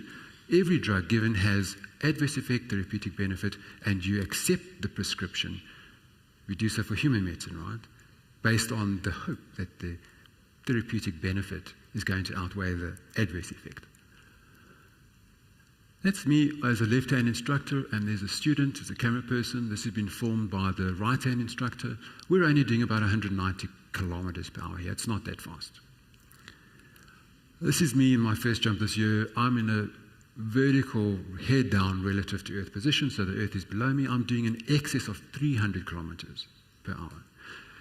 Most people would say, this is more dangerous. Why? Well, I can't open a parachute too fast. I have to first transition, slow down to open. But I can tell you, after almost 30 years, this is by far more hazardous situation. The risk is increased because of this thing called the student, an unpredictable anomaly at best. So ultimately, it is about the uncertainty. Appropriate monitoring from the water helps you not waste time pointing the finger at the feed or at the veterinary drug or at the manager. If you don't describe the risks posed through water quality to your animal, your production system, you simply are missing a big piece of the puzzle. Just a quick note on SANS 241. Most of the people who send me tests, ek het my water getoets, it's compliant with SANS 241. No, this is not of relevance to you. This is of relevance to that, a bulk water services provider. It's a state-owned entity that has billions in funding of your taxpayers' money, which is or is not being used correctly. They are compelled to comply with WHO guidelines. It's assuming certain treated water levels. You don't have that. Raw water, borehole, river, open dam, not this. Many of the elements listed here are not of relevance to you, and many of those that are not included here.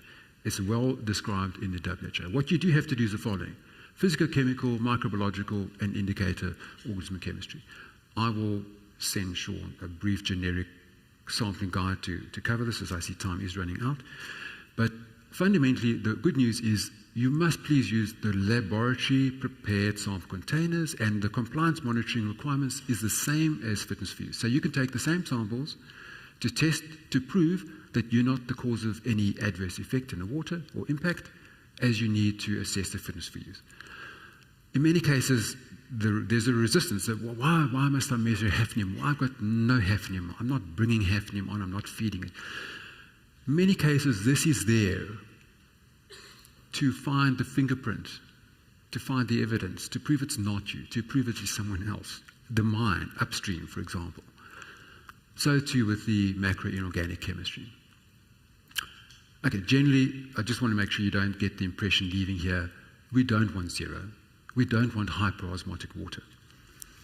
This was a bromide challenge in a porcine model where we got, again, thyroxine values. We wanted to be 38 plus. We had a meaningful improvement purely based on increasing the osmotic activity of the water. Basically the same bromide exposure, but a higher salinity level was of value. This is within also cells within an additional injection based on nitrate exposure.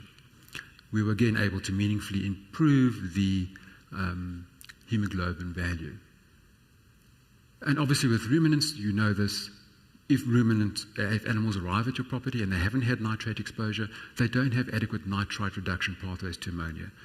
You don't want zero. You want a value that allows both pathways to exist from nitrate to ammonia. You don't just want zero. So zero is not the target. So don't overtreat and don't treat unnecessarily. Do not ignore the risks posed by contaminants of emerging concern.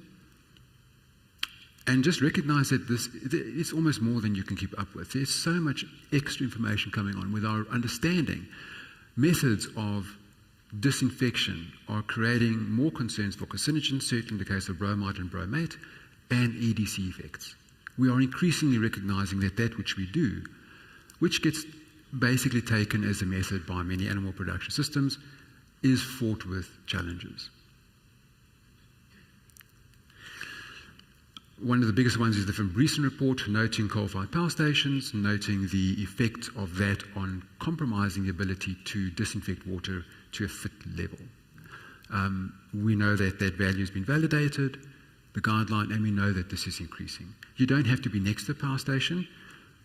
Coal mines will be adequate, and it's obviously also naturally occurring.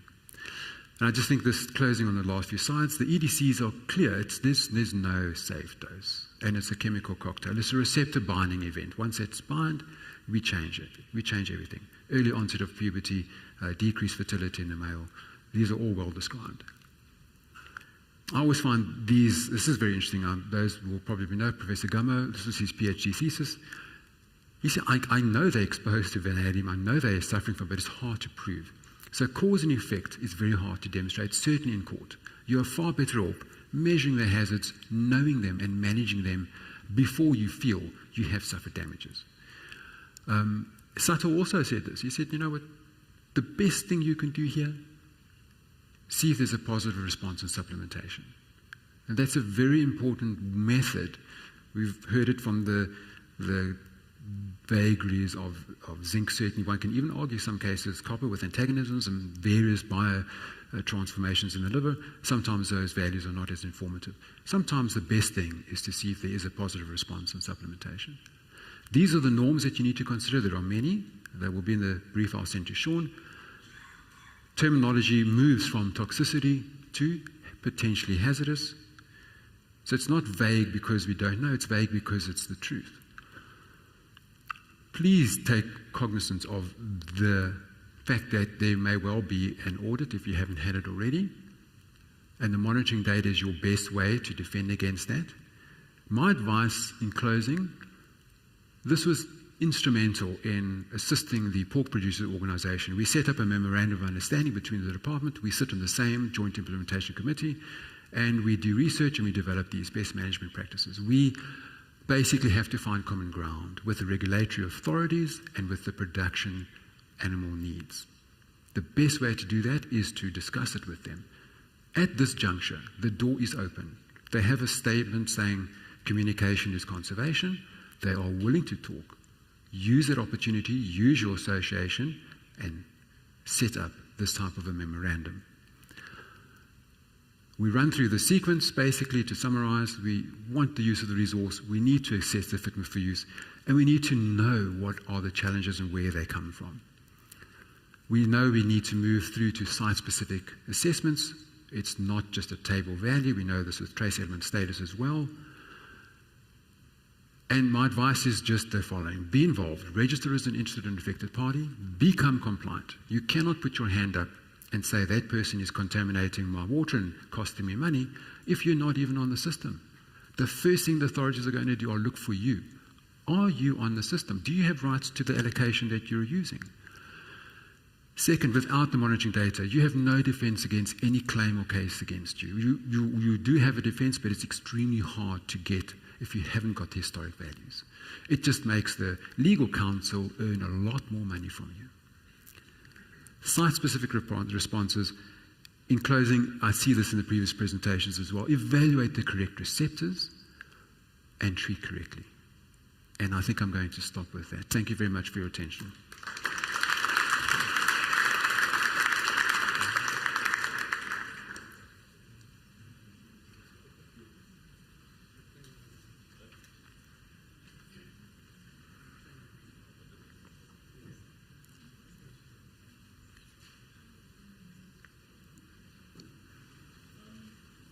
Everybody here? There is Prozac on the left as you leave the door. Okay? For God's sake, don't drink the water. Dathan, are you okay with the Zamalek? You good? Okay.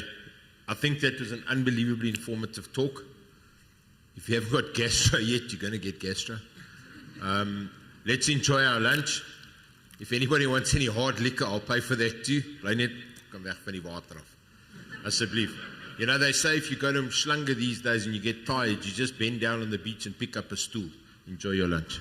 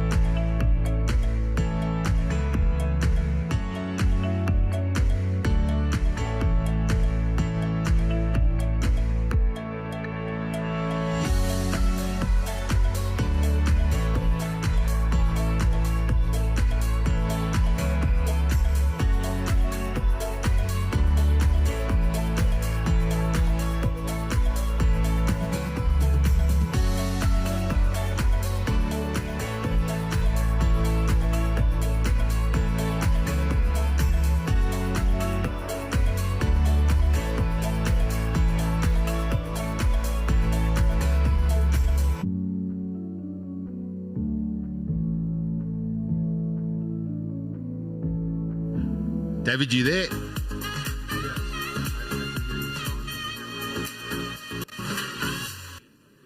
Yo.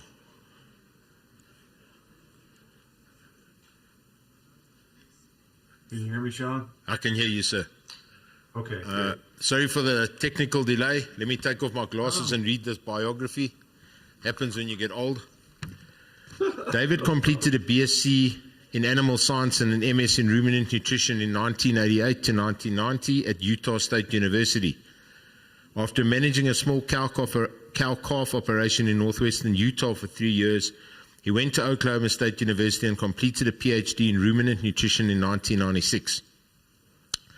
David took a technical services position with Farmland Industries. Over the next 5 years, he provided nutritional consulting for feedlots, large cow, calf, and stock operations across 7 states. David joined Agri Beef, which is in the Pacific Northwest, in January 2001 as the general manager of a 62,000 head feeding operation in Moses Lake, Washington. He became proficient at utilizing potato mulch, byproducts, and various grain sources in the feedlot diets. David led the Agri Beef Moses Lake operations through a significant change with the acquisition of a packing plant, fully integrating the business. Many challenges were faced during his tenure at Agri Beef, including the outbreak of bovine spongiform encephalopathy in Canada and the United States. He also led a major feedlot renovation and the planning and construction of an automated batch feed mill. After 8 years at Agri Beef, Dr. Seckers was given the opportunity to join the Ag Reserves Inc. in April 2009. He was integral in moving to a fully integrated beef supply chain with the purchase of a Kansas feedlot in 2010 and a value-based marketing arrangement with a major packer.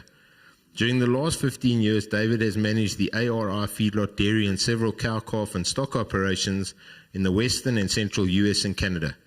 Under his direction, the feedyard was fully renovated and a new feed mill was constructed on time and under budget. He recently joined Utah State University as an extension beef specialist. David, the floor is all yours. Thank you, Sean.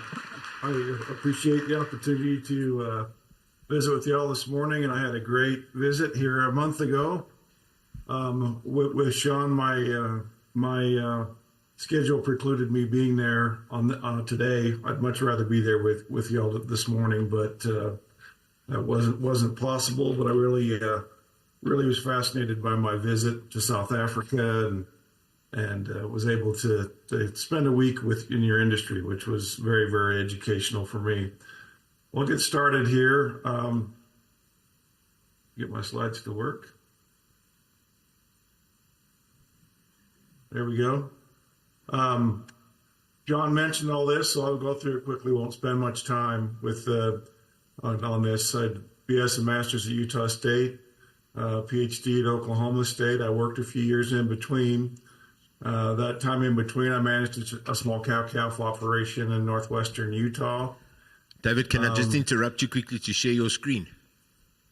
Oh, goodness, of course. Yeah, I tried to do that a minute ago. And okay, yeah, you'll need to, I just sent the request. Sorry about that, Sean.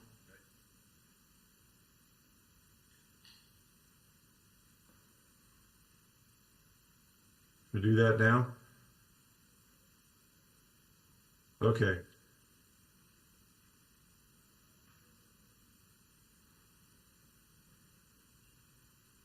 Okay, can you see that now? There you All go. right. We'll go through this. Sorry about that. So we talked a little bit about education. I'm going to skip through this fairly quickly, not spend too much time on it. Managed a small cow-calf operation in northwestern Utah. And then I spent 5 years after my PhD doing nutritional work for really a feed company, mostly in the central U.S. Was involved with a cattle feeding alliance program with them as well. And then really a little bit more of my experience that connects more directly with your business. I started kind of switch gears from doing nutritional work and being more involved in the technical side to getting involved in management, and that was a big switch for me. So I spent a little over 8 years with AgriBeef in Washington State in a 62,000 head feed yard. It was an integrated beef program, and so the feeding organization actually purchased a feed yard in 2002, which had been shortly after, well, it was 2003, excuse me, shortly after I started with the company. So their model was actually very similar to what y'all do in South Africa, where with many of the feed yards I noticed there's a connection with the packer. And so this was actually fairly similar, where we were just directly connected to the packer. They pull when they wanted cattle, we had to send them cattle, and when they didn't want cattle, we had to hold them. So it was similar to what I saw there when I was in South Africa. Then from there, I moved on to a company called Ag Reserves, and is known locally in the U.S. as Deseret Ranches. I spent really 15 years there. I was a general manager of operations, mainly in the central U.S. We had feedlots, ranches, and dairies. I was in charge of our marketing and all the cattle flow from all the ranches into the feed yard.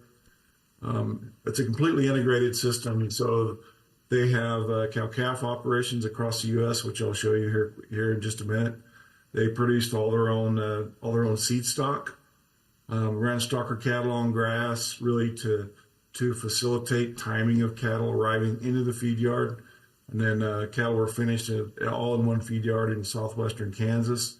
And we worked with Cargill Meat Solutions, which would be one of the big four packers in the U.S., on working with them to develop a branded product. So to give you an idea where these ranches are located in the U.S., our feed yard would have been right here in southwestern Kansas, and all of the ranches we sent all the cattle here. And so even in Canada for a while, after the first few years, we decided to go ahead and just keep the Canadian cattle there for a lot of reasons. But our dairy operation was here, and so we had some beef on dairy cattle that ended up here in Kansas, as well as shipping all the cattle from the ranches to the feed yard.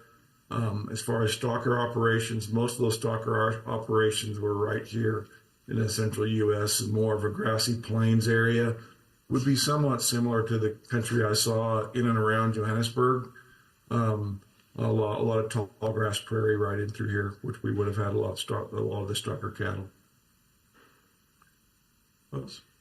So just to give you kind of just a few pictures of what things look like there. There was 15 ranches that comprised about 100,000 cows.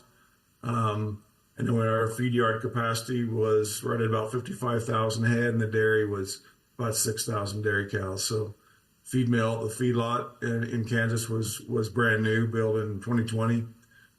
This is a picture of the dairy operation and farming operation in Utah. These kind of get an idea of what Florida looks like. Ranch in Mississippi here. This is the Kansas Flint Hills, pretty well-known grass country in the central U.S. Picture we're taking on the ranch in Utah, and then this one here would be in Montana. So give you kind of a cross-section of what that country looks like. All right, so going on really more to the topic at hand here. As I thought about this and thought really about a lot about the gap between education and the real world, and my journey may have been a little bit different as I went from being involved in the technical side and nutrition with the feeding industry to management.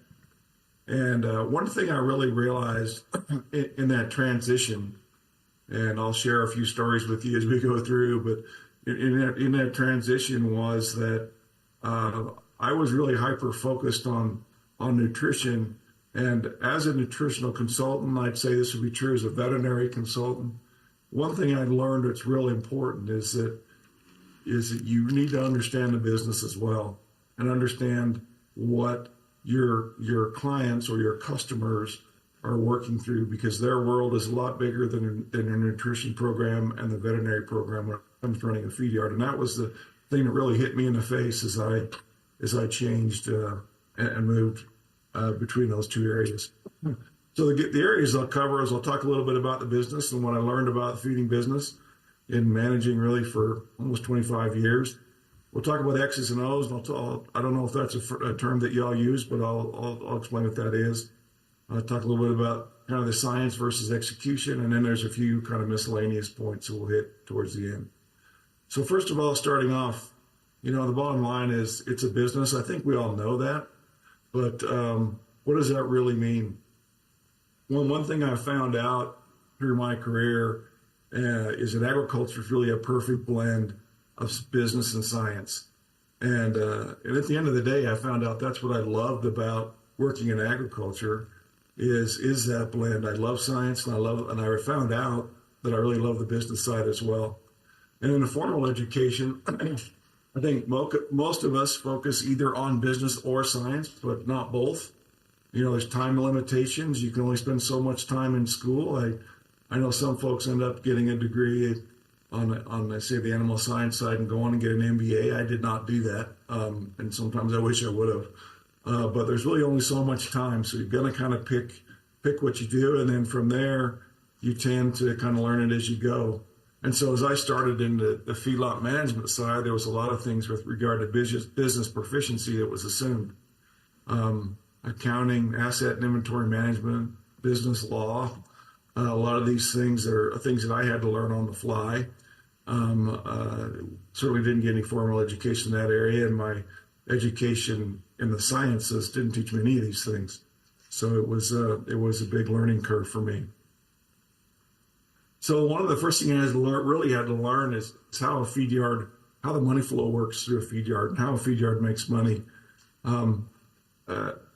At the end of the day, these numbers might be a little bit different in South Africa, but I bet they're pretty darn close. But really, it's all about inventory control in the feed yard. You've got the feed inventory itself accounts for roughly 40% of the expenditure, and that will go up and down depending on the relative value of feeder cattle and feed. But it's a pretty big number. And so being able to manage the ingredients as they come in, and applying appropriate shrink on those ingredients and managing shrink really tight. And I assume that shrink is a term, excuse me, that y'all use as well as we do here, but that's just a difference between what you actually purchase and what gets fed. And then, that includes accurate office procedures. It includes scale accuracy throughout the entire system, both in the office, on the mixer, with your feed trucks and so forth, however you're weighing your feed, that whole process of handling feed and keeping your shrink down to a minimum is really important. And also regular, and then I would say we always did monthly reconciliations. This is what we had to figure out. This is what we've used. This is what we have, and what is that difference in managing that very, very, very tightly? Because in a large feed yard, we'll spend tens of millions of dollars on feed in a year, and so very small percentages make a very big difference in the bottom line. Take that on to the cattle side, and this would be kind of the break of things in the U.S., but I'd say there's about 55% of it wrap up in purchasing cattle, and so managing cattle inventory is really important. I know the system we use here in the U.S. might be a little bit different.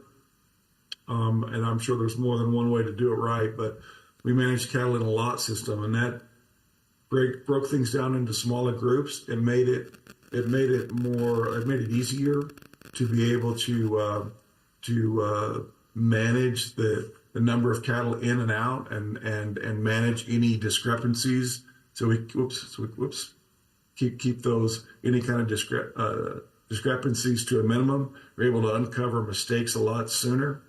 Also provided regular closeouts. So, we would be able to understand cattle performance throughout the feeding period. If I had a big group of cattle come in, say I would have, for example, with the Deseret system, I may get 3,000 or 4,000 feeder cattle from one ranch. And I wouldn't have to wait for all 3,000 or 4,000 of those cattle to close out. I could understand how things were going a lot sooner as we started to close out the bigger end of those cattle. As I mentioned, correct head counts in and out.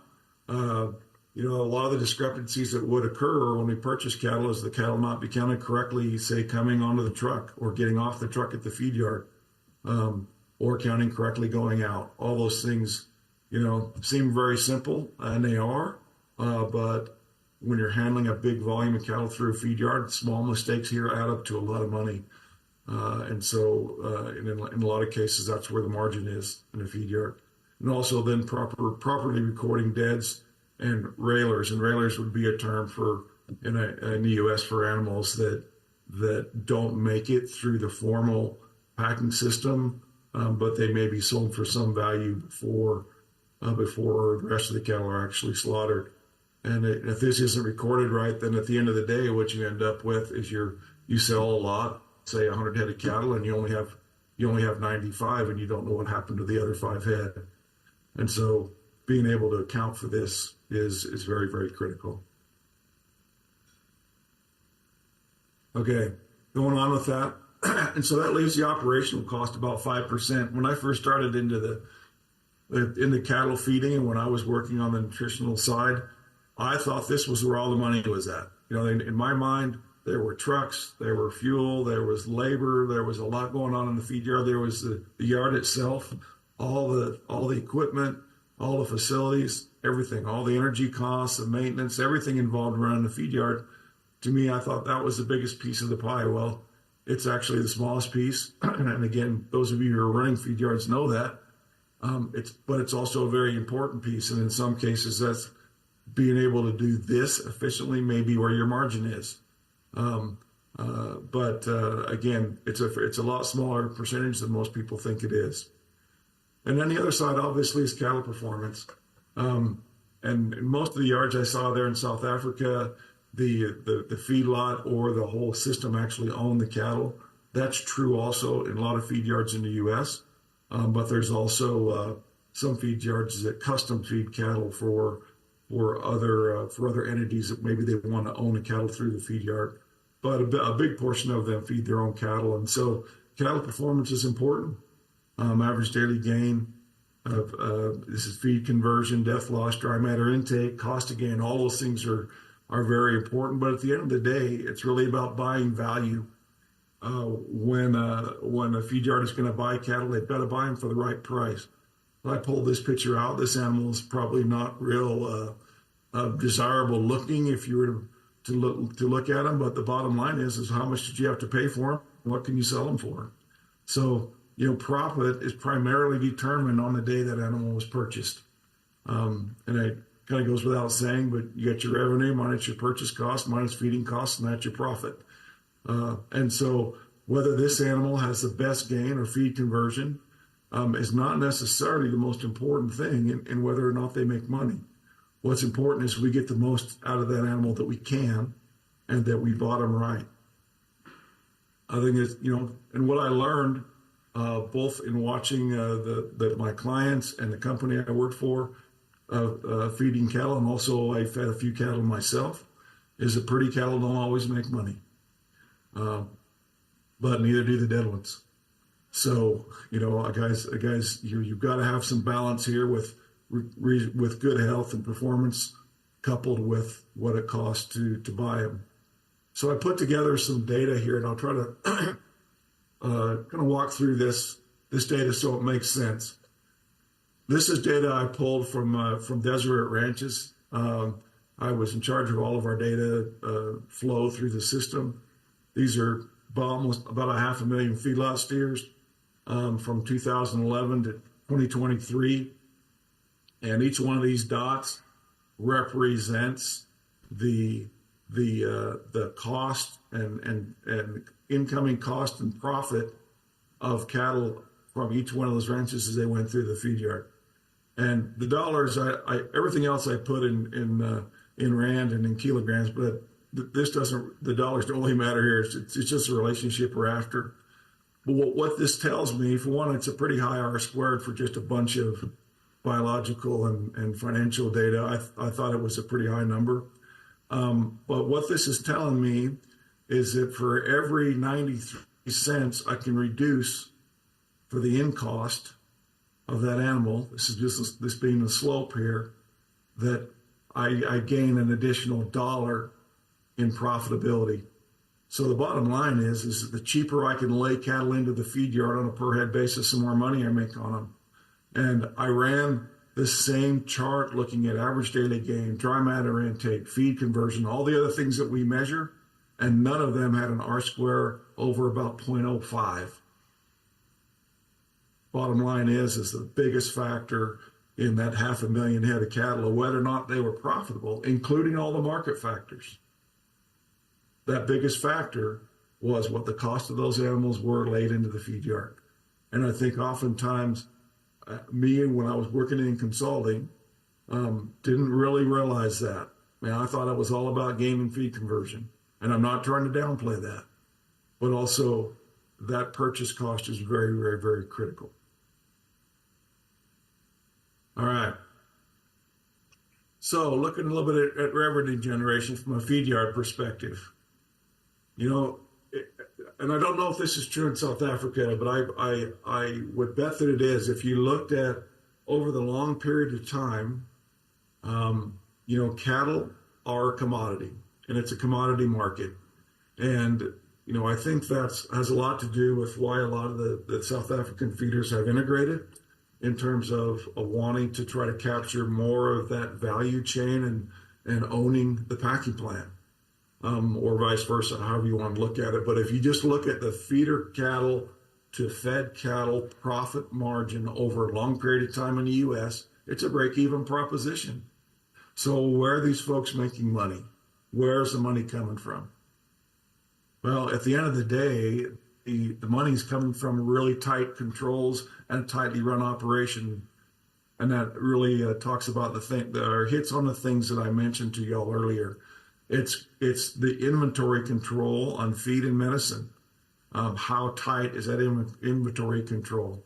Typically, and I talked to Sean a little bit about this, but I think I'm assuming you know the feed yards either have to mark up their feed, or they have to charge a yardage fee, whatever that might be. But if feed markup, then that margin is only generated if the charge to the cattle exceeds the cost of that feed plus the shrink. The same thing would be true for medicine.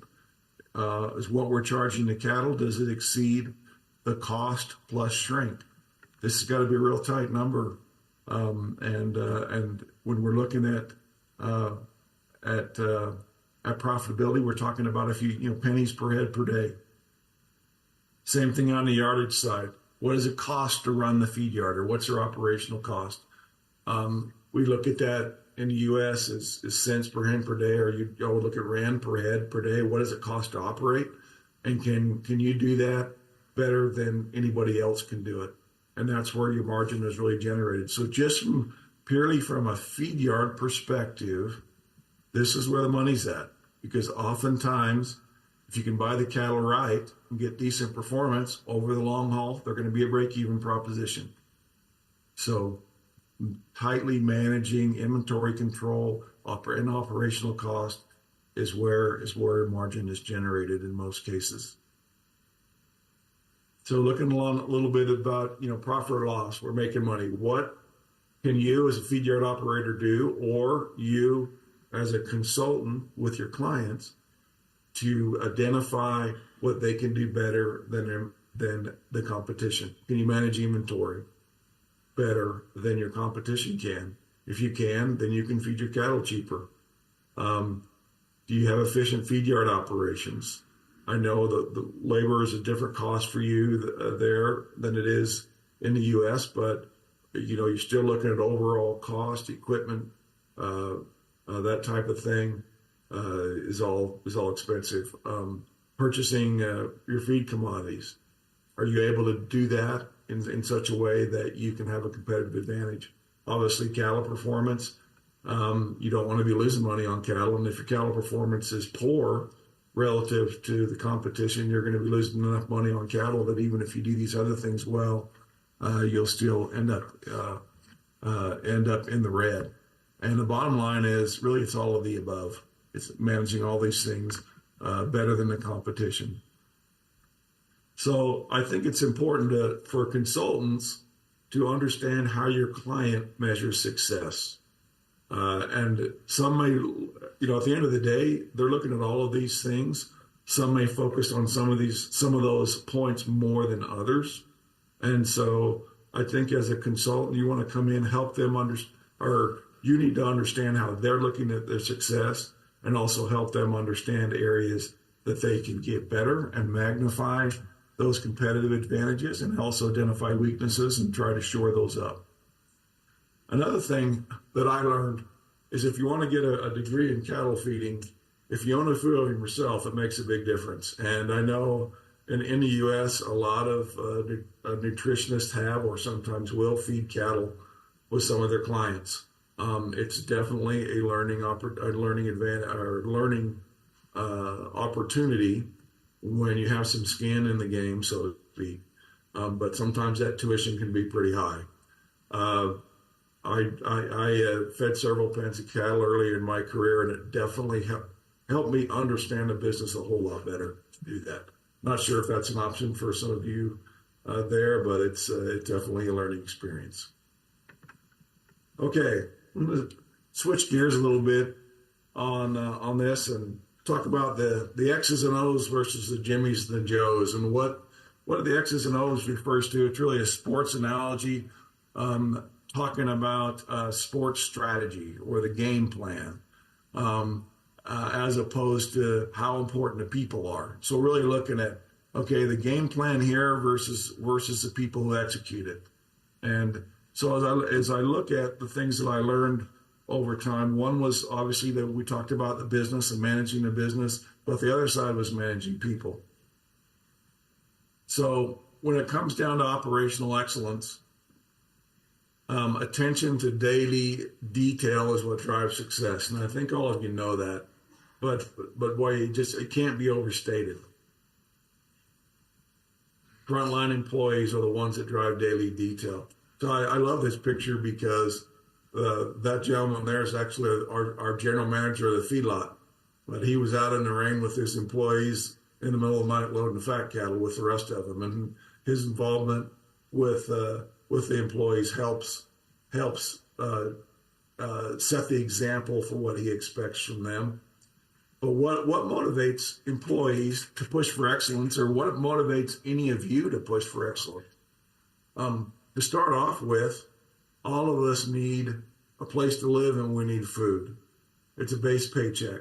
Now, I want to back up here real quick and say that one thing I did see in South Africa is that your labor situation is very different than it is in the U.S.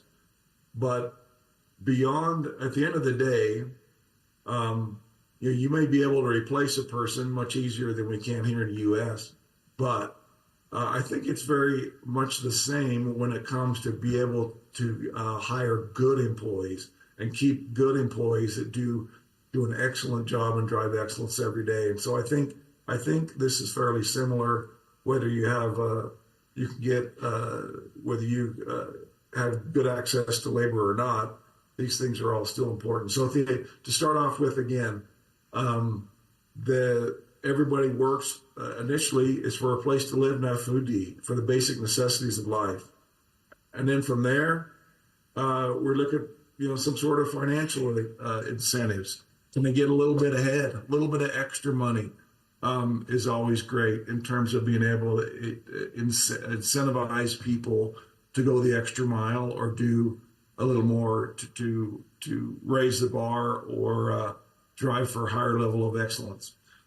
Being able to recognize those employees and recognize when somebody's doing something that you want them to do. Let them know that.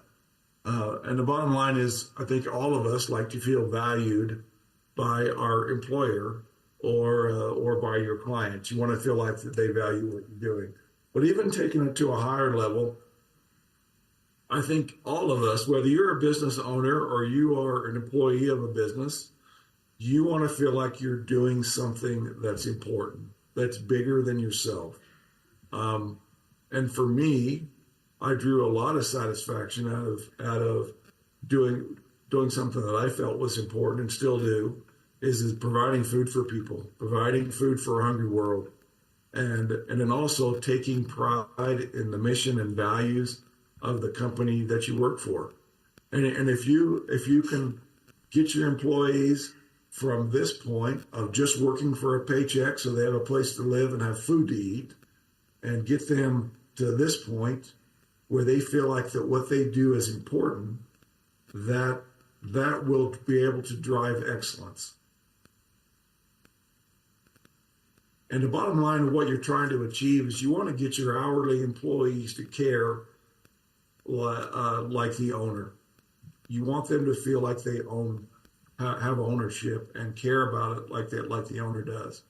So a few ways to go about this is to teach the why and not just the how. Help them understand why their job matters, not just what you want them to do, but why you want them to do it. How does it make a difference to contributing to the success of the business? How does their job make a difference in the society they live in? That's where it comes to the bigger picture, or the bigger purpose, is why does what they do, why does it matter? Well, it matters because they have an important part of food production in a society that needs good, wholesome, quality food, and that's what the business all of us are in. And helping them understand that will help them want and have a desire to do a better job and not just show up. You can also take time to show interest in individual people. That can be difficult to do when you're working in a really large feed yard.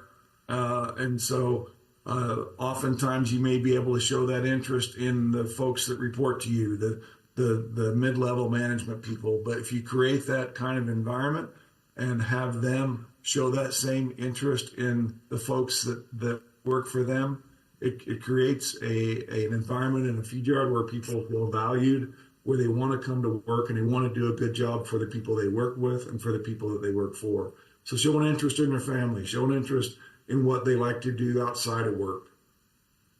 Another thing is how much you care about their safety of your employees. And actions speak louder than words. We can talk about safety all day, but if we really don't pay any attention to it when we're out doing the work, or we don't show our employees that we care about their safety by the things that we ask them to do, or the precautions that we might be able to take to keep them safe, they're not going to feel valued at work. Listen to their ideas and concerns. This can be difficult to do because you can have employees come to you with ideas that just aren't going to work. And so being able to show that you can listen to people and implement things that you can, find out what's important to them, and as you help them understand the why, I think their ideas get better, and you can help make a difference for them. And then implement things when you can. Recognize excellence. Financial incentives are great if they can meet predetermined objectives, public recognition, private recognition. And I could spend hours on this topic, and we just don't have time, but it's the people management side is really, really critical. And the bottom line is you can only be as good as your worst employee. And I certainly found that out. The worst guy in the feed yard is going to be is your weak link, and so you've got to raise things from the bottom. Okay, a little bit about science and execution. This is a little story, in humility. So we have this guy. Let's see. Sorry, I have this guy. He's 35 years old. This may or may not have been me a few years ago. He had a PhD in ruminant nutrition. He was a nutritional consultant for 5 years, and he was new to feedlot management. And the thing that was really important about this guy is that he knew everything about everything. I'm sure none of you have had this experience, but this guy, who happened to be me, had that experience. And so I happened to cross paths with this guy here, Dr. Dale Miles. And at the time, Dale would have been about 65 years old. Had a DVM and MS. He had a DVM in 1966 when I was still in diapers. Past president of the Academy of Veterinary Consultants, and later on he was in the Cattle Feeders Hall of Fame in the U.S.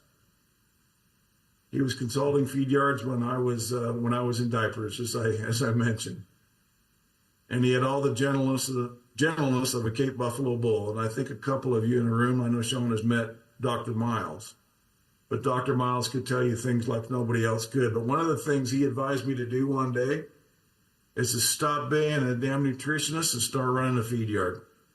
That was an interesting comment he made to me, and he did it in a very direct and in your face kind of way. And I have to admit, I was pretty offended by that.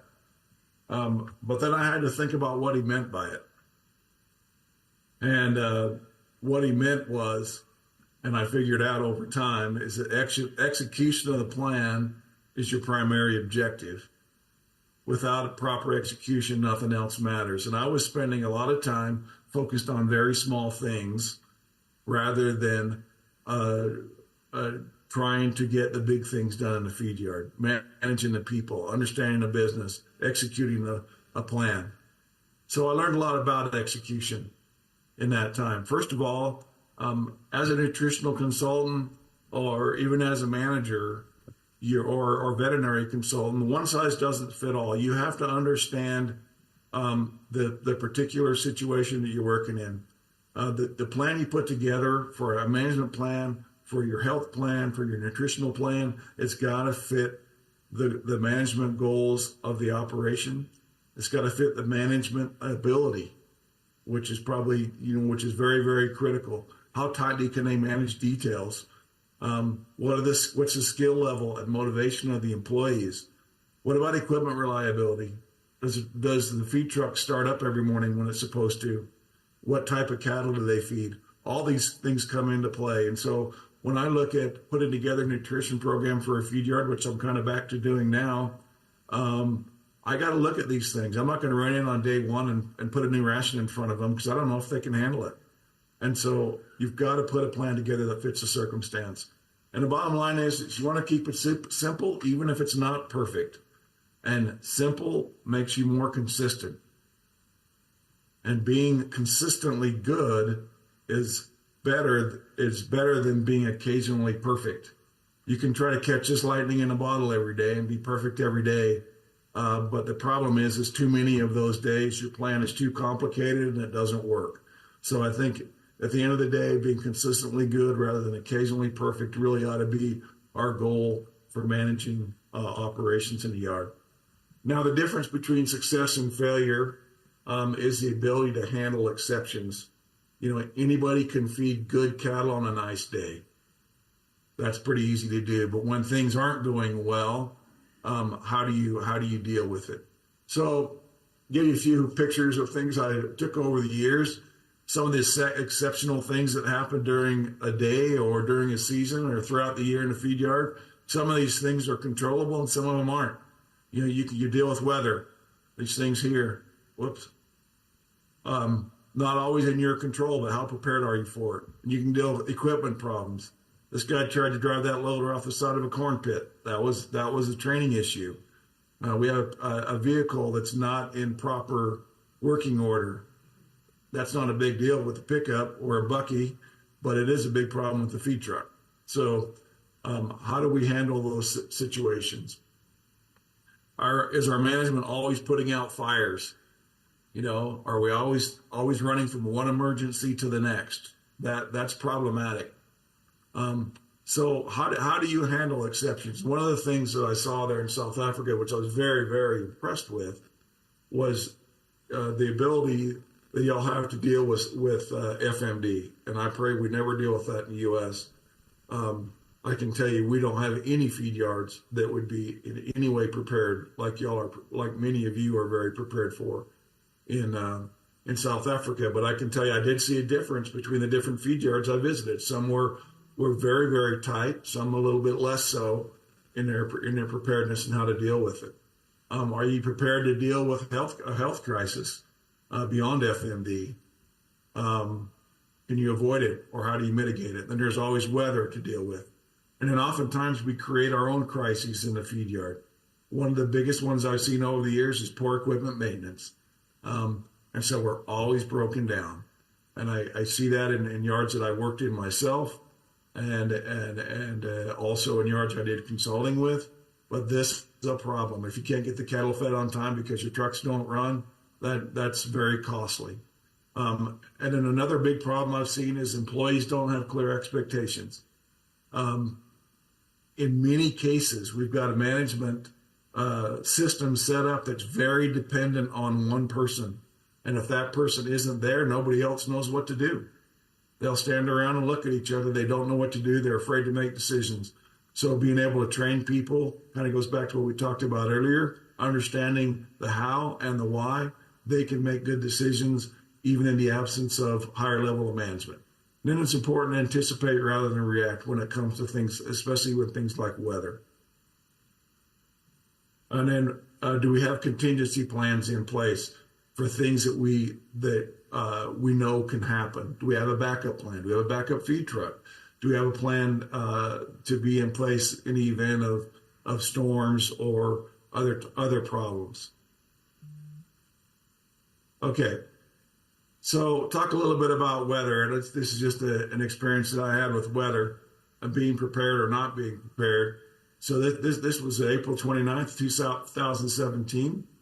And in the Northern Hemisphere, that's that's springtime, and it should be pretty nice. This day it was sunny, light winds, 18 degrees Celsius. Life's good. Beautiful day. Next day looked like this, April 30th. We were 0 Celsius, had 23 centimeters of snow with 97 kph on winds. 23 centimeters of snow ends up being with meters of snow in certain places when the wind blows like that. And you've got to be prepared for it. The forecast was vastly underestimated, the severity of this storm. It wasn't supposed to be that big of a deal. That storm affected 75% of the U.S. cattle on feed in a pretty negative way. Hit hard, it hit fast, and it hit in a time when we were expecting good weather. So I'm going to show you one picture here. I won't dwell too long, but to just give you the idea of the results of what happened in many, many feed yards. 45,000 head feed yard that I was in at the time, we lost 75 head due to that storm. Many folks in the area lost thousands. So what do you do about that? This is what it looks like after you have that kind of wind and that kind of snow. This was the main road getting to the feed yard. We couldn't get feed trucks in. We couldn't get trucks with corn. We couldn't get some employees to the feed yard for a couple of days because this was a road going to the feed yard. Okay. So one of the things I had put in place before this happened is we put seasonal restrictions on the source of cattle. I wouldn't bring cattle out of Florida, which is a very warm weather area, up into Kansas. I wouldn't bring them up there. When we started late in the fall, I was done bringing those cattle into the feed yard. We had to go someplace else. David, just to let you know, we got 15 minutes, sir. 15. Okay, thank you. I got your text earlier too, Sean. Thank you. I'll keep moving. You got to have labor available during and immediately after the storm. If you can't get people to work, it's a big problem. So we had food and some sleeping quarters at the feed yard. Unfortunately, in this case, we had some people that stayed there overnight. You got to have equipment available to be able to make things happen and get cattle fed the next day. You got to have protocols in place to be able to feed a special ration for storms.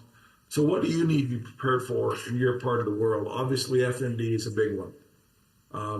But other occurrences, how can we be more prepared? So at the end of the day, the cattle don't feel the brunt of the exceptions that you have to deal with. Are protocols in place to mitigate disaster or mitigate difficult situations. Okay, just hitting on a couple of assorted topics. Talked a little bit about grain processing when I was there with some of you folks before. I did a couple of research trials with when I was in graduate school. So I'll run through a couple of them.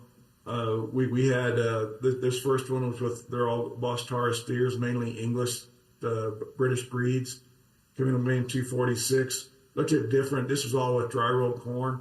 Looked at different levels of processing with that dry rolled corn. The firing corn was really, really fine. Looked like hog feed. Then we had some coarse rolled corn, which was pieces probably broke. Corn is probably broken 4 or 5 pieces. and then whole corn. The cattle were fed 2 implants. This trial was done before they were beta agonists. Didn't have any beta agonists. And then they were replaced calves all from the same ranch, but they were placed at 3 different times. Calves fed 60 days or 120 days on grass, 82% corn in the diet, 8% cottonseed hulls, and then a supplement we fed rumensin Thailand. So just to give you an idea of performance on those, you can look at the outweights and dry matter intakes and gains. You can see the cattle ate the higher. They ate more of the coarse rolled grain and gained a little bit better. But when we looked at the feed efficiency, this is in terms of feed to gain, was best for the whole corn diets. Interestingly enough, we had higher levels of starch going through the cattle that were on the coarse and whole. This would have been in the manure. We had greater level of starch disappearance with the fine ground corn, but we didn't get better performance with the fine ground corn. And I think one thing that pointed out to me was that maximum starch digestibility does not always provide the best feed efficiency. Another thing in this trial that became evident is that age can also be a factor. As we broke this down between the calf fed and then the calves that went on and were a little bit older when it came to the feed yard, it indicated those calf-fed steers got along pretty well with whole corn. We actually had better performance with whole corn on the calf-fed animals. Just something to think about. I'm not a big proponent of feeding whole corn, but in the right classic cattle, it can be beneficial. Similar trial, but we looked at with high moisture corn, and also these cattle were a little bit bigger coming into the feed yard, and they were really growthy continental cross steers on feed for 130 days. We had the fine rolled, medium rolled, and coarse rolled corn, and then we also ground corn through a hammer mill. These were the difference in the micron sizes of the particles. Also, one thing that we noted as well is that the standard deviation on the size of the particles was greater as we went from finely rolled corn to coarse ground corn. And so thought being at the end of the day that we felt that maybe there's an impact of having more particle size variation, which I'll show you the data here in just a second. So same concept, 2 implants, no beta agonist, pretty high level of corn with alfalfa hay as roughage. So in looking at this trial, the biggest thing that jumped out at us was the average daily gain in feed conversion. Really, you saw that as the material was coarser and also as the particle size distribution was greater, we saw better gains and also better feed efficiencies in those cattle. And again, in this trial, we saw that total starch disappearance was not indicative of animal performance. And we felt like that particle size variation may be advantageous. Part of that being that we're spreading out the fermentation a little bit in the rumen, and also getting a little bit of starch to the small intestine, which is energetically a little more efficient. Okay, different topic. One of the things I dealt with when I was looking at wet byproducts was the variation in dry matter. Is really, really critical. And probably the most important thing you can manage in the feed yard is water or dry matter variation. So being able to take a daily dry matter samples, especially if you're feeding any wet byproducts, is really, really critical. Or if your dry ingredients are exposed to weather. Ration content and dry matter can be changed very, very dramatically. I just ran a few numbers. If you look at a change in like an increase in moisture of your corn chop by 2%, which it wouldn't be hard to do, especially if it's exposed to weather or any other factors that can change your dry matter, that will reduce your dry matter delivered to the bunk by 1/4 kilogram or 2.3%. That can cause a lot of problems. That kind of variation in the feed bunk can cause a lot of problems with digestive issues. And ration variability, be it in content and volume, decreases average daily gain and results in poor feed conversion. This is a study that I found that showed that, as well as that's my personal experience. And what ends up happening is we we end up increasing the roughage level as a safety net. What that does is it increases our cost of gain and gives us poor feed conversion. So managing moisture and moisture variation in the feed yard is really super, super critical. All right. Be the last point I get to. So when I looked at value of gain versus cost of gain, and I want to show you a little bit, this is kind of what's going on in the U.S. right now. We look at the beef cattle inventory since the 1920s. Our cow numbers right now are down to the lowest level they've been since the early 1960s and late 1950s. And so it has resulted in record high cattle prices. They're actually even higher this week. I ran these numbers last week, so these numbers are even higher. But we're looking at 135 a kilogram carcass weight, rand, 135 rand per kilogram carcass weight. Our corn supply is pretty plentiful, so our cost of gain is about of 44 rand per kilogram. This ratio between these two is historically high, it's 3 to 1. So we'll talk a little bit about what that means real quick. What that has led to is that people in the U.S. are feeding cattle a lot longer. So I ran a trial. I actually ran 3 different trials. I'll just share one with you. We put cattle on feed at 200 kilograms. You saw cattle look a fair amount like a lot of the cattle that come through the formal sector there in your part of the world. They were implanted twice. We sorted the cattle at 260 days to have equal weights on the treatment, and all the cattle were fed Experia, which is for the last 35 days would be similar to Zilmax. It's not quite as strong a molecule. And then we harvested these cattle over multiple different harvest days from 21, 42, 63, and 84, and 105 days after this initial control period. So we fed cattle again as long as 105 days past this 260-day mark. So they were on feed a long time. You have no idea what these cattle look like. They got pretty big here at the end, but these are kind of a 3/8 Brahman crossbred cattle out of Florida. I think it was highly significant on 2 points here. One was the carcass weight. Bottom line is that these cattle gained 3/4 of a kilo a day from that day 0 or control group all the way out that extra 105 days on feed.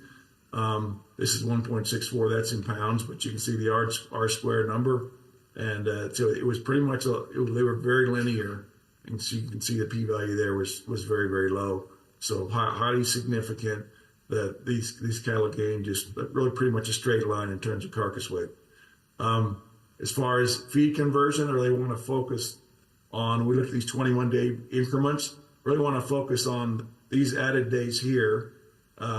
As a whole, obviously the feed conversion got higher and got poorer as we went. But let's kind of focus on this, and I'm going to run some financial numbers for you here and kind of compare a scenario in the U.S. versus some numbers that Sean was able to give me looking at what's going on in South Africa. So if you look at a carcass gain of 3/4 of a kilo a day, a carcass price, it's at 144 rand. I put a yardage charge of about 12 rand. This is our ration price. And I used a feed to carcass gain ratio of 12 to 1. That was kind of an average of that whole period, the whole 105 days. And so when you run that through a calculator, what you come up with is for every dollar that I spend on feed and yardage for that animal, I'm getting $1.66 back in carcass value, or you can look at that in terms of rand. It doesn't matter. It's just a ratio. So that's a pretty good investment. We can feed this cattle a long time and we're still making money. So I ran this looking at the South African scenario, looking at your carcass price. I assumed your yardage would be a little bit lower. Your ration price is a little bit lower, but your carcass price is a lot lower. And then I looked at it as an 8 to 1 ratio because early in that feeding period, that's where it's at. And so you're using the same calculations at 8 to 1, you're still looking at a 1.54 to 1 ratio, meaning for every rand it costs you to feed that animal longer, you're getting a rand and a half back. Pretty good investment. And that's one thing I noticed. I think Not to suggest you would feed cattle as long as we do in the U.S., because I don't think it would make sense to do so, but it may make sense to feed cattle a little bit longer than you are, based on this data. And Sean, I got more we can run past you, but I think we're out of time. So, David, thank you very much. Thank you for getting up early in the morning in Utah. If we can give David a round of applause. I appreciate it. Great opportunity to visit with y'all. Yeah, and if you've got any questions, I've got his number. He's actually a rhino expert as well. He got the opportunity to go and feed orphan rhinos on the Saturday because Delta Airlines forgot to come and fetch him and everybody else that was supposed to fly out. But David, take care. Thank you. And we'll see you real soon. Take care.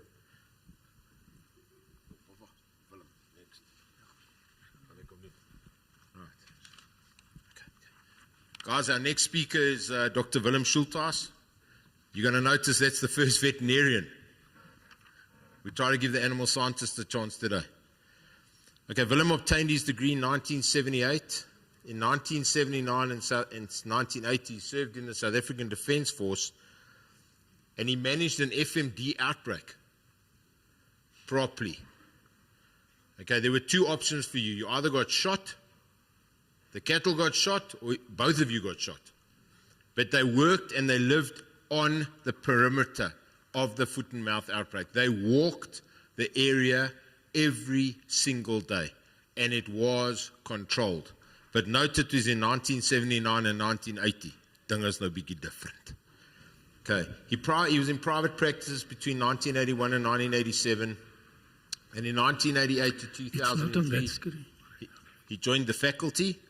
And in fact, our first encounter as students was with Willem when we had our feedlot slaughter project. We actually took him out for dinner from all the money that we made. He taught undergraduate students, he set up a nutrient lab, he taught graduate students, and he obtained his M.Ed. Vet in reproduction. He's performed contract research for Sasol and Samancor on the issue of fluorosis. He's been an expert witness in 4 Supreme Court cases. He joined the pharmaceutical in 2003, and most recently, up until his retirement in June 2024, he was a business unit manager at SIVA. He now has a company called Schulthas Consulting, so anybody can give him a call and he'll come and help you. And his special interests are the relationship with nutrition, fertility and the immune system, farming system efficiency, and regenerative grazing and improving profit per hectare. Willem, the floor's all yours. Thank you, Sean. It's indeed a great pleasure. Thank you for the opportunity to address you. I feel a bit humbled because I don't own one bovine. I don't own 1 square centimeters of agricultural land. So whom am I to give you any advice? But as somebody said, the top golf players, and I don't play golf, they have coaches, and if for example, the example that I used a lot, if Tiger Woods competed with his coach, who would win? Of course, Tiger Woods. But why does he use a coach? It's bizarre, and he pays the coach quite good. But nevertheless, Sean asked me to elaborate on whether imidocarp is still relevant in beef feedlots with a long withdrawal period of meat. And I thought, rather than being very narrow on the issue, I'd give you some insight into red water, because I think that is one of the most confusing diseases in this country. And the simple reason is because the epidemiology or the circumstances under which these red water outbreaks occur differ in each and every case. It's never the same, and it's always a surprise, always. It's never predicted. So, without further ado, this is where the feedlot buys from cattle. These maps are quite, not very old, but you'll see on the left the African red water, and the areas in red is where there's lots of ticks, the blue tick. And the blue tick is the vector that transmits the organism of red water to the cattle. On the right, you can clearly see where Pilansberg is, where it's red for Asiatic red water. And when I was in practice in Rustenburg, we had quite some outbreaks in that area and the marginal areas. And then also the Eastern Cape and the northeast of Limpopo is very ideal for the tick that transmits Asiatic red water.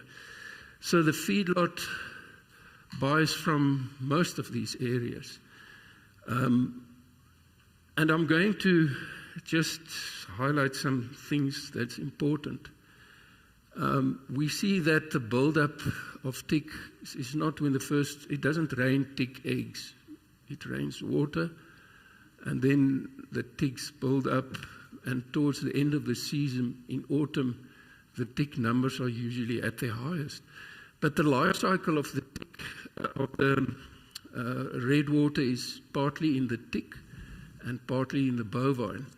And as these cycles, and it's usually, Fafa can help here, it's usually when everything is idle, it's about 50 days along the life cycle. So towards the end of the season in autumn, there's been many cycles in the tick, and that makes the red water more virulent. What is also important to note is that the tick, when it attaches and it bites, it's the larvae, the little one you can barely see with your eyes. Then it transmits what they call a sporozoite.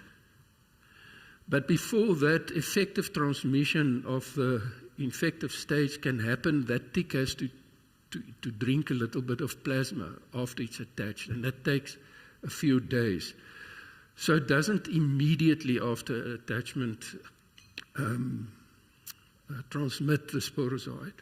So that time is something that we often lose out of sight. And it will become evident why this is important just now. So the virulence increases, and that's why we have towards the end in autumn, and probably if we haven't had frost by now, which wipes out most of the immatures, the larvae that transmit the disease, and then also for African redwood is the nymphs and the adults, but in particular Babesia bovis that transmits that's transmitted by the larvae ticks. So you see more outbreaks, and the risk is higher in autumn. So the objective is to help you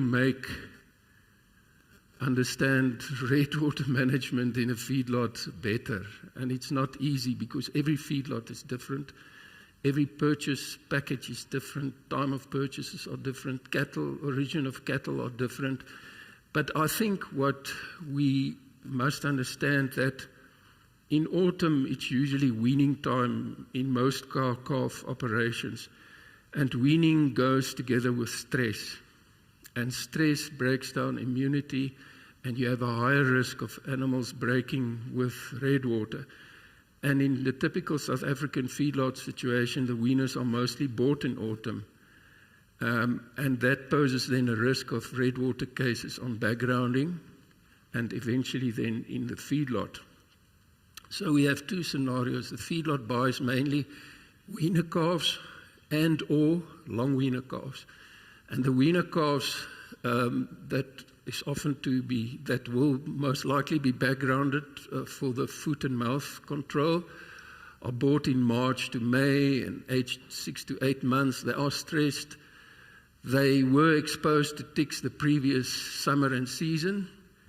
And you as a feedlot manager would like to know whether these animals that we buy have an immunity against red water, yes or no.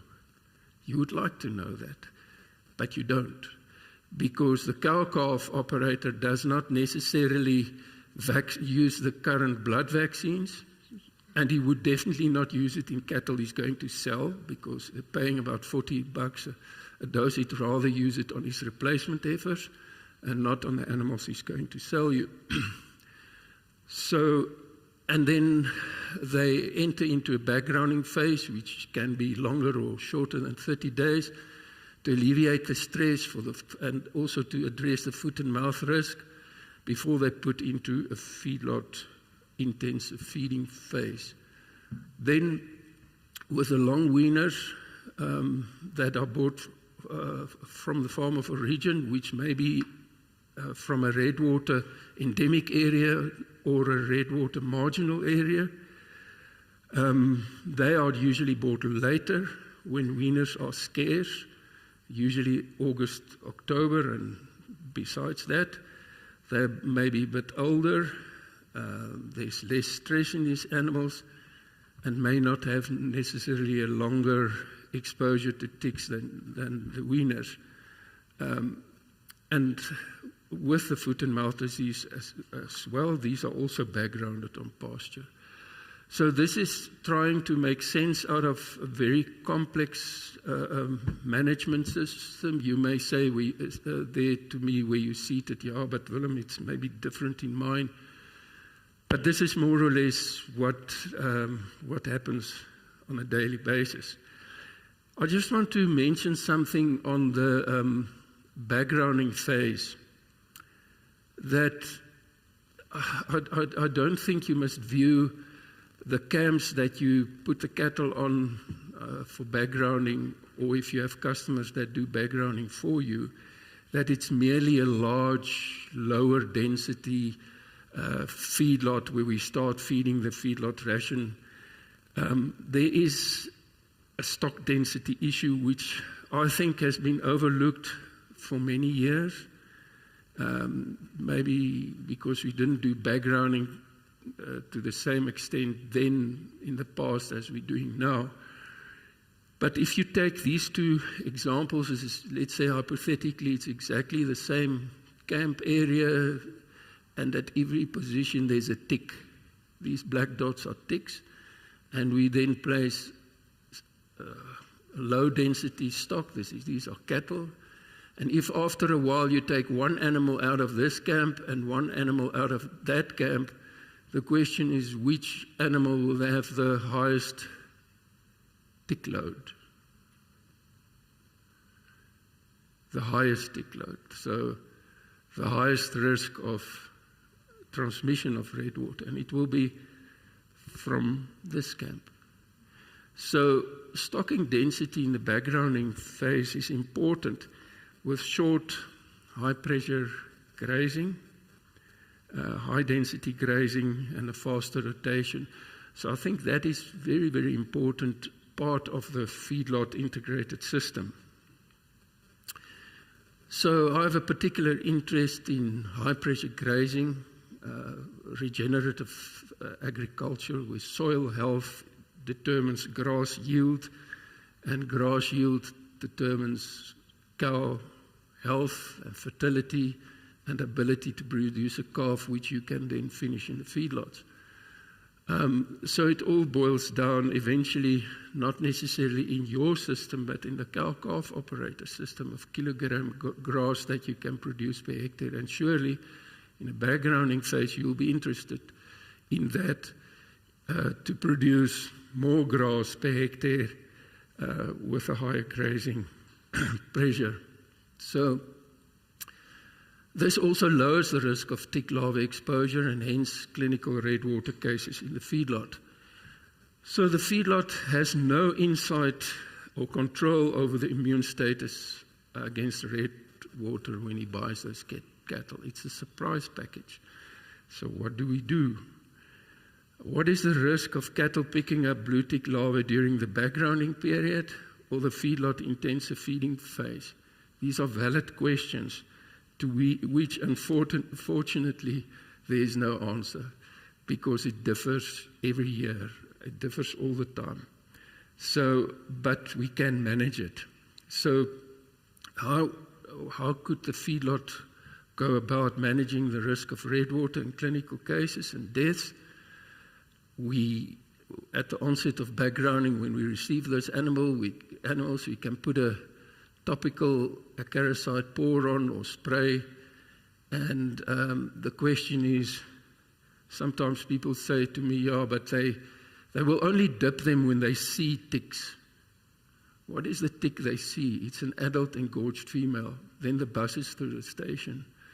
It's the larvae that transmit redwater, Asiatic redwater already. You can't see them. So I don't think you can say, I'll only dip when I see cattle in the risk period, and also taking into account where they come from.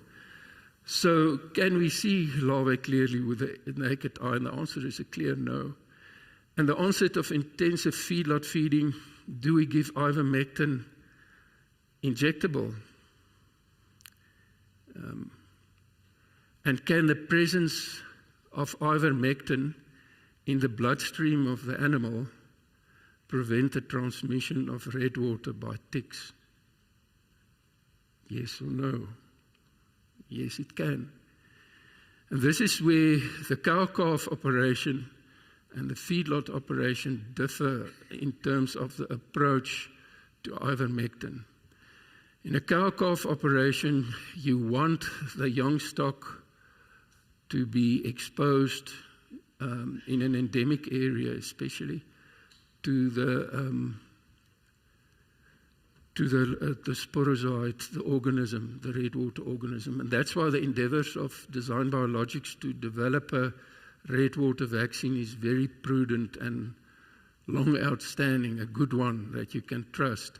Because at the moment,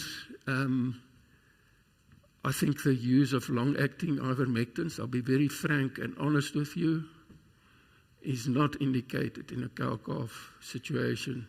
Ja, maar dok, as ons dit nie gebruik, dan dra die blou bosluise my beeste weg. We can discuss that for a long time. But in a feedlot situation, it will definitely prevent transmission. But we want transmission in young stock in a cow-calf operation. So the metaphylaxis against redwater, when do we start? Do we start when we see the first cases? Do we start rigidly according to a calendar month, let's say in October? And when does one stop? Is it really after the first frost? I believe so. And there's two active ingredients available on the market for metaphylaxis or blanket treatment of risk animals for redwater. It's the minazine, 5 ml per 100 kilogram, and the imidocarp, 1 ml per 100 kilogram. And they differ in their meat withdrawal period. For the imidocarp, the imidox has an 80-day meat withdrawal. So in the light of that uncertainty, SIVA did a withdrawal time study, because the withdrawal times that were given on the package insert was for a 2.5 ml per 100 kilogram dose. And here I just want to share with you my frustration with the lay language out there. They call the 1 ml per 100 kilogram the treatment dose, and they call the 2.5 milliliter per 100 kilogram the preventative dose. And the reason why that nomenclature is adopted is because the 2.5 ml give you 4 and 8 weeks respectively for Asiatic and African redwater protection, whereas it's not so clearly known for 1 ml per 100 kilogram imidox. So there was no, all the withdrawal periods, both for meat and milk, were based on a 2.5 ml. But it was also registered for a 1 ml per 100 kilogram, which I said is the treatment dose. But now we do metaphylaxis, so we say, ooh, this must be preventative, so we must use the 2.5 ml. But now there's a 213 new meat withdrawal period, so we cannot use imidocarp at that dose in the feedlot, and you should never do it. So that's why we then went and did the study to determine what exactly the withdrawal period was. And courtesy of Karen Beef and Dirk Verwoerd, who helped with this, and my colleagues Hannelie Silvier and Dudley Gradwell, we went ahead and did the study with them. And here you can see the maximum residue levels in edible bovine tissue. And it's basically the withdrawal period is based on 4 key organs that are edible by people. So you can see there clearly the kidney and the liver have the highest maximum residue level, and the muscle and the fat the lowest. So these are the guidelines against which we then measured the withdrawal period.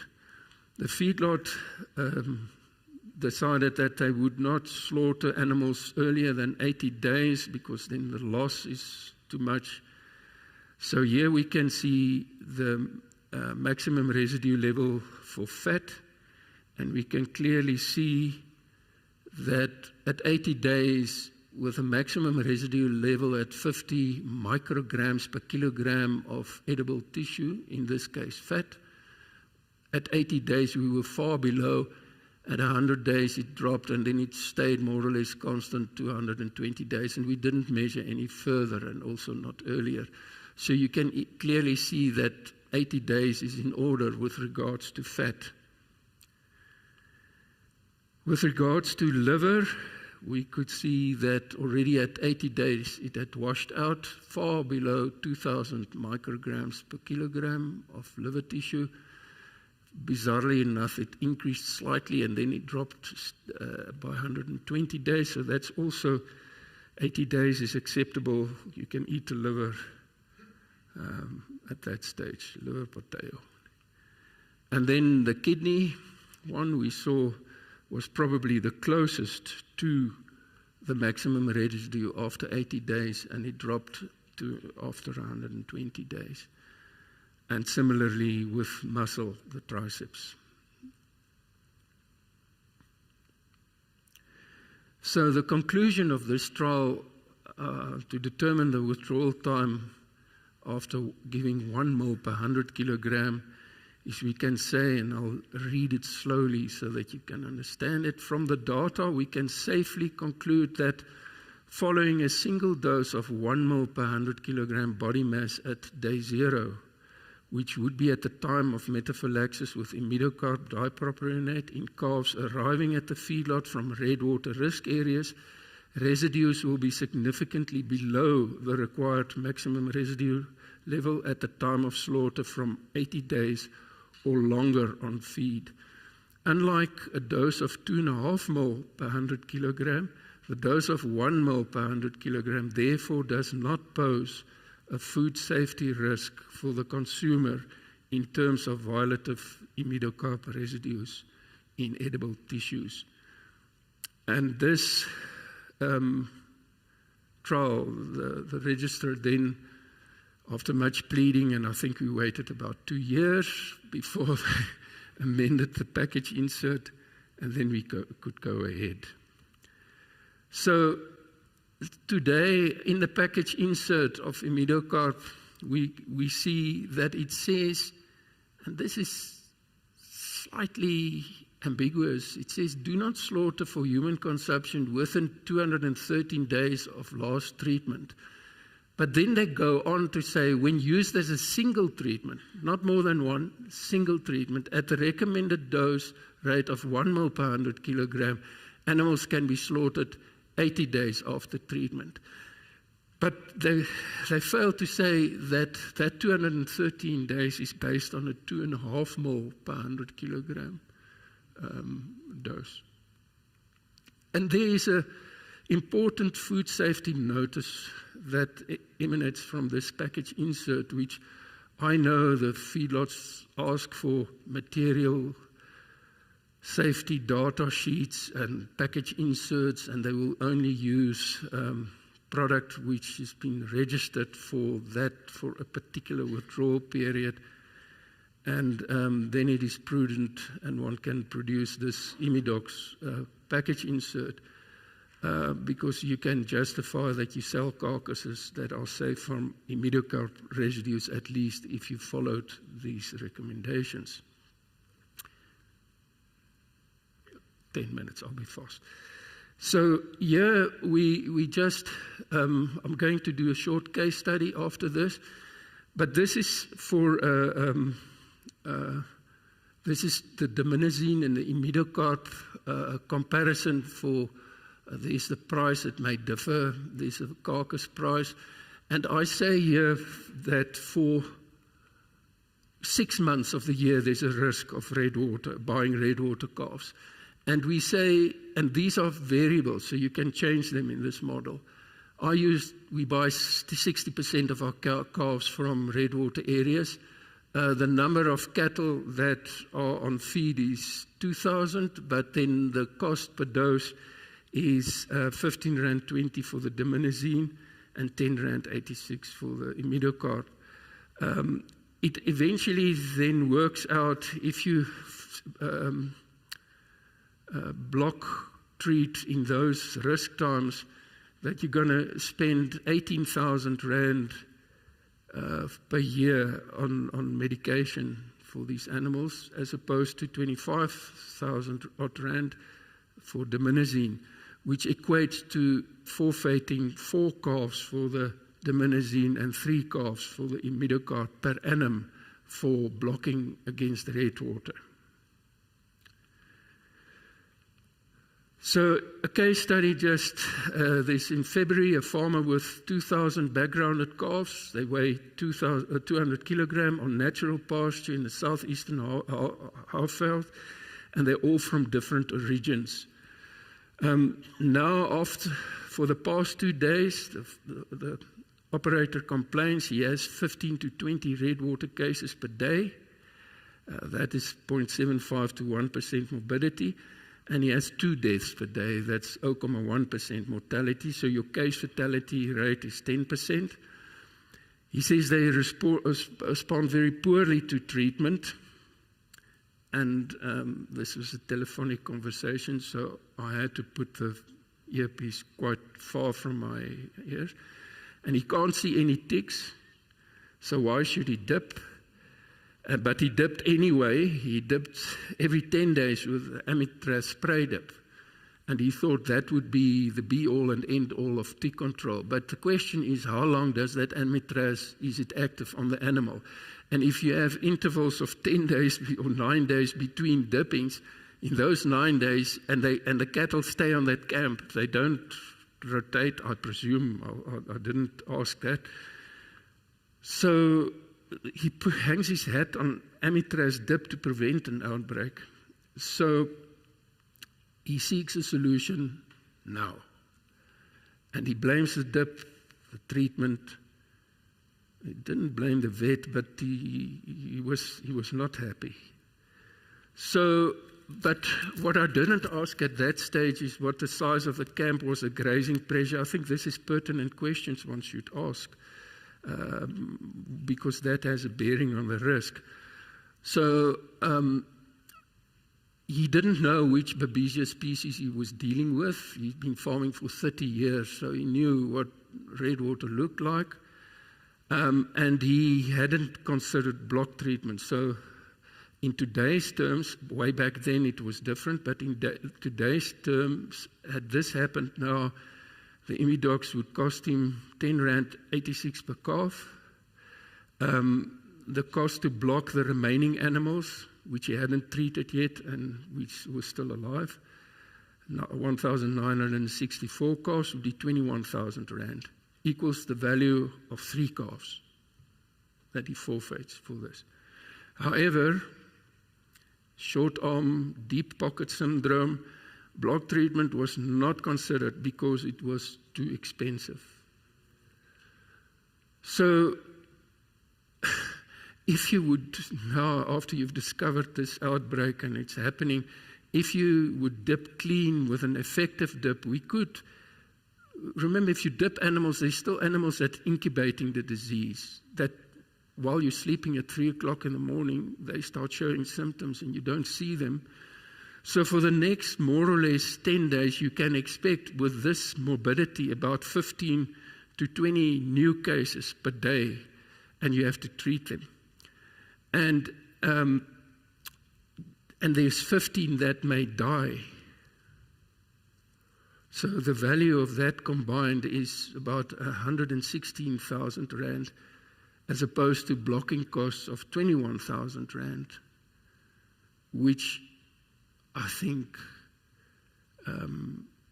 it makes it clear what the decision must be, is that for every rand in this situation that we spend on chemoprophylaxis in a responsible way, we can prevent.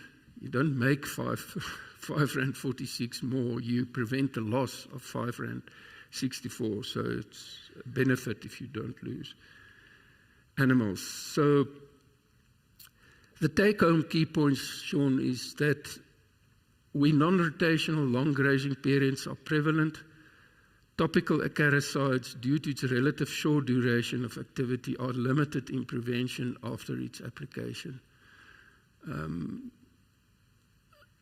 Also, high-pressure grazing and fast rotations will lower the risk of red water outbreaks. But don't get me wrong, I don't say you must do this and never use imidox as a chemoprophylaxis, because you want that safety net. Consider strategic blocking based on the season and origin, and I can't be prescriptive to you in this regard, because every situation and every feedlot differs. Then we must consider the benefit, fewer deaths over cost. We must block treat at the start of backgrounding or when entering the feedlot, and I would say do it at the start of backgrounding if the risk of picking up ticks in the feedlot is minuscule.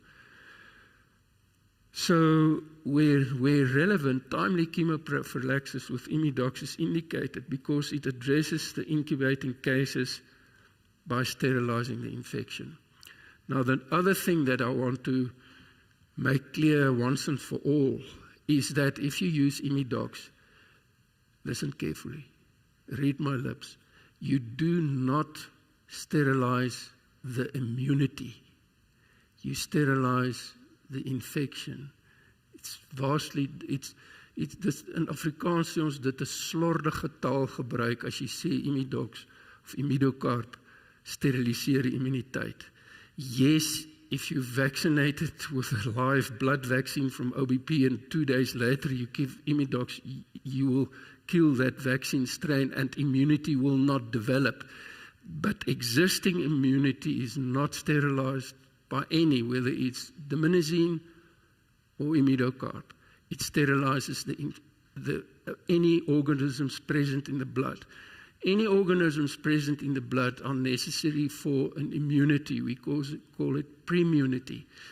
But Bock and the authors at the CSIRO with Albertus de Vos, they did the most insightful paper on babesiosis that I've ever read. And they say clearly that once an animal has obtained an immunity from field strain exposure, and you should sterilize the organisms, it will still maintain that immunity for another 4 years. So you can use the imidocarp with a smile and don't worry. Any questions? Thank you.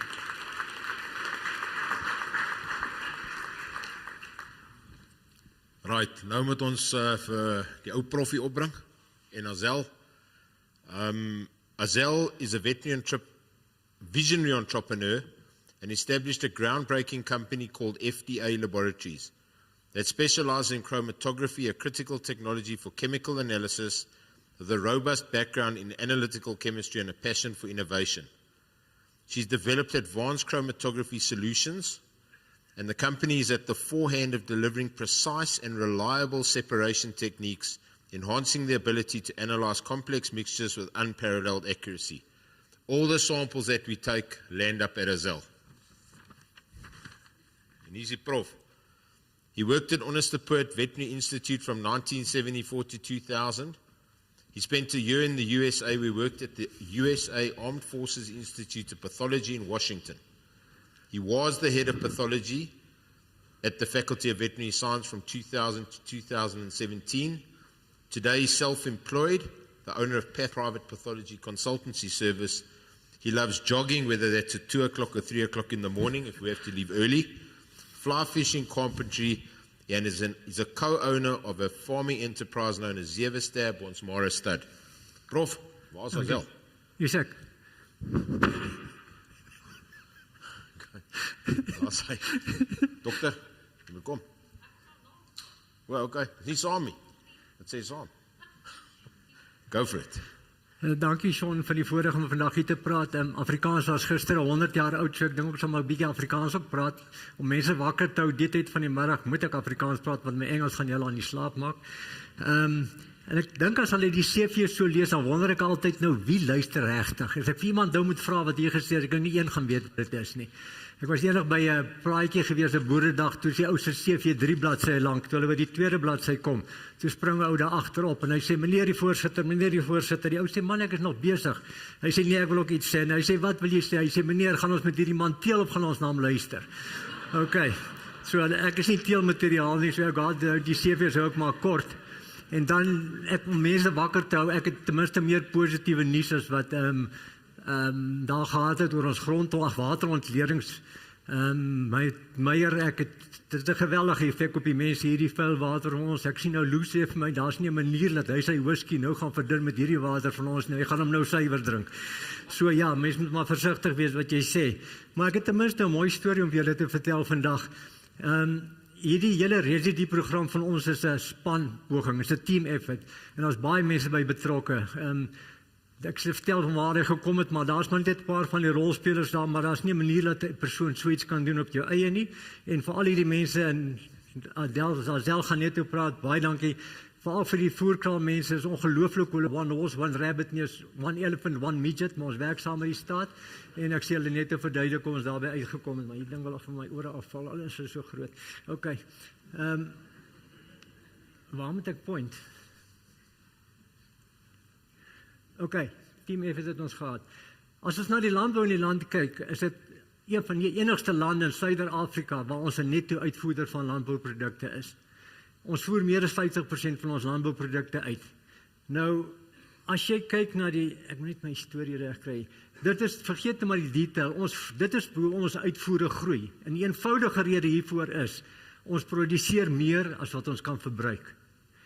En as ons na die rooivleisbedryf kyk, en ek gaan daar naby uitkom, dan produseer ons 'n produk van 'n baie hoë kwaliteit, maar die meerderheid van mense in die land kan dit nie bekostig nie. Dis baie krities. As ons so 'n oorsig gee van die rooivleisbedryf in Suid-Afrika, geweldig siklies, kyk net die pryse wat dit nou is, die pryse wat dit was 2 maande gelede. Ons het ons speenkalvers nou verkoop, ons het R1000 mee gekry wat ons gekry het as ons dit 2 maande gelede verkoop het. Kyk wat se karkaspryse nou, maar die voerkraal die abattoir wat ek hierdie week was dit so amper R72 gewees, 'n ruk terug was dit R55 gewees. Ons het buffers nodig binne die bedryf om 'n stabiele mark te verseker. En een van hierdie buffers is die uitvoermark. Of jy dit wil glo of nie, sonder die uitvoermark gaan die rooivleisbedryf in Suid-Afrika nooit tot sy reg kom nie, en 'n groot persentasie van mense gaan uit die mark uit verdwyn.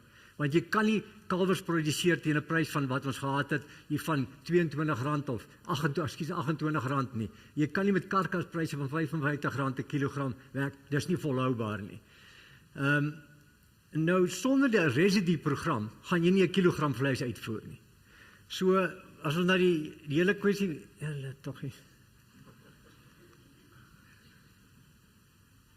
Ek het nou gedruk wat jy sê ek moet druk. Nou sê, ok, ek het gesê dat ek by 'n vorige vergadering, so ruk terug was ek by 'n vergadering wat bygewoon is deur die groep verteenwoordigers van United Emirates, van die klomp daar in die Midde-Ooste. En hulle het kom kyk in ons land, wat is die produksie, wat is ons fasiliteite en goed, om te kan uitvoer na hulle toe. En hulle was veronderstel om by hierdie voerkraal, en ek het by hierdie abattoir, en ek het die reg om hulle naam te gebruik, dit is Kavalier gewees. Hulle sou 2 dae daar spandeer het. Na 1 dag, nie eens 'n volle dag nie. Toe sê hulle vir die abattoir bestuurder, Mario, hy sê ons wil 'n vergadering hou. En Mario skrik hom dood. Hy dog daar's nou 'n probleem, en ek sê vir Mario, ontspan die boude. Jy kan sien hierdie manne se body language is okay. En hy vra toe vir hulle, is daar a lot of non-compliances, and what's the problem? Mario skakel dadelik op die agtergrond, en die voorsitter sê daar vir hom, wat ons net vir jou wil sê, is ons het baie plekke in hierdie land al besoek, in hierdie wêreld besoek. Hierdie is van die beste, indien nie die beste fasiliteit wat ons nog besoek het nie. Julle het 'n uitstekende produk, gebruik die geleentheid, want ons wil graag by julle koop. Maar daar's twee dinge waarna julle moet kyk. Dierewelsyn en voedselveiligheid. Dis die twee goed wat vir ons belangrik is. Animal welfare en food safety. Goed, as ons nou kom, een van die faktore, is dit tog nie, moet ek hom na jou wys? Ok, toe ek nou gister, ek was op pad onderste poort toe, toe dink ek, om 'n postmortem te gaan doen, toe dink ek, as ek praat van residue, gaan die mense weet wat is 'n residue. Nie aanvaardend mense weet wat dit is. So as ons dit daar lees, ons lees hier in Engels, residues in meat products refer to substances that remain in meat after an animal has been treated with drugs, such as antibiotics or growth promoters.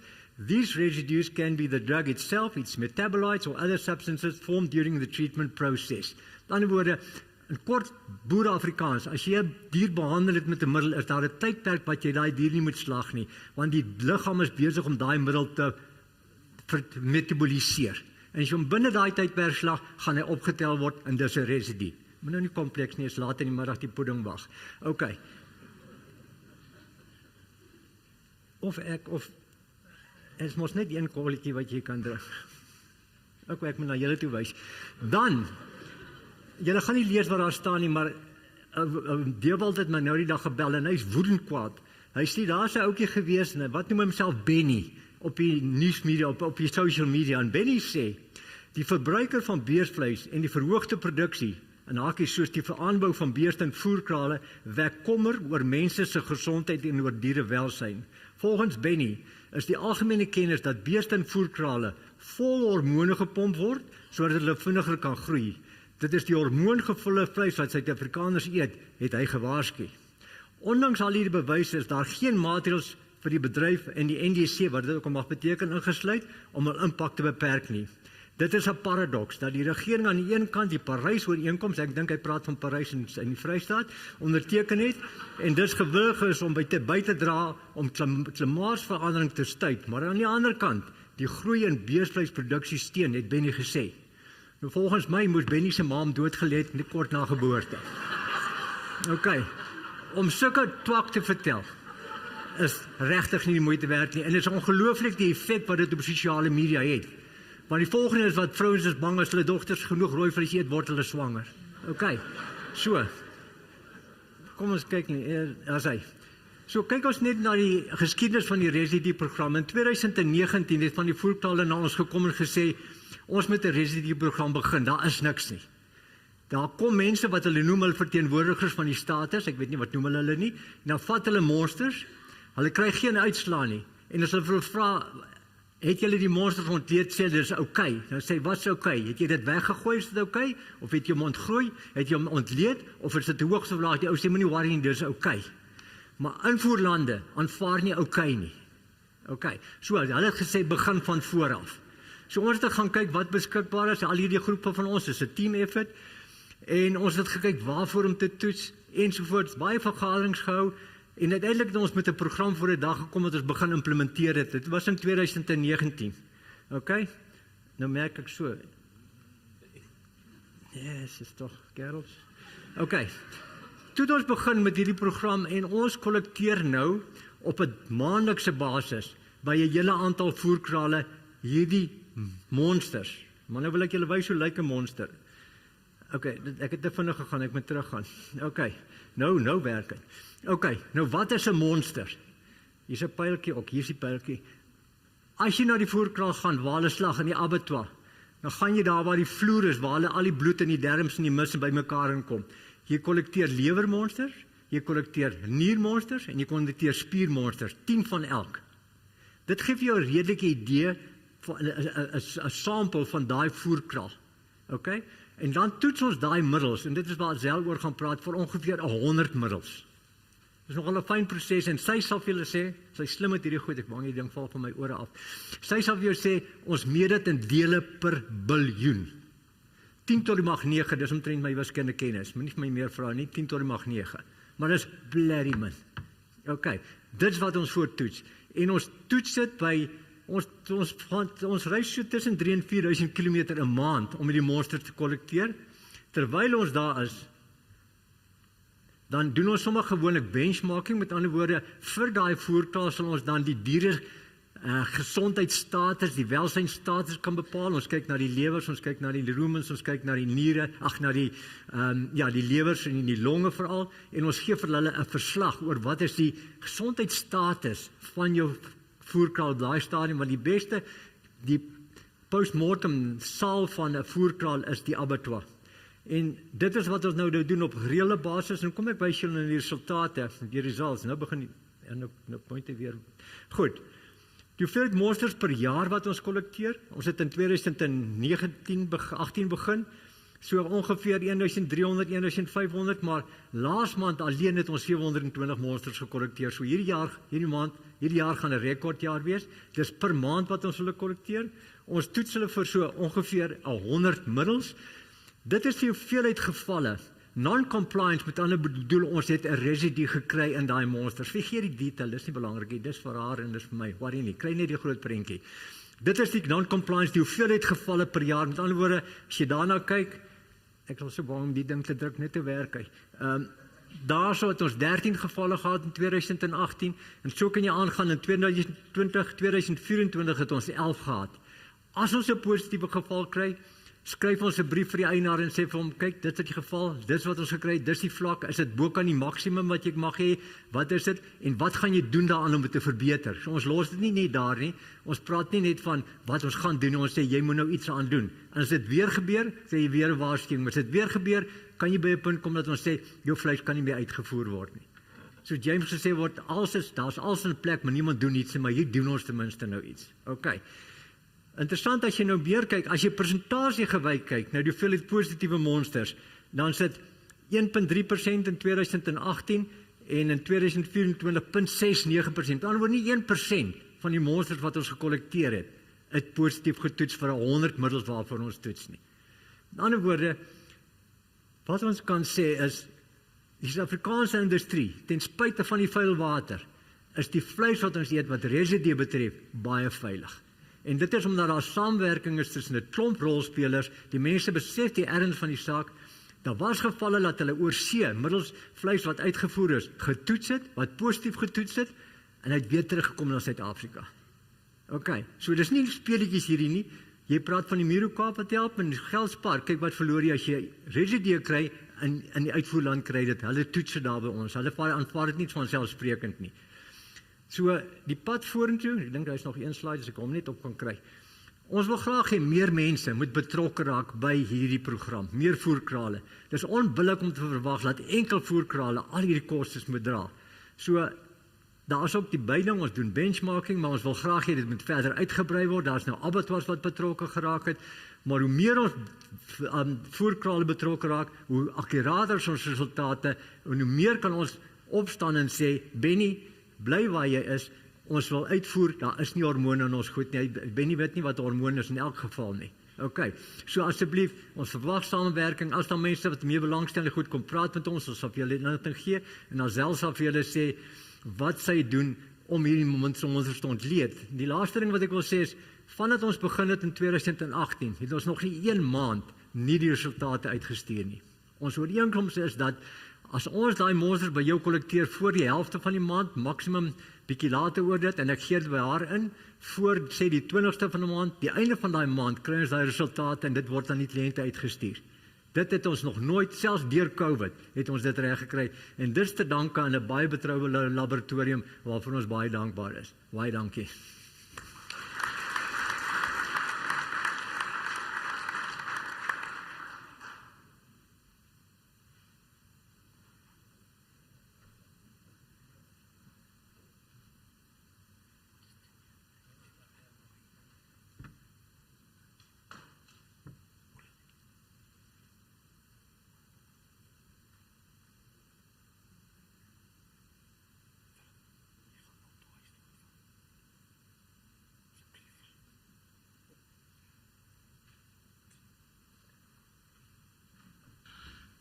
Thank you very much. En yes, Leon, plaas het my gesê ek kan Afrikaans praat. Dit sal vir my soveel makliker maak.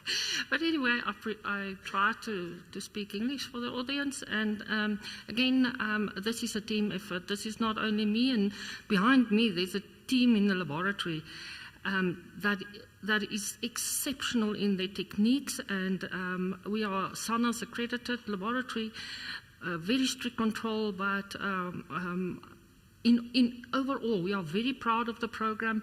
We have had very good feedback internationally for the program. And today I just want to give you a little bit of feedback on how the program was designed, what was taken into account, and how do we get 6 years later with a program that we can all be proud of. So if we look at the veterinary drugs, we have three main categories. We look at the pharmaceutical substances, then we look at the environmental chemicals, and then we look at the general contaminants that can also be present. So although as a feedlot, you might only think that it's the pharmaceutical substances that's important. There we have the categories of antibiotics and the parasites, the growth promoters. The growth promoters and the stimulants is not the same, but sometimes in the literature they are mixed. But in general, the categories is the steroids, the beta agonists, the corticosteroids, the growth hormones, and don't forget about all the insecticides that's also used. This program that we do also include environmental chemicals, that is pesticides or insecticides from silage, grain products. And then we've also heard about the microtoxins, and for the control of microtoxins, fungicides is used, and all of those products can end up in the end product or the meat in the end. Another aspect is the contaminants. The contaminants come from the food safety side, and that can be packaging material, that can be any sterilization process that can add to contaminants. And what I just want to indicate is that the latest trend in Europe and also in the US is the PFAS contaminants. It is called the forever chemicals. It is a group of about 150 chemicals that has always been there 50 years ago, but suddenly they have now found out what is the detrimental effect of these chemicals in the human body. So the laboratory have developed the PFAS method for water. It is the validation is done. We are busy with validation in meat and meat products, and we anticipate that the export market will soon require PFAS to be put on the program. We also have the colorants that is more in your processed food. That is not part of the current export program because we don't export the processed meat at this point in time. If we look at the health and operational risk, the health risk is well known. The allergic reactions, the resistance, the disruption of the microbiota, the toxicity and the interference with the endocrine disruptive system. The interference with the endocrine disruptive system is getting a lot of attention internationally, but I think in the porcine industry we know very well that zearalenone causes reproduction problems, and that is quite known. So all these chemicals can have a profound impact on the food safety.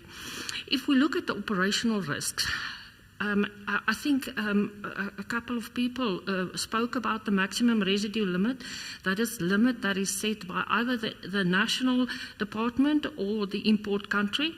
And if that legal limit is over if the residue detected is over the legal limit, the meat can be rejected or the product can be rejected.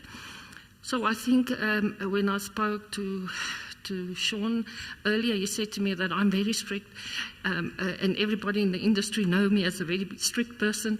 But I work in an industry where if the legal limit is 100 or 10 ppb and your product is 12 ppb, your product gets rejected. So when I get the limit of 12 ppb in your product, I must make absolute sure, because there's a lot of financial implications if your product is rejected or considered to be non-compliant. So the standard operating procedures in the laboratory and the whole process of getting a result on the table is very strict, and we have to have very competent people in the laboratory to be able to adhere to that very low levels. And in the end, if you lose the confidence or the trust of your consumer, you cannot export that market. So although not all the feedlots is partaking in this program, it is essential that each and every one that takes part in this program understand that if his product is rejected, it will not come back to South Africa saying that it is that feedlot that was that the meat contained residues. It will be the feedlots in South Africa. So that is very important, that we all work together and ensuring that there's no risk associated. What is the sources of the residue? Why would we get residues in the end? Improper withdrawal period after treatment. It sounds, but I thought, remember, I'm not a veterinarian, I thought 60 days is a very long period for withdrawal. Now I've heard today imidocarp is 80 days. So that is quite a long period. So if that is not withheld during the treatment period and slaughter is not after that period, you will certainly get residues.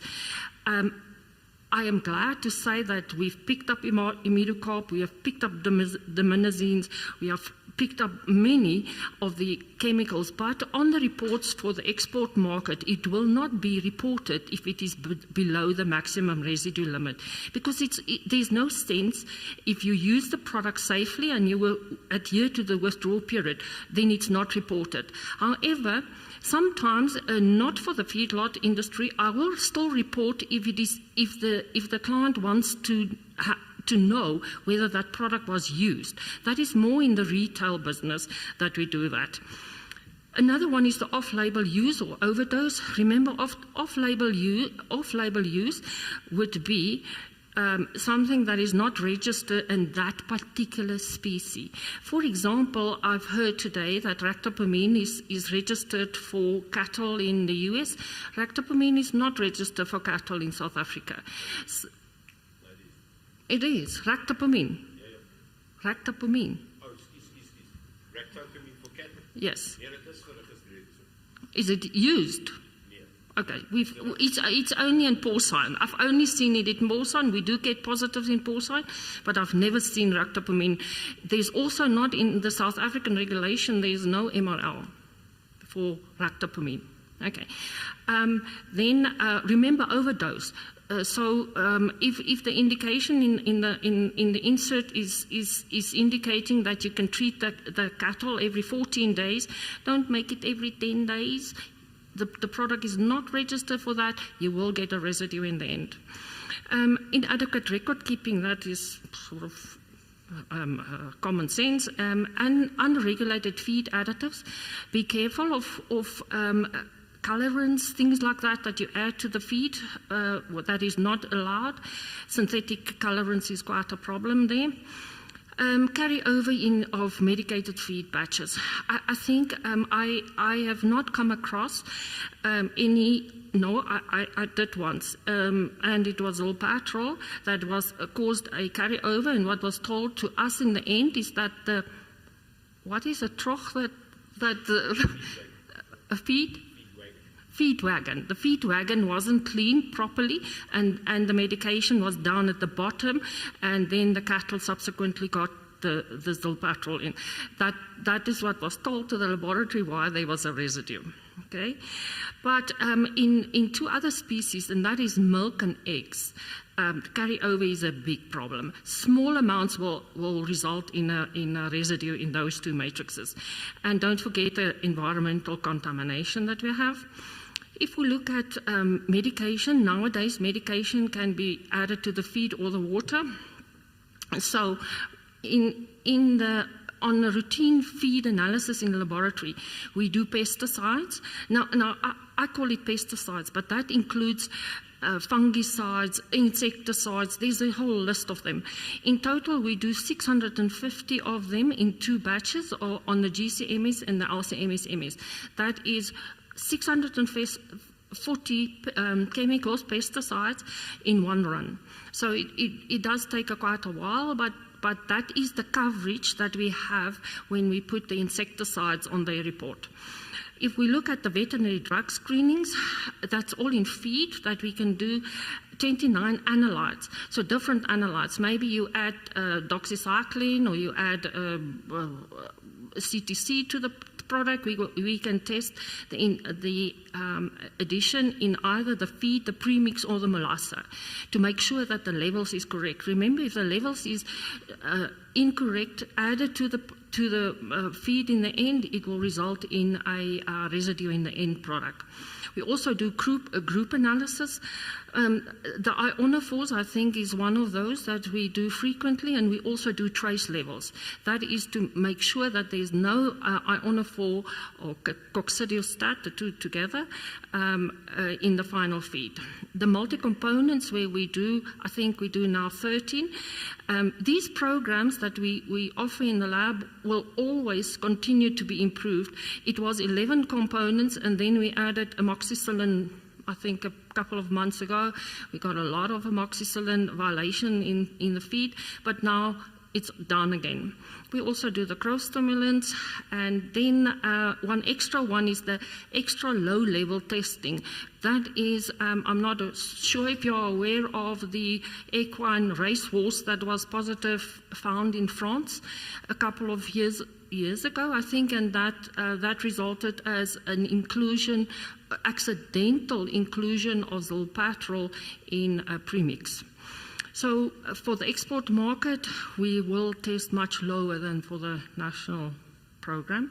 The mycotoxins, we had a good lecture on the mycotoxins this morning, and there we do 13 analytes. We can do the group or we can do the individual testing.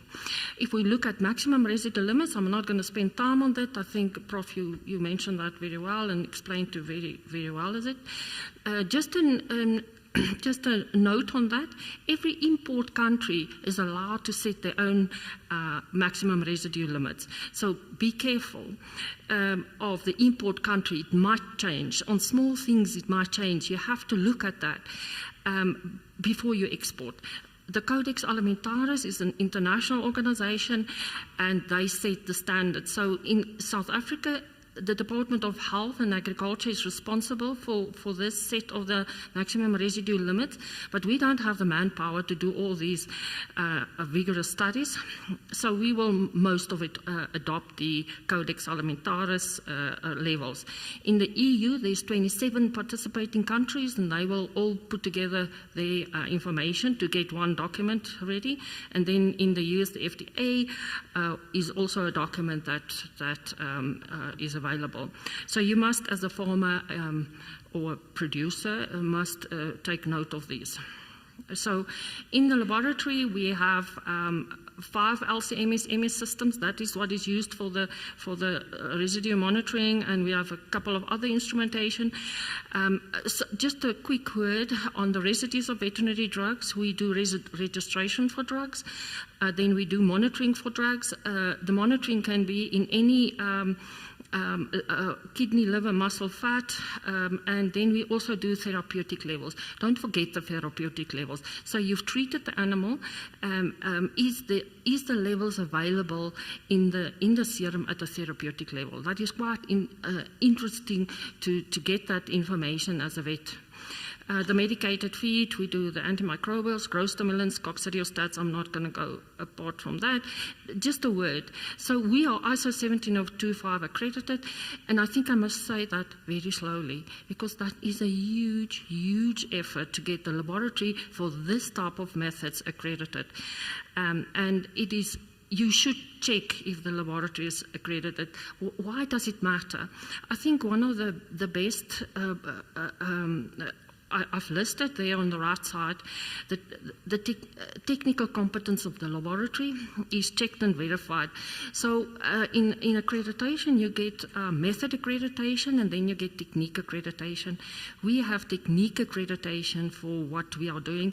It is a little bit more complicated than method accreditation. So they will come out, they will evaluate the technical capabilities of the laboratory, not so specific method. Then the risk management is very important. The other one is the proficiency testing. So we have to partake every 18 months at least in a proficiency testing. In our laboratory, we partake about between 33 and 42 proficiency testing per year. That is to prove to, I think, to ourselves that we can do it, and maybe some days the international companies or the international bodies will come and visit the laboratory. The instrument is calibrated and the records is maintained. So in essence, we only specialize in small veterinary drugs. So we do small organic molecules. So this is why veterinary drugs, microtoxin, medicated feed, pesticides, and contaminants all fall in the area of small organic molecules. So I can even test the caffeine in your blood if you want. It's a small molecule in blood. So if it falls within small molecules, we can really do this. We do in eggs, we do in fish, we do in water, we do in whatever matrix. It is a technique that we can apply. I think this is the last one, and then you're going to see a little bit of a video of the laboratory. And I'm going to try. This is 3 minutes, so just bear with me. It's 3 minutes. This is the front end of the laboratory. We will go into the laboratory now, and then on the right-hand side you will get the instrumentation room opening there, and there you will see the instrumentation where we have the 6 LC-MS MESs standing there. And then we have an LC time of flight instrument. We also have the GC-MS MS instrument. So this room is controlled, gas supplies, compressors, you name it, is all of this. This is where Charles is sitting doing pesticides. We have upgraded this machine now, and this is part of the GC-MS MS method where we do the thermal stable pesticides. This is the LC-MS MS. Most of the veterinary drugs will be done on this instrument because it's the latest one, it's the most sensitive one. So during the day we will do sample preparation. This is the auto sampler, so he loads the vial for overnight. Look how he's laughing. And then it will run overnight. The next morning we will come in and analyze the data for that what ran last night. So don't ask me, this is the sample reception phase. Don't ask me, if I bring in the sample, can I wait for my results? It is absolutely not possible. We do the sample preparation during the day. It's get put on the instrument for the night. The next morning we will start looking at the data. Now we have to make sure all the quality control is passing, and if it's not, we have to rerun. Now this is the whole process that an external auditor will come and review and make sure that the data that you generated is within specification. I think I don't have anything more to say, so it will be finished now. This is just some sample preparation that is done in the laboratory, and this is done every day, and then the samples get put onto the instrumentation. Can I stop this? Yeah, there it is. Thank you. Dankie Prof. Dankie Azel. I was like, moenie worry nie. Okay, before you go home, we've now got some fun stuff. Poppa, waar is jy? Kom net vorentoe. There's 7 prizes, but you would have had to listen really carefully to every one of the talks. Yeah, these are all the people that run Octavoscene and Octavo Farm. We just drive around and have fun.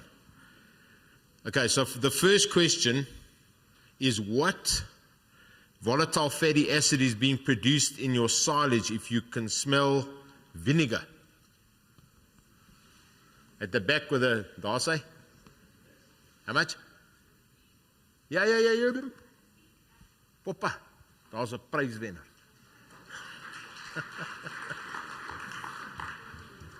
Kom vorentoe. It's a long day. Next question. Which mycotoxin has estrogenic activity? Talk to me. Daar's hy, nog 'n wenner. Very interesting. This is how the Namibian meat exports were stopped, because they had maize contaminated with zearalenone and the Europeans picked it up. And just to add to Azel's story, it was a horse that was supposed to run in the Arc de Triomphe that received molasses that was contaminated with the zolpetrol. Jy weet wat kos hy perd? My wife's not here anymore. Goeie perd's a dooie perd. Okay, now we're getting a little bit more technical. Where does Babesia bovis multiply in a tick? Have you seen? Excuse Doka. Gee raai man 'n whisky. Anybody? In that? Yeah, Doc. I'm going to have to send you back to varsity. Christine, they're not telling me the truth. Talk to me. There you go. Here van Boksburg nogal blak. Jesus, kyk al. Poppa, hier is nog 'n pryswenner.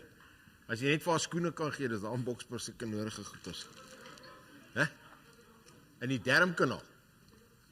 Okay, give him also a prize. Okay, from the Uwe Farmer talk.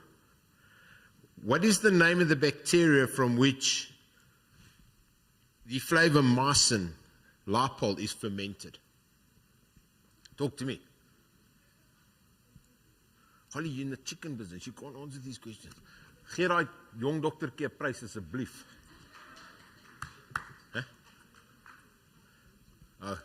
Here's your competitor, Boksburg.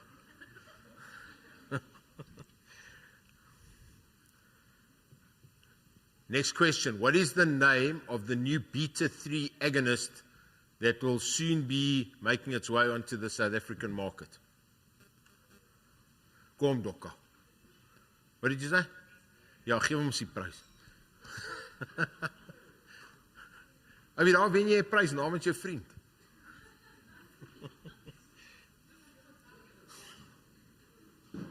Okay, second to last question. From young James's talk. What is the name of the parasitic disease that can be acquired by people from contaminated water? How much? Huh! Naomi. Talk to me. Bilharzia. What's the scientific name for bilharzia, just to get your prize? Kom ou. It's like in a feedlot school. Jy word gemoer as jy nie. Schistosoma matee. Dokter, gee vir daai dokter 'n prys.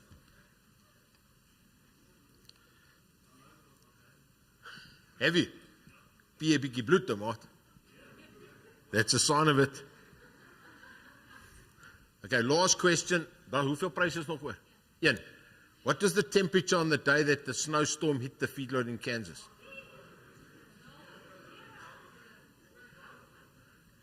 Okay, whoa, I need another question with too many hands. We'll have to up our game here, eh? Huh? What is the dose of Imidox for use in feedlot cattle? Gee daai man van Klokkalaan 'n prys. Okay. Ladies and gents, I just wanted to say that I'm incredibly humbled by the number of people that came today. In actual fact, we had to turn some people away. because I'm not sure, I think we're growing too quickly. I hope it was informative, and I'd like every one of the speakers just to come up and get a present. I know Richard had to leave, but Caitlin, would you come forward and grab a gift? And Caitlin ended up speaking here after she came to see me in my office. She says to me, Doc, what can I do to help you? I said, come, talk. But I think it was an exceptional talk from a young scientist. Okay? We need more young veterinary people like this. Absolutely we do. Pleasure, pleasure, pleasure. Just eat it all, huh? Christine, for a good talk. And even though you were a little bit nervous, not one person threw eggs at you, not even Doc Fafa. Because he normally makes you eat the eggs. Come and get your present. Boksburg, kom vorentoe. Kom hier so.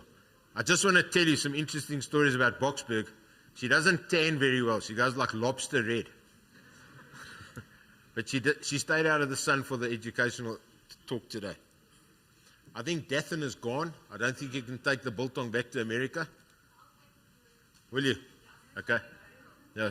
Okay. I'm not sure he wants to spend time in a penitentiary. Now that Trump, now that Mr. Trump wants to open up Alcatraz again. James, would you come forward and get a gift, please?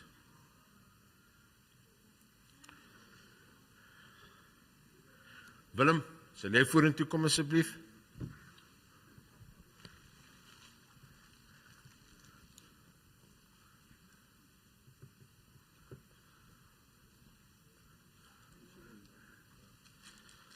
Prof, kom vorentoe. Azel, if you can just test this wine for cocaine. Cocaine. And then lastly, but certainly not, it's absolutely my place to thank every company and the individuals that helped put this day together. I'm not going to name all of you. You know exactly who you are. It can't be without your help and contribution that we put on an educational day like this. I'm standing here today. We're going to do this again next year. What the hell we're going to talk about, I'm not sure, but I've got a year to think about it. But there are 3 people that I want to thank today. Die tannie met die money, pop nommer 1. Pop nommer 2 runs Octavoscene, and pop nommer 3 bestuur Octava Farm. These are the people that make this business happen. And my family and all the vets that work for us, and we have a new one, and she's going to stand up so we can show you. Poppa, stand up.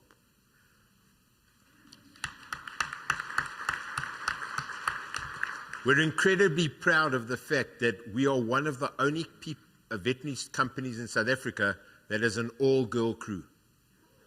In Malmesbury, in Cape Town today, we have an all-girl crew. And they are doing phenomenal work and making sure that they make great strides in production animal medicine. So I'm humbled by all of you that work for us. But I've got some flowers to give to all these ladies that I organised myself from my florist in Pretoria. I can organise, guys. Daar sê. Poppa, jy kan nie jouself die blomme gee. Ja. Daar sê. Daar sê. Come and stand here with us. Come and stand here with us. Daar sê. Ek wil net graag vra dat julle al die gifts op die tafel huis toe vat.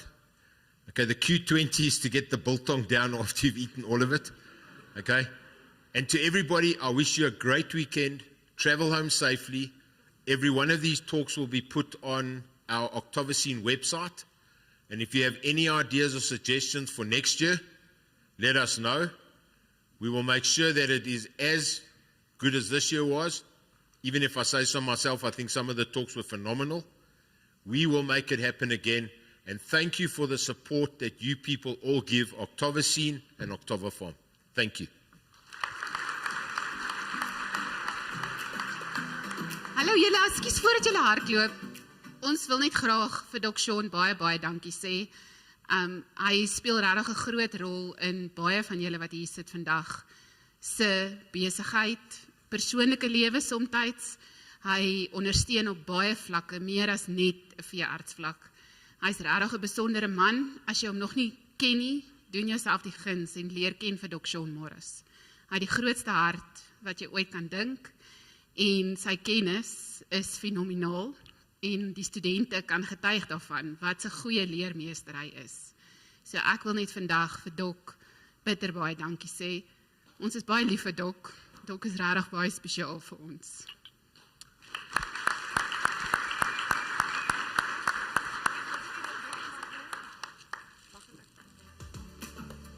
That's it, boys and girls. Come and enjoy some refreshments with us. Well, waar's Dok Papa? Dok Papa. Waar's hy?